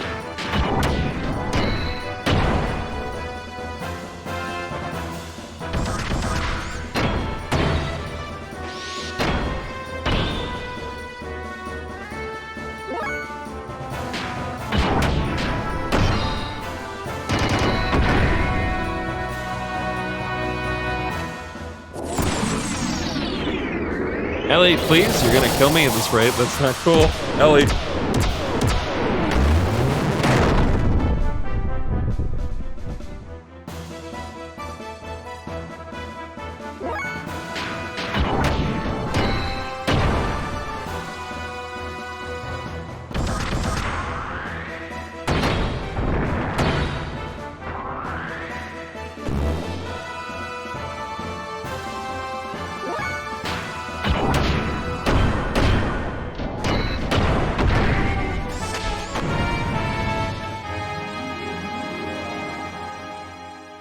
Looks like it's over for you.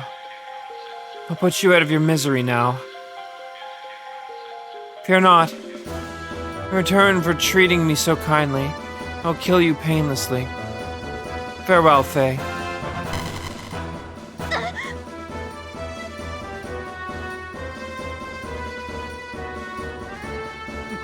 My head. Alright, Faye, time to regain your anime protagonist status real quick and save the day, man. What happened? There's something wrong with Ellie. You can probably stop her now.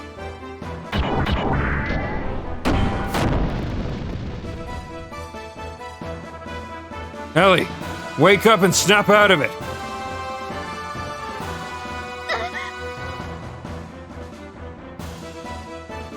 Silence, impertinent fool, Impertinent fool, sorry, but... I will not listen to a lamb. I'm pretty certain you don't have much of a choice. It's not true. No, I don't want this.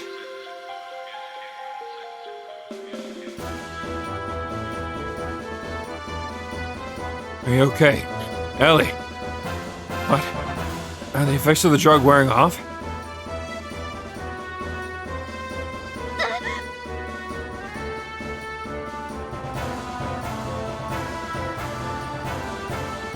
Is that it, Ellie? Is that what's happening?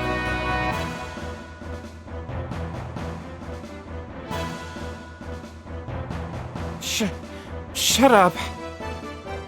I've no need for outward appearance. It is of compassion. Faye.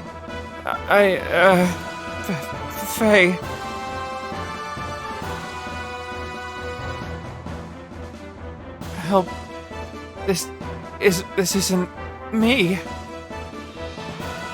I mean, that's what he's up to. I mean, we're attempting to help here. Hang in there, Ellie. Don't let go of your true self.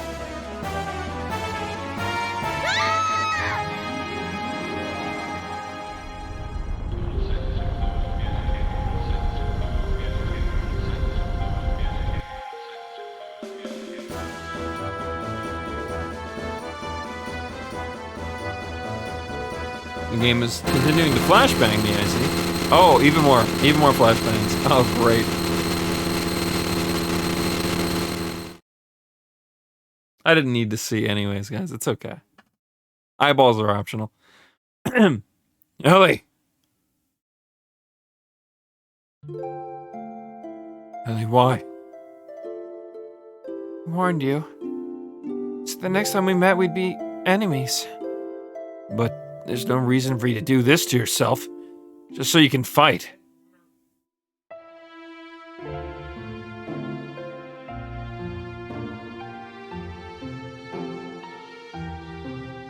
Sorry. I thought someone was coming to my room. I'm muted preemptively. There's no reason for you and I to fight. None at all. There's no other choice. I'm a Solaris officer. Can't turn my back on my unit, the mission. Why did you have to use the drive? I didn't want to. When I use it, I change. I feel like I'm dominated by some unknown power that I never wanted. There's a power in me that I don't want to admit to. But I want to protect my allies, so I had no choice but to use the drive. Ellie, you're the same as me. Same. Probably. I felt I knew you ever since I first met you. Probably because our problems are so similar. I'm here for you. May not be much, but at least I can relate to how you feel, Ellie. What? Are you saying we lick each other's wounds? No, that's not... Well, I guess I am. Sorry. I'm sorry. I'm not being fair, am I? No, I'm just pessimistic sometimes. But even so, it's better than worrying about it by yourself. Faye.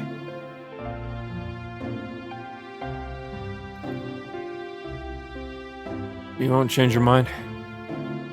Please don't look so sad. I have no choice. It's my only home. I have to go. My friends are waiting for me.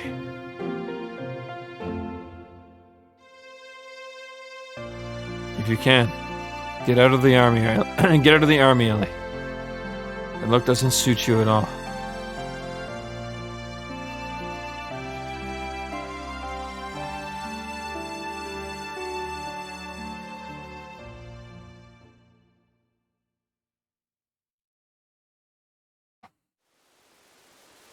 I gotta hurry.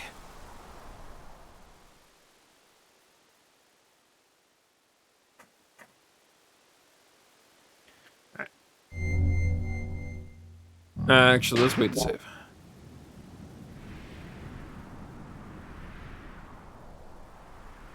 Watching from the shadows, you're very powerful.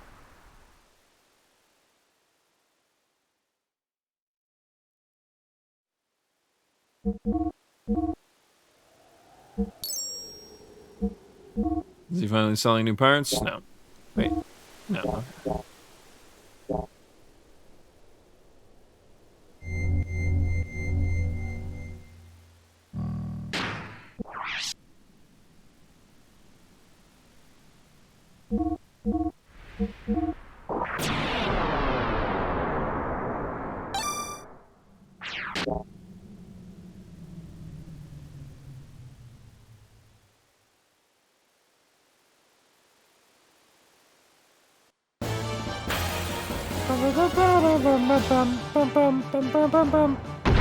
Oh, yay, Mayfly. Woo.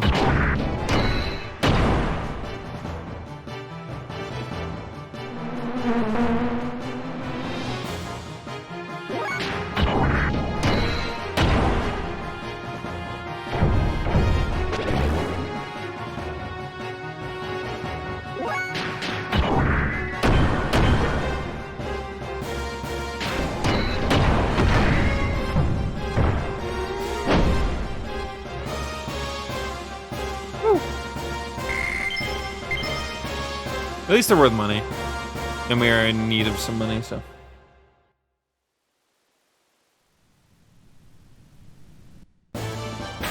Holy goddamn game. Half bug, half machine. Fair.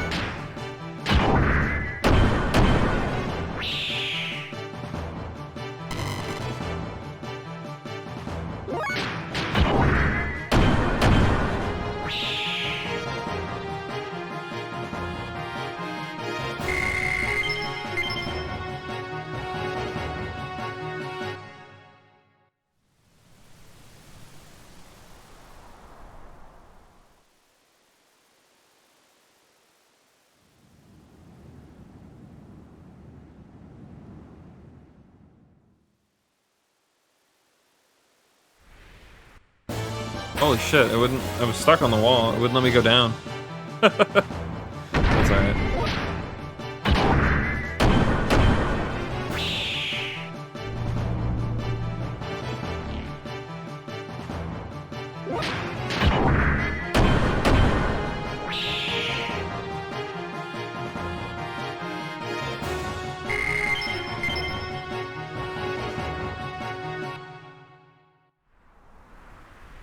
Probably wouldn't help if I made it better.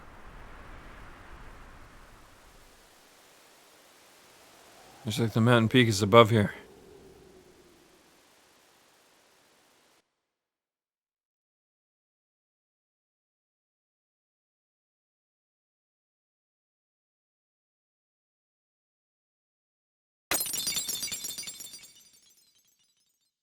Oh, the young master's cup. Is something bad going to happen to him? I said that he was raising death flags, did I not?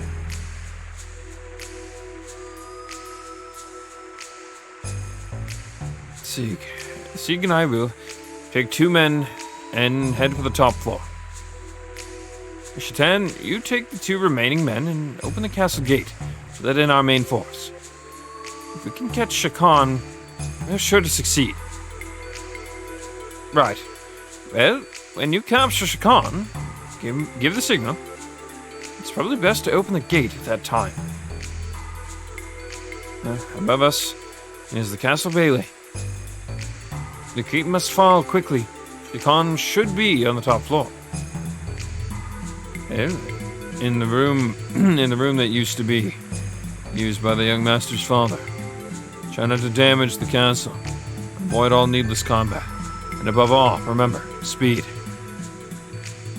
And that's why there's so few of us.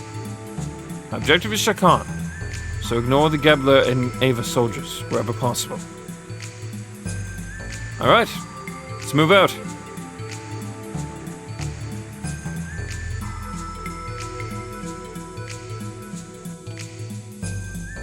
Probably should have saved. I didn't think about it. Nah. I might be able to backtrack.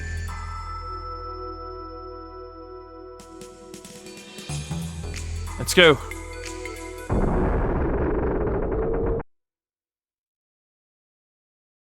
Oh, that's rather convenient. You've saved us the trouble of finding you, Shakan. Now get ready. Oh no, we've been expecting you. What?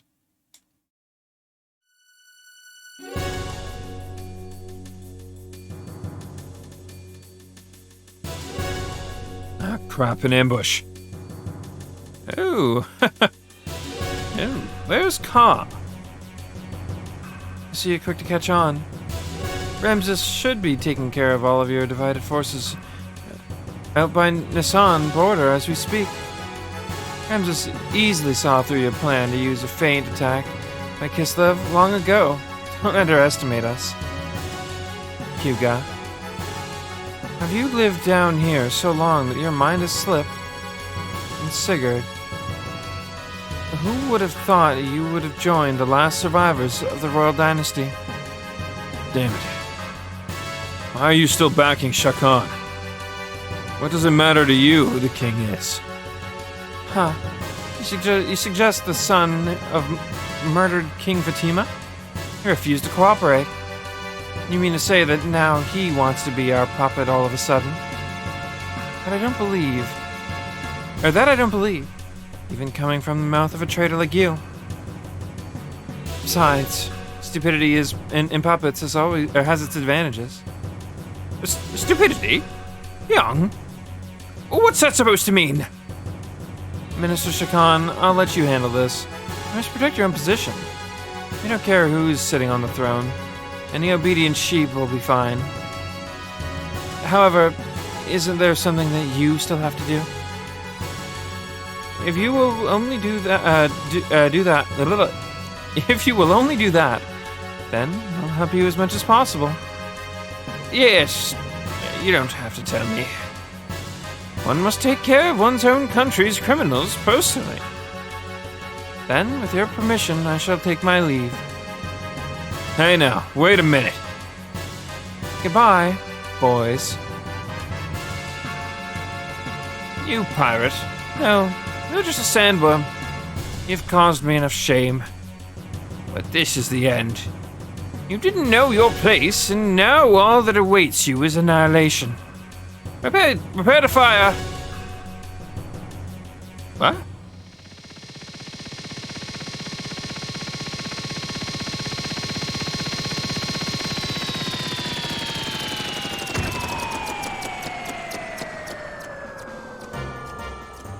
You wretched rebel, Shakan! Make one move, and this Gatling gun shall be spitting fire. Oh, old Maison? Reinforcements have arrived, young master. Please, come aboard. As you can see, I broke your favorite cup, and I figured that was a death flag. And, well, one knows that the only way you can change fate is to take things into your own hands, so here I am. Sorry. Well, shall we depart? See ya, bald geezer. Till then, get your head waxed.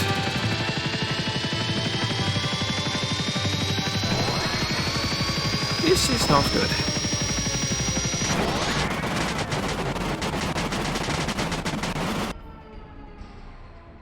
Is this some kind of joke? Oh, it seems sandworms can't fly after all. Just surrender, and thanks for the laughs. I must hate to have to shoot you. Crap. Guess we're gonna get mauled. Everyone, please get down. You have a plan, Maison? Leave it to me.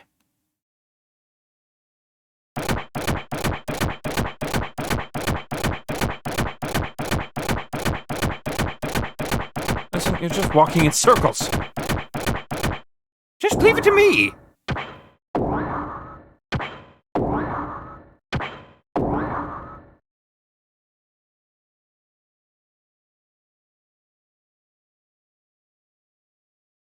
Yeah, I think me and Shakan are sharing a face right now. The same exact, identical face.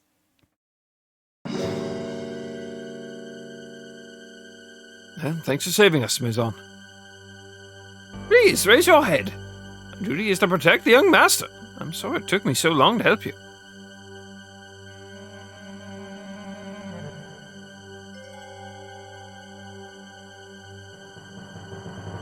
I feel bad you had to get involved, but I appreciate it. I had no idea you could operate such a thing.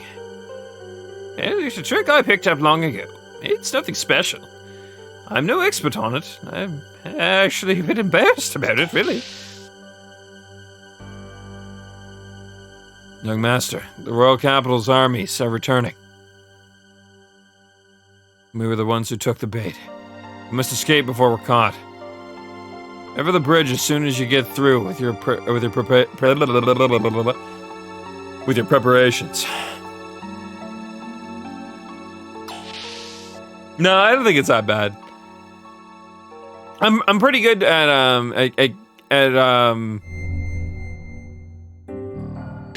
looking past the games like old bits. Like they did that to try and be comic relief. It's fine. I think the only thing about that scene, a part of that scene that kind of is a bit off-putting to me is the fact that it's pretty much the only they wasted all that time getting ready to like attack the forces and all this shit. And now all that we're going to do is backtrack to Nissan because it's being attacked now, probably. Which is like, I don't know. It's one of those things that like I feel like it happens in stories a lot. And obviously, I'm only speculating. I have no idea what's going to happen. But for speculation's sake, if this works out the way that I think it will, it's going to be one of those cases where, you know, they push the protagonists to backs to the wall by eliminating like a lot of their options, taking out a lot of their shit. So like Nissan's gonna get obliterated, you know, more innocent civilians are going to die, and so on and so on and so on. Which isn't bad in and of itself, but the issue comes in what happens when you start to remove every single option that the protagonists have. The only thing that is able to push the plot forwards is either A, the protagonists straight up lose, which I think a linear JRPG like this, that would not lend well to, so I doubt that's what they do, or else this game would not be beloved. I feel like people would just hate this game blanket, you know, across the board. So I'm very confident that doesn't happen. Or at least in the long term. Maybe they could in the short term, but yeah, I meant the long term, more specifically. The game ends with, you know, or the scenes end with like majority of the characters being like dead or something. But I doubt that happens. But the other side of that, though, is that it tends to make things seem a bit more unrealistic. It comes down to, like, if the party could handle this without their backup all along, why bother? So I'm curious where they're going to go with this. Because, again, I know a lot of people like this game, so I doubt that that's the case. I feel like that would be a bit too on the nose. But it's not like I haven't seen it happen that way before. So I'm a bit weary. But that's the only thing about that scene that worries me a bit, is it just felt a little bit unnecessary. Like it was a big build up for like a small bit of comic relief, which usually feels a little bit weird. Even if it was definitely a funny scene that I appreciated. But I don't know, we'll see. I'm not gonna judge it too hard before we experience it. Just a bit of weariness on my part, that's all. Actually, speaking of which, I just saw the time, guys. We'll go a little longer, but we're probably gonna end here soon. Is that it? Vandercom's Border Fleet.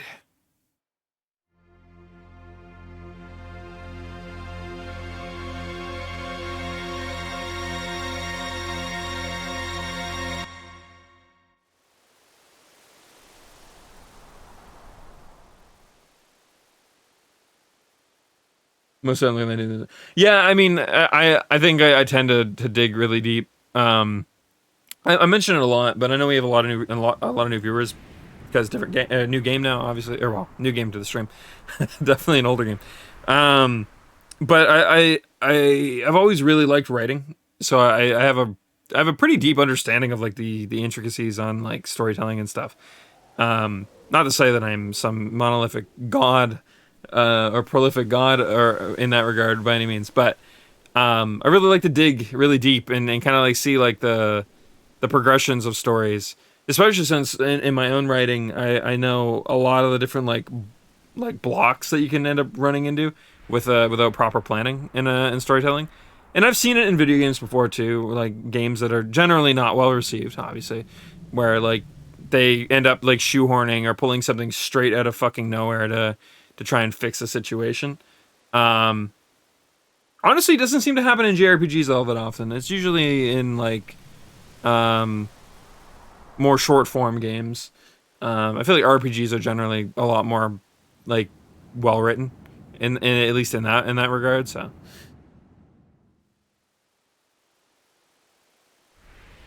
Patchy Quick for not paying attention. That's good to hear. I think things are going pretty good so far, though. We'll see. Our job is to slow them down. Our job is to slow them down. So, how do you want to do it?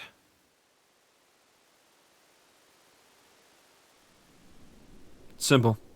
We do this.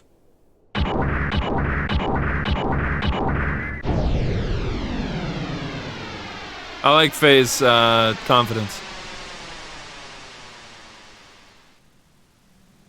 He might be more gung-ho than the young master. Might even be, sorry. Falcon, follow the kid. The rest of you, stay with your unit, but follow me. Don't fall behind the kid. We're going in too.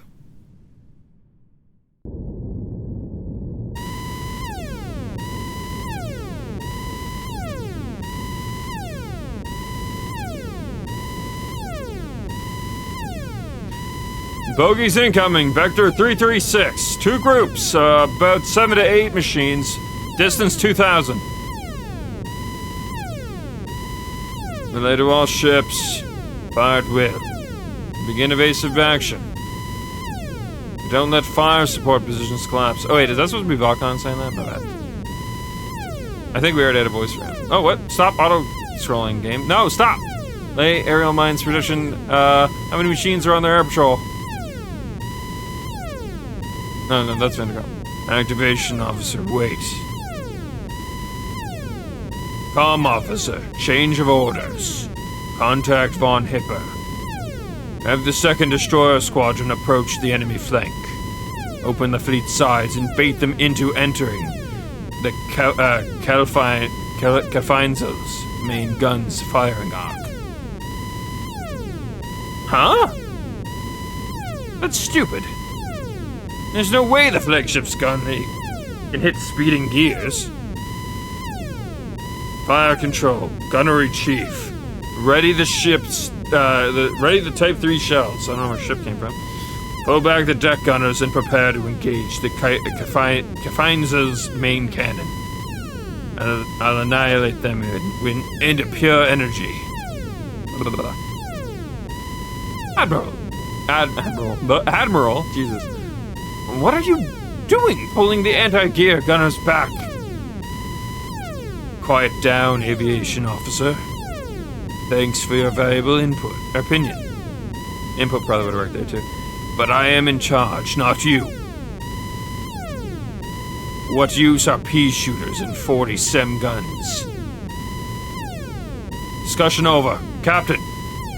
Not too fast. You don't want to leave the enemy behind.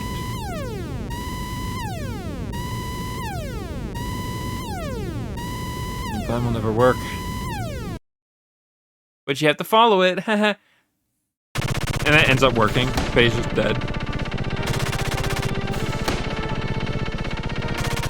Aim for the flagship. Heading west. Don't engage the destroyer. I'll back off and help out.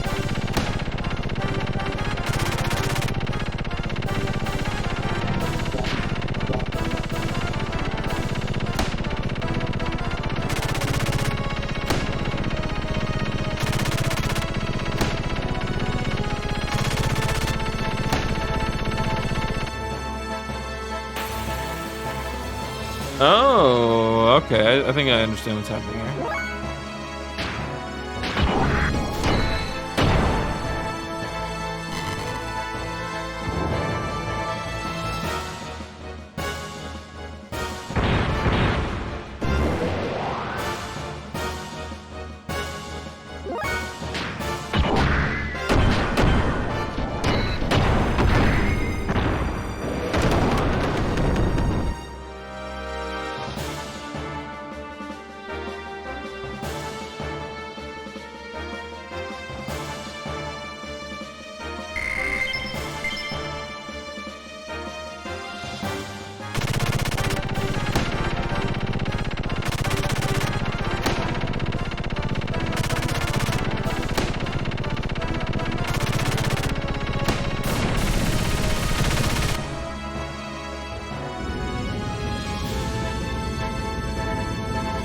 moron.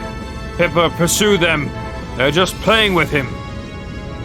You're not good enough to be my dog. The mobility is too different. Fire control. Gunnery Chief. It hasn't fired a shot yet. Range for Type 3 is within 500. Don't fire till you see the whites of their eyes. Gears at battle speed can move at 2,000 per hour. This whole ship, all of you are morons. Black enemy gear inside units. Stick to your escort.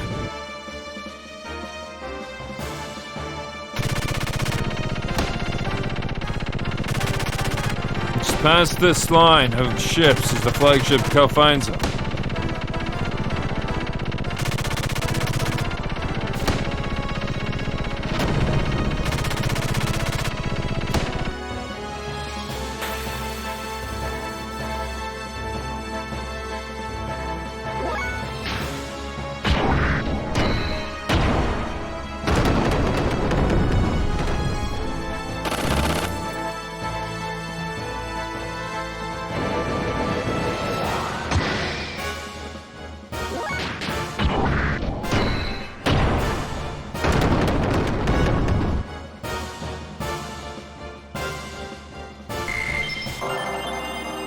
Nice. I like leveling up.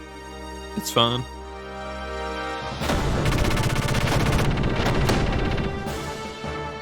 I don't like getting hit by random stray bullets though.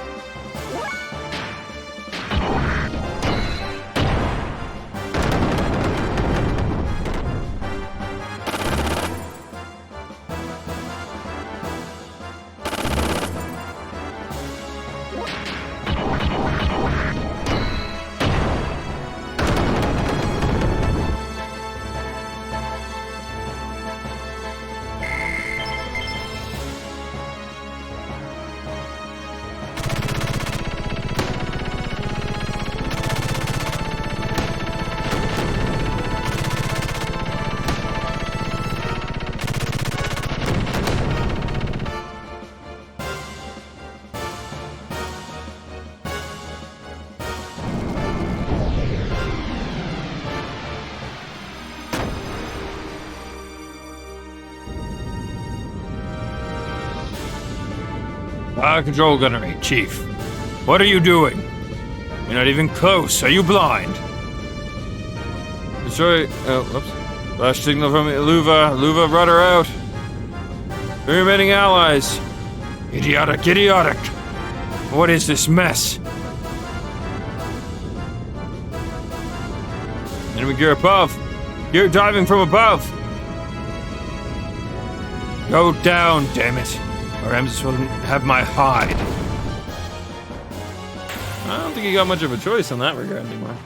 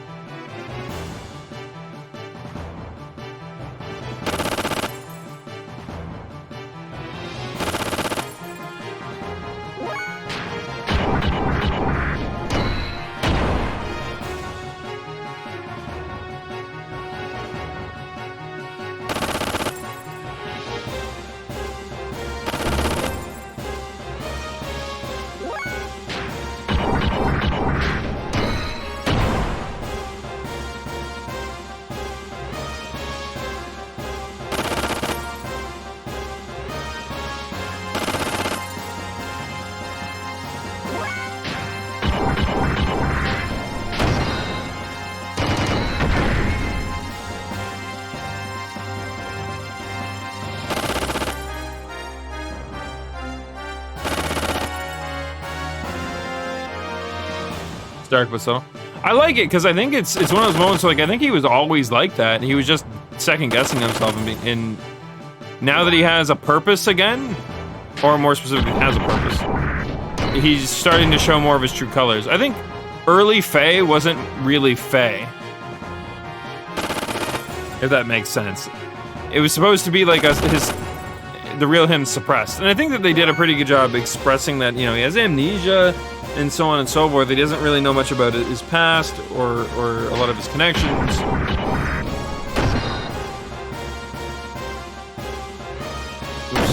wrong button. Actually.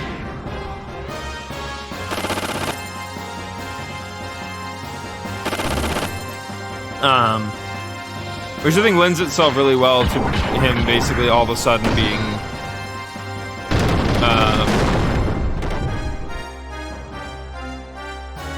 very capable, very confident, or gung-ho even for that matter. Not to mention, it probably also comes with the fact that he realizes he's in a fucking beefy-ass mech that is, you know, probably a lot stronger than, like, your average mechs, or gears. I keep calling them mechs, gears, whatever. Probably does a really good job at enhancing his confidence, right? All personnel, evacuate. All personnel. Admiral. Forget him.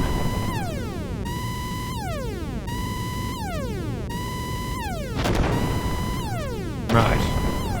I still have that. I still have it.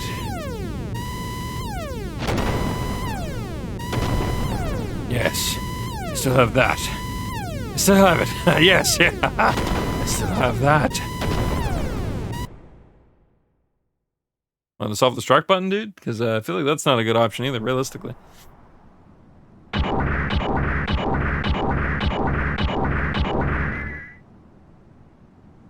Yeah. One for our side. Yeah. It's all due to your support. Thanks. Stop the border guards. Huh. We destroyed them. Well, we've done our job. Hope the others do okay. Bart and his team. He's probably okay. Any word from them? Nothing. You say no news is good news, I guess. My gear doesn't have very good comm equipment, though, so they probably did fine.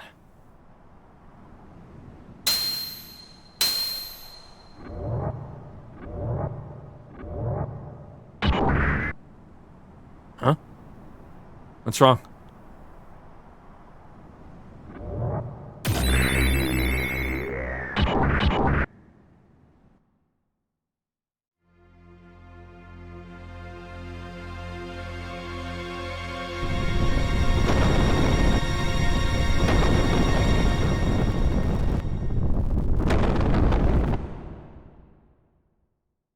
Boss fight number 2.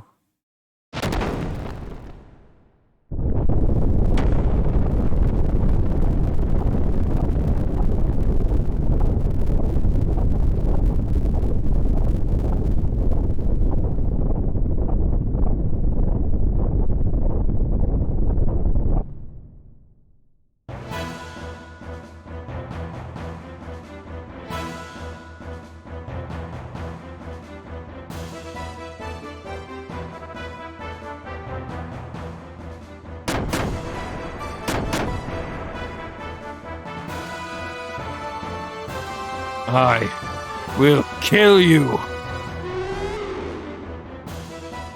You insist, my guy, but I mean, I'm not gonna lay down and die, though. Hey, I get back up this time.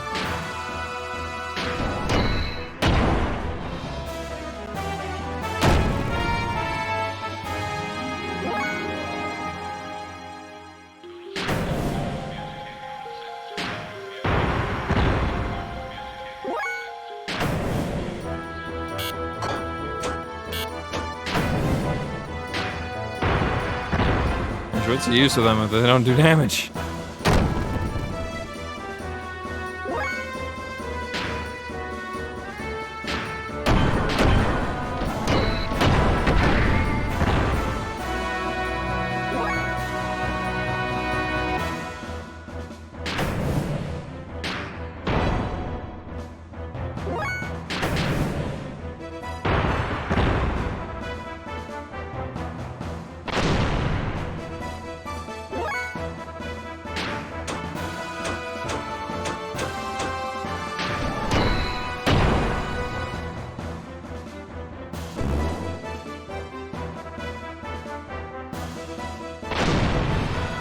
Can we, not do this? Okay, come on now. Like all my red mechs, please.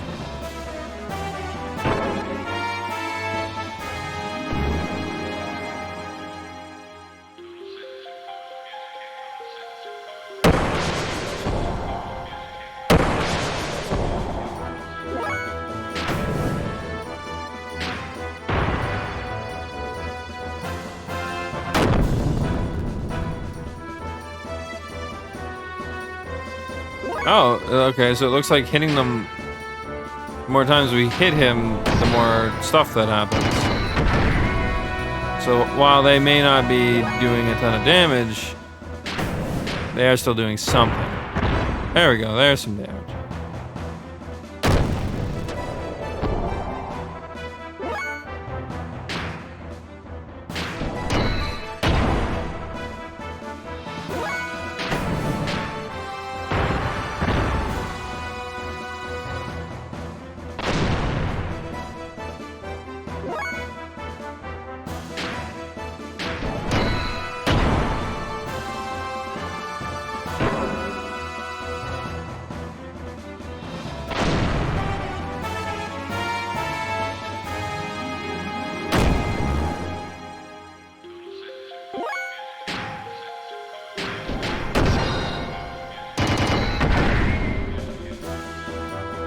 Bap.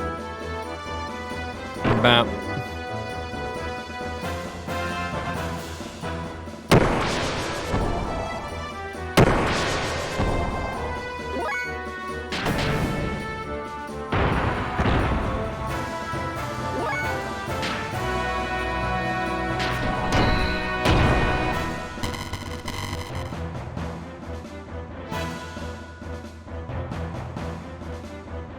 Easy enough.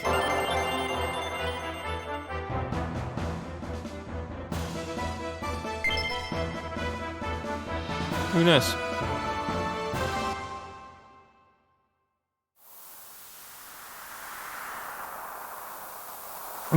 I... Do you want the power? Who are you?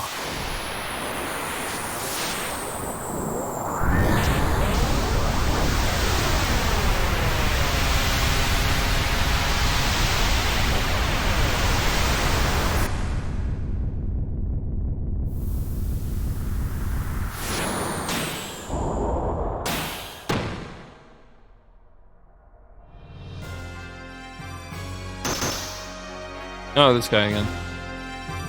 I am Graf, the seeker of power. Doth thou desire that power? The power. Yes. Yes, the power. God damn it. Power. The power. I want it. I want that power. So be it.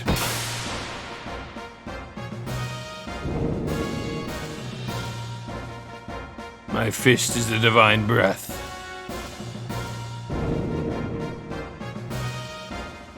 Blossom, O fallen seed, and draw upon thy hidden powers. Grant unto thee the power of the glorious mother of destruction. Okay. That voice is a lot harder to maintain than I was anticipating. God damn.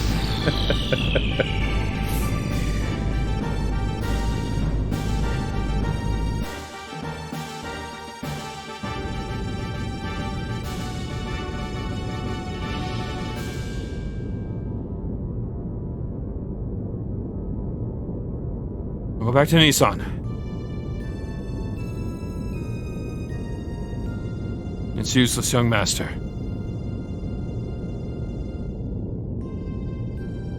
Yes, young master. Here, when they attacked the fort at the border, the Kebler, led by Ramses, routed them. We'd better withdraw for now and reconsider. Archie and them are still there. We'll go back. We have to. That reminds me. What about Faye and his guys? If they're alright, we could. We've had no contact since we confirmed their order to charge. Damn it. This can't be happening. Young master. Behind. Something's coming from behind. Jericho, give me the helm. No, you keep it. Just hurry up and pull either way. Young master. Aft! Now stern, 300. I'm picking up the sound of torpedoes being readied. Sand cruiser, it's big. Speed 60. Relative route 000. They were hiding behind some Bathless? Whatever. Car. Oh, so they didn't go for Nissan. They went for the Fort and then doubled back. Picking up some high-speed propulsion. We're breaking away from the enemy ship. Torpedoes? Two of them, speed 87. Torpedoes confirmed with sonar. We've shifted over to active homing. Battle stations. Deploy the maskers and ready the noisemaker. Battle stations, everyone. Open jammer, noisemaker, second, fourth tube. Stand by. Emit noisemaker. Prepare to stop the engine. Helm, now. Steer to the opposite direction as far as you can. Stop the engine. Crash alarm. Stop the engine. Crash alarm.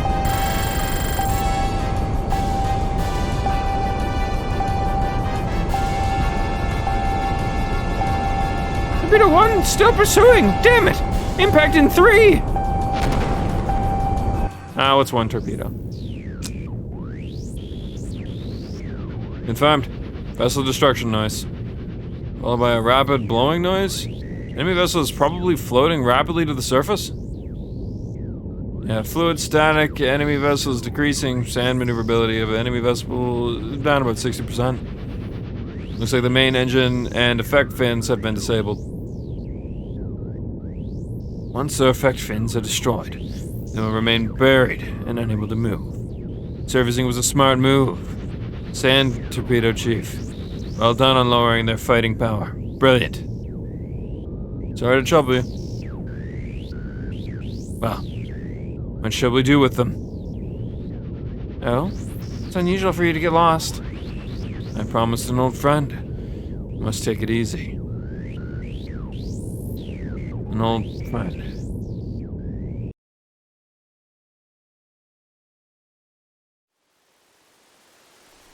So good.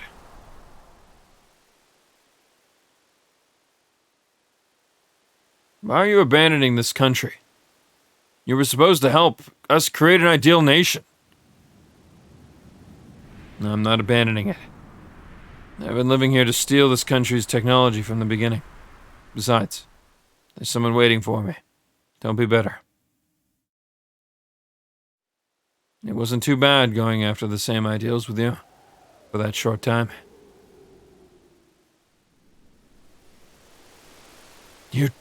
You traitor!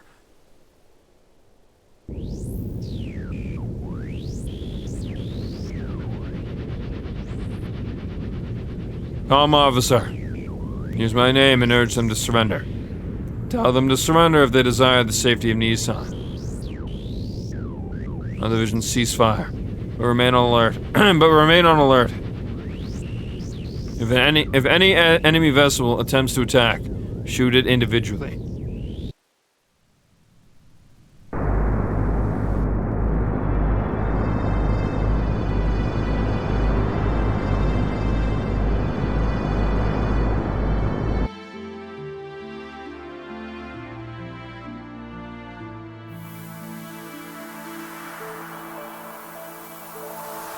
What was that? That guy just now. It's them. Why them? What do they do?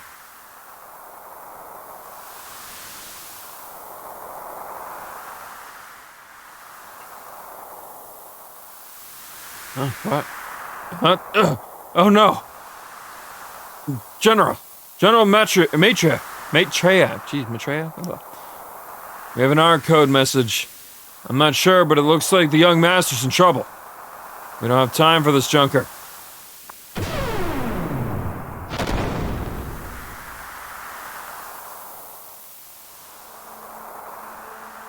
You there? What are you doing, ignoring me and messing around? I'll kill all of you!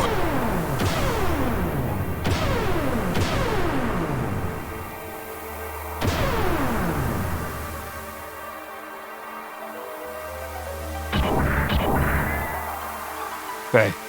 Gather the wounded up and return to the young master. Hurry! My unit will stay behind and try to buy some time. All operational gears left will provide cover as per Commander's orders, and retreat in set order. What? Don't be stupid. I'm staying too. Shut up and listen, boy. You're the young master's guest. I can't let you die here. But the young master, what he really needs is your strength. Please, help him. I beg you. Farant, Vind, let's move out.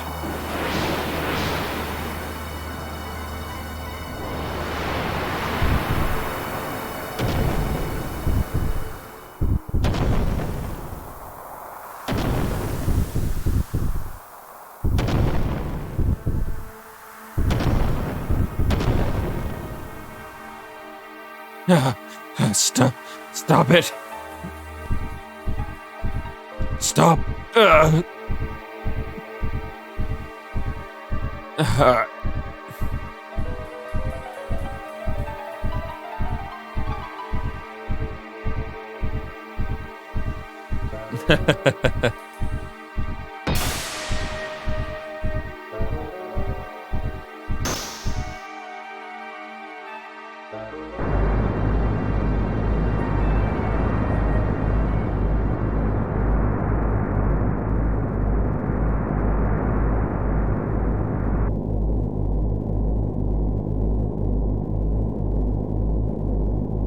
Oh, I was like, please don't freeze. Oh my god.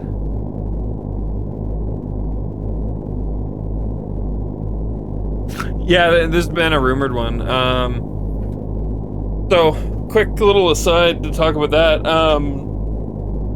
So, a couple months ago, the Monolith Soft lead director or lead dev, I forget which one, basically hinted that their next game was going to be very M-rated. They were basically aiming to do something that was a bit more mature in nature, and so that led to people to speculating that, okay, well, maybe Xenoblade 3, because the Xenoblade 3 has also been rumored for much longer, right? Someone's like, okay, so Xenoblade 3 is just gonna have maybe a bit more like, either a bit more like sexiness to it, or a bit more like, you know, blood and gore, maybe, potentially, or maybe just darker themes in general. Something akin to that. It's basically where everyone's minds was going. But then, I think it was Sony. GTA, you can actually correct me on this, I think. Or whoever knows can correct me, actually, for that matter. But I think GTA, you might know what this was. I think it was Sony mentioned there being a remake on the table. Or something akin to that. Or maybe if it wasn't Sony, it was some company adjacent, though, right? It was mentioning a remake in the works. And the only hint was a folk track?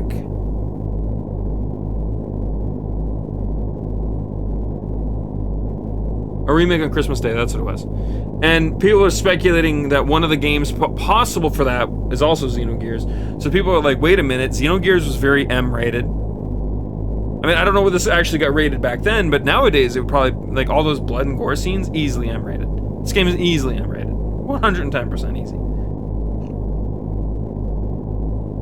There was no hint? I could have sworn there was. Wasn't there? I could have sworn you were even the one who told me that there was a hint. Oh, that's what it was. That's what it was. Okay, so not so much a hint in like the general sense, but like people started this. Okay, I got you. Fair. But yeah, so I don't know, man. If Xenogears got a remake, I'd be so happy. Similar to how Final Fantasy VII went, right? You know, even though remake was out when I started Final Fantasy VII original. The more likely case is, I hope it's not Metal Gear Solid, though. I straight up really hope it isn't. I know a lot of people will be happy, but I don't think they should be happy. And I know that might sound really weird and really volatile to say, or not volatile, sorry, like, maybe like off the wall, because I mean, again, don't get me wrong, Metal Gear Solid, great series, great games. I love Kojima, I love Death Stranding, and nothing against the games at all. I think it's a series that needs to be let to die. It needs to just be left alone at this point. Plus, Metal Gear Solid a little known case for a lot of people. I find I feel like I haven't seen many people talk about it. I'm pretty certain 1, 2, and 3 already got remasters, like pretty decent remasters too, if I remember correctly. They were one of the first in the wave of remasters back in the day.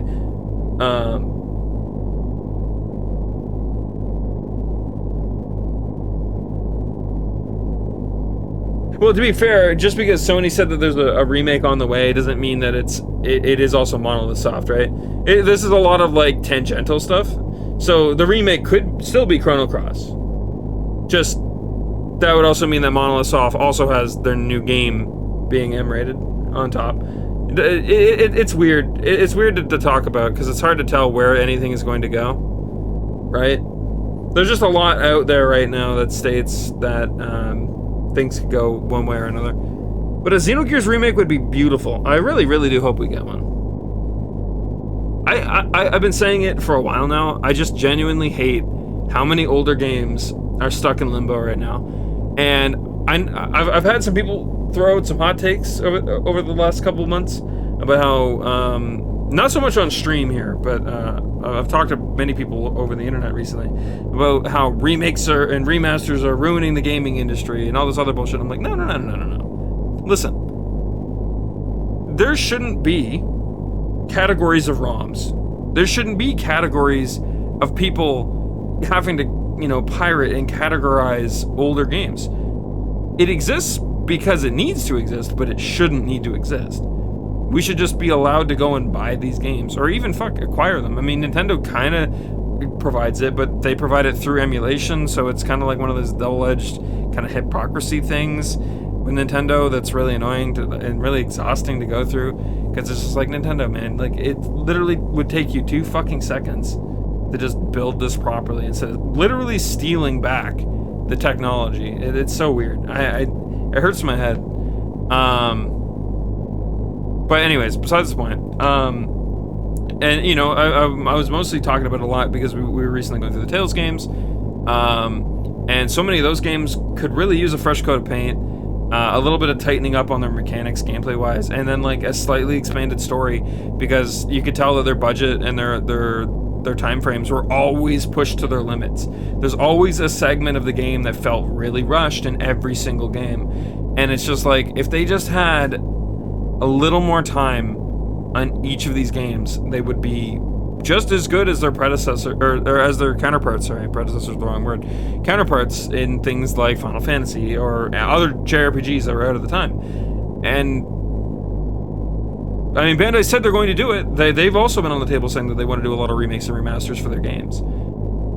But they need to do it. We need to start seeing something. It shouldn't take this long, or unless they're really going hard and we're about to get like all the old original Tales games in full 3D, fully updated into like the newer style.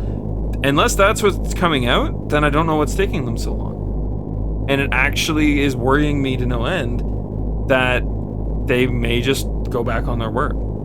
Because it's been years and years and years now since they've done any of that shit. Tales of Symphonia came out back when, Zestiria came out?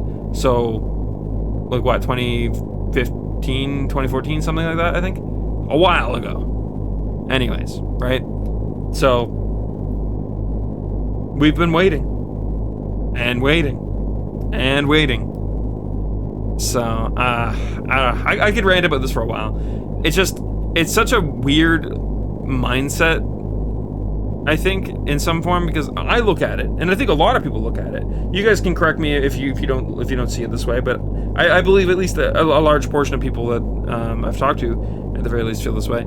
That all they would have to do is re-release these games onto a platform where they can be bought and played, and people would do so.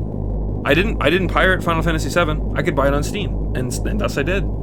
I think that's proof enough. It's not like I make a whole boatload of money. It's not like I would have benefited greatly by emulating it and not paying money, but in all fairness, it was gifted to me, I should say, for clarification's sake, Jesus words. But I was planning on buying it. It was on my list of games that I was going to buy and we were going to play one day. But then a viewer and a friend of mine was like, "Oh, what's that?" And then gifted it to me. So I was like, okay, fine. Go play it. And also, for the record, that's not me saying that I think emulation is a problem or anything like that. Emulation is basically the good guys in the situation a lot of times. For when, you know, like, correct me if I'm wrong, but you can't get Xenogears anywhere. Like, I'd have to buy it off eBay. And then, in which case, I'd have to hope I own an old console that still works. So, you know, like, it's not like the original developers are getting the money either way. I guess is kind of the point there, right? I think these games are made accessible, more people would play them. Just because a lot of more people are gaming than ever before, and everyone gets into the retrofix era at some point.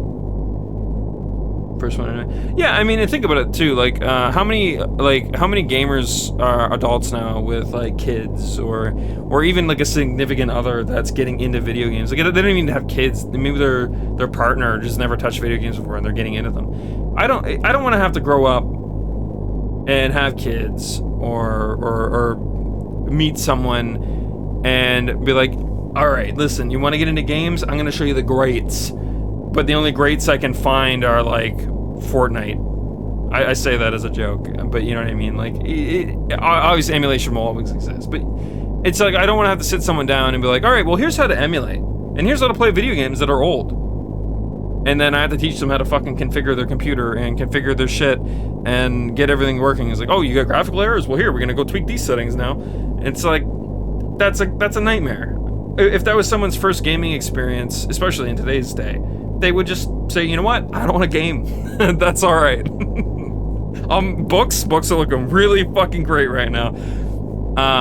And the only reason that I think we or me and other people, for that matter, that do emulate games now is because there is this, I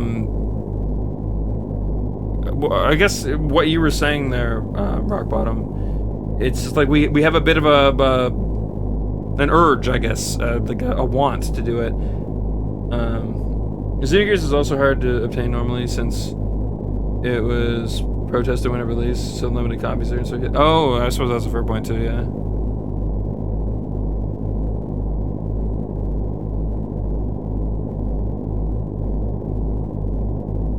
Yeah. Just a lot of things going on, right? That it's just, I don't know.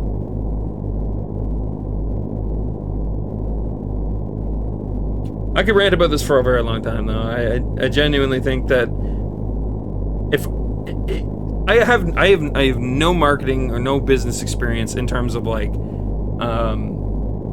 a formal experience, right? But I think, and I hate that I can say this with at least a little bit of confidence, that if I were put into a position for one of these gaming publisher companies or something, to be able to like give them marketing advice at the very least, like consultation even, you know, it's just like, I bet you I could make them at least a fairly sizable chunk of change by some very obvious choices that they could just be making. Like, they own the rights to these games. They don't even need to remaster them, for fuck's sakes. Just release them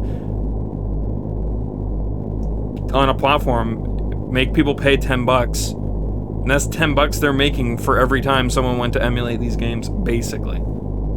Obviously, I'm generalizing that, but is that not free money? Like, they don't. What do they pay for that? Like, even if they, like, let's say, let's ballpark. They pay the guy who has to, like, push all the shit and make all the, like, screenshots and art. Let's say they pay him, like, $1,000. Let's say, me on the table, let's say I'm the one who pushed on this idea. They pay me, like, $10,000. Let's say, I'm just hitting, like, some numbers here. You know, like, that's a lot of fucking money to get paid to just, you know, toss an idea at someone. But, as an example. So we'll ballpark about 11,000. They only need to sell the game like a minimal amount to make that money back. But then if they let it sit on the shop for a long period of time, that's just money that keeps coming in. Everyone that hears about Xenogears that ever wants to try it, and they look it up and they're like, oh, I can buy it on my Switch? Oh, fuck, okay. I'd love to play it on my Switch. You know, or like, Or they see it on Steam, they're like, oh shit, okay. You know, something akin to that, right? It's just like, it's free money. I believe it's free money. I'd have to, you know, maybe some marketeer could sit down and be like, no, fuck them, this is the real reason why they don't do it, blah, blah, blah, blah. But again, my outside looking in opinion is that it's free money.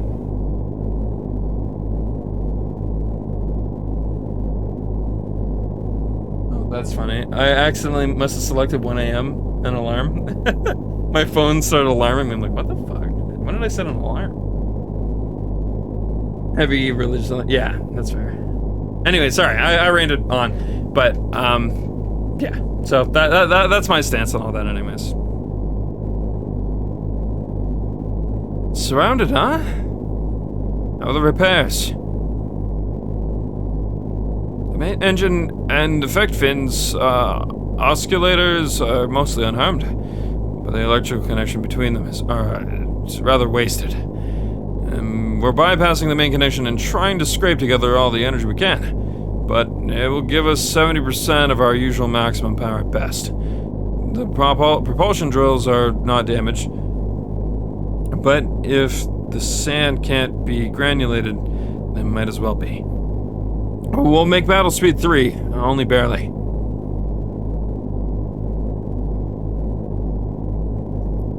See, what was Kepler's Mr. Puniverse? Got to say, he's been quiet since the first surrender demand.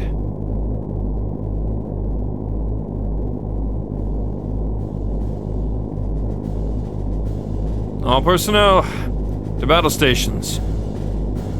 Breakthrough is planned after the connectors are up. Young Master. Zeke, listen. Surrendering isn't going to change Nissan's fate. We'll lose the Yggdrasil, the core of our power in saving Ava and Margie. I know it looks bad, but you can still count on us. Well said, young master. So men will follow you to the pits of hell. Sorry, old man. I'm not dying today. Besides, they don't look like they're gonna hit us. It sure looks that way. Perhaps they have political motive that involve Margie or the young master. That's probably it, Sig. But they're forgetting one thing. It's harder to bring in an animal alive than dead. Young master, emergency connections are complete. Use the engine as you wish. Thanks. Alright, let's go get those fools. Confirmed. An enemy gear engaged. Direct course, enemy vessel engine. Noise increasing. Speed increase. Steering noise confirmed. Course change. Taking evasive action. Commander? Can't help it, huh? All divisions. Holding pattern cancelled. Resume attack. Bow torpedo tubes 1 to 3. Or 1, 3. Nah, whatever. Nomthal missile. Set 1 and 2 for homing. 3 for anti-radar.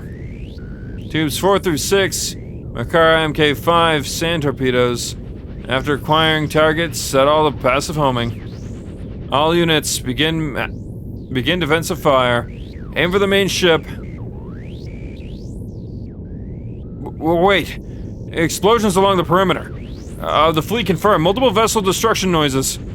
High energy reactions. What kind of gain is this? Commander, I can't believe this. This gear. It's like reactive rounds are flying around. Calm down. Put the analyzed picture on the monitor. Yes, sir. That's it.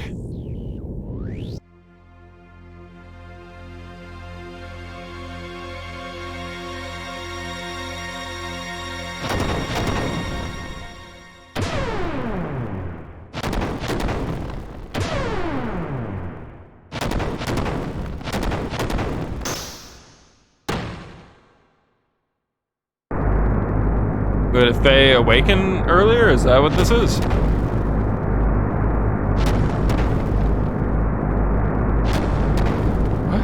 What happened?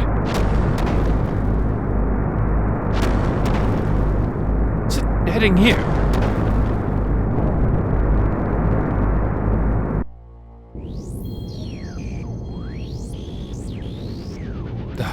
That gear. No mistake, it's him. Demon of Elru. Myung, let's go. Commander, please wait. Commander! Oh, what is he doing now? Oh.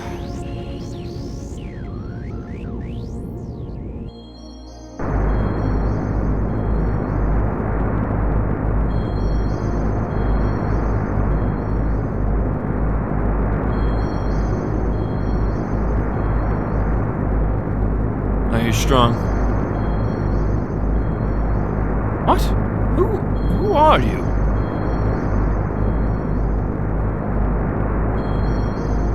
I asked, are you strong?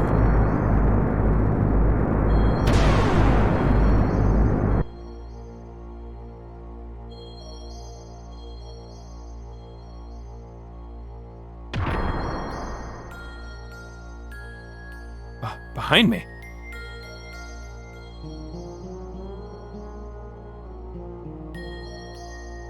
What are you suddenly attacking me for? Fine. Then play dumb. You strong, huh? You there, pirate boy. Do you know him? That's right. Weren't you with that punk Faye? What? No. I don't know him. But even if I did, I sure wouldn't tell you. Good. Then you won't mind if I take care of him. I owe him greatly.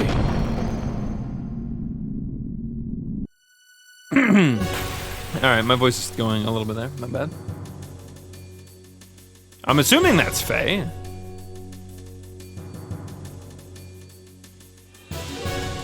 I finally found you. Now, I must challenge you.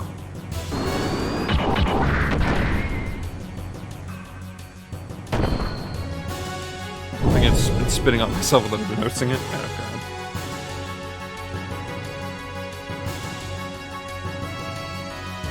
God. Gah! This can't be, you monster! Eat sand, asshole. Gah! Damn you! If it weren't for you. Whoop. Now you.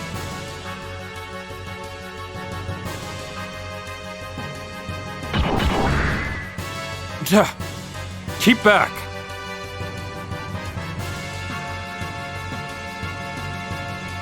It's not quite how it was making Bart sound, but whatever.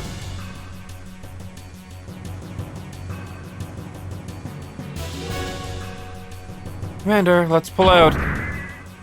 Don't do anything unwarranted, Myung. Still have one arm. We're pulling out. The Mad Dog seems to have a new toy to play with.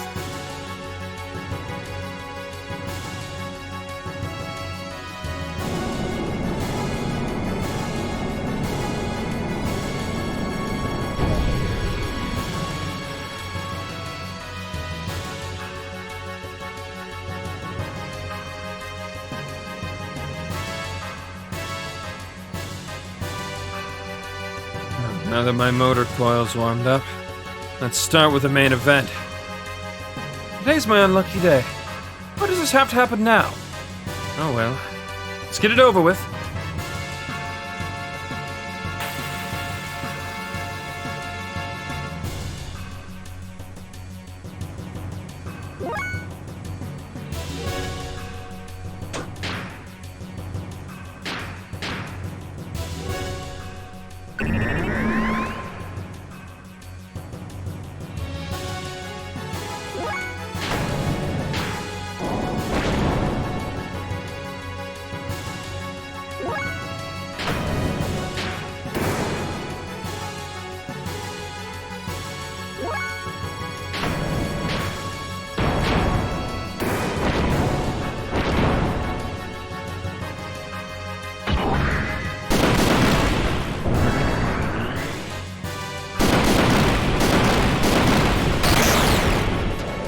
that enough necessary damage? Jesus.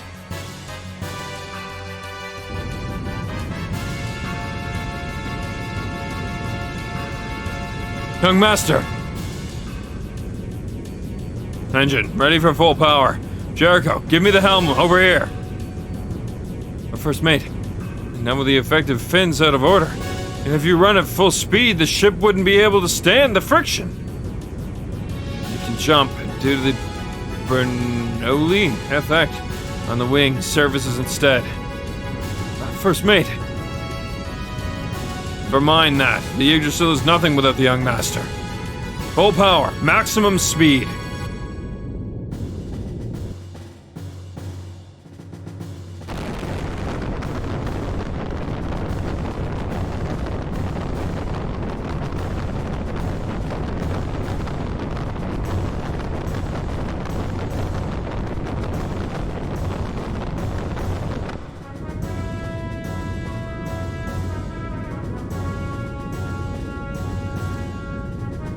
Come on, go!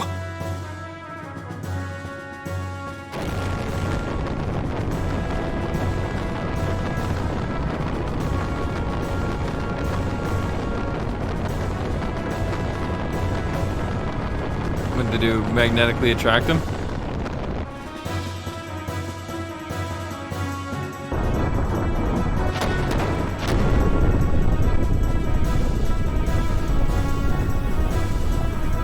Not quite. Young Master, are you okay? Don't overdo it, Sig. Trying to make our ship fly. Ugh. When we get back to it, it'll take a month to get this heap of junk working again. You seem to be okay then. Sheesh. What was that monster anyway? Sieg, what's going on? What? The ship. The engine should have fallen out, but...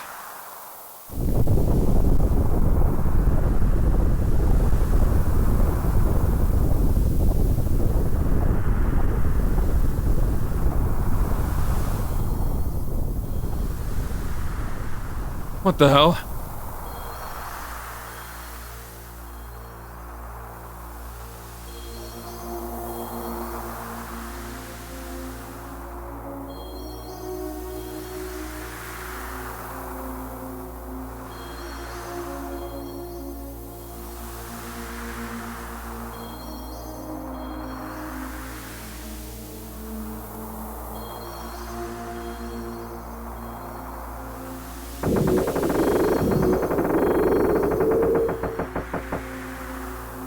That was pretty interesting.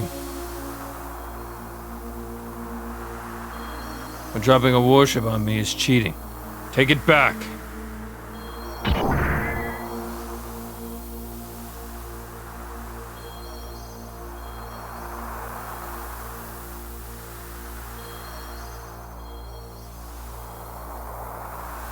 Sieg, Maison.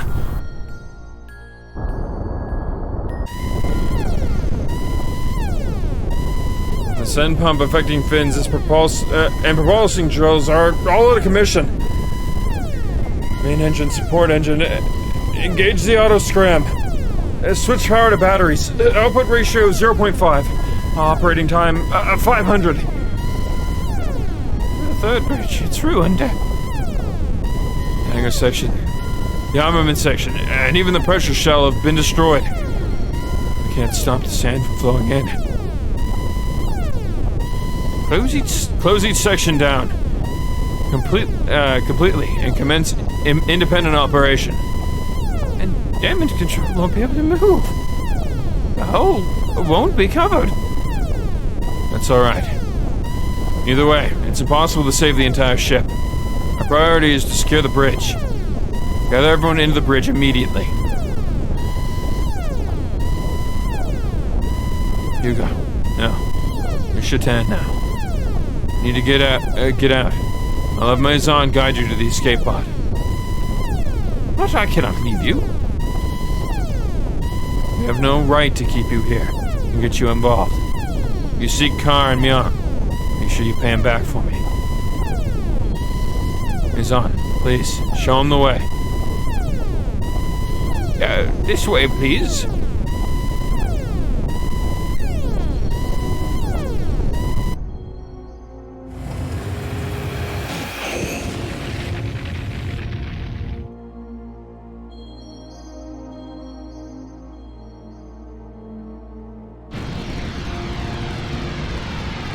Sigurd!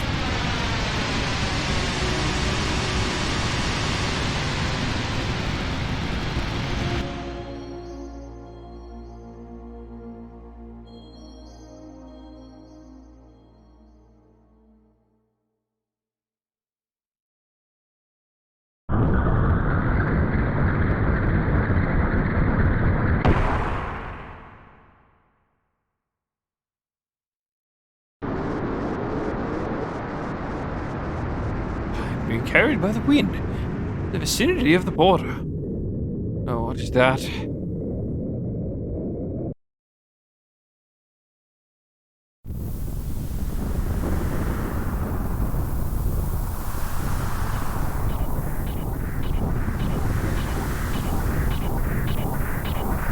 So maybe the red mech wasn't there.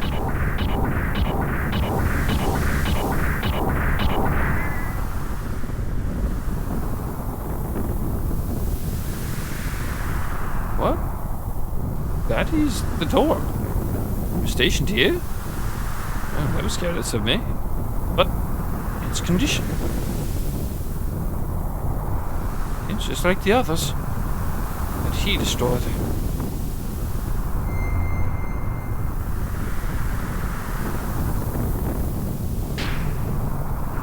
Ooh.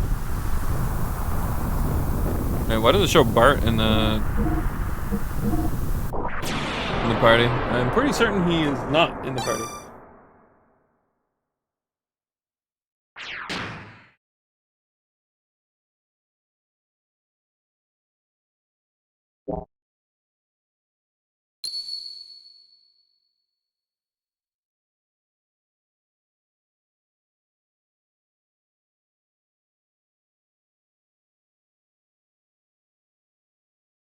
What happens if I select wait? I'm assuming it just brings me to the main menu. Because that's it, guys. It is 1:17 a.m. We almost went 6 hours tonight, which is good. I mean, we just saved. I don't think it's that big a deal. I would like to head out, though, if I may.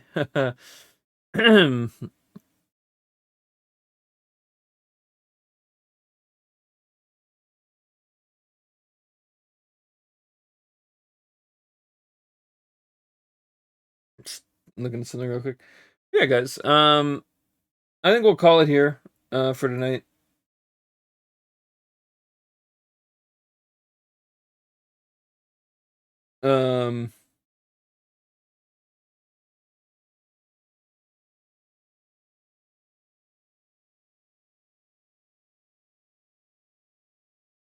Alright, cool. But yeah, I want to thank you guys all for hanging out and chilling. Top 10, yeah.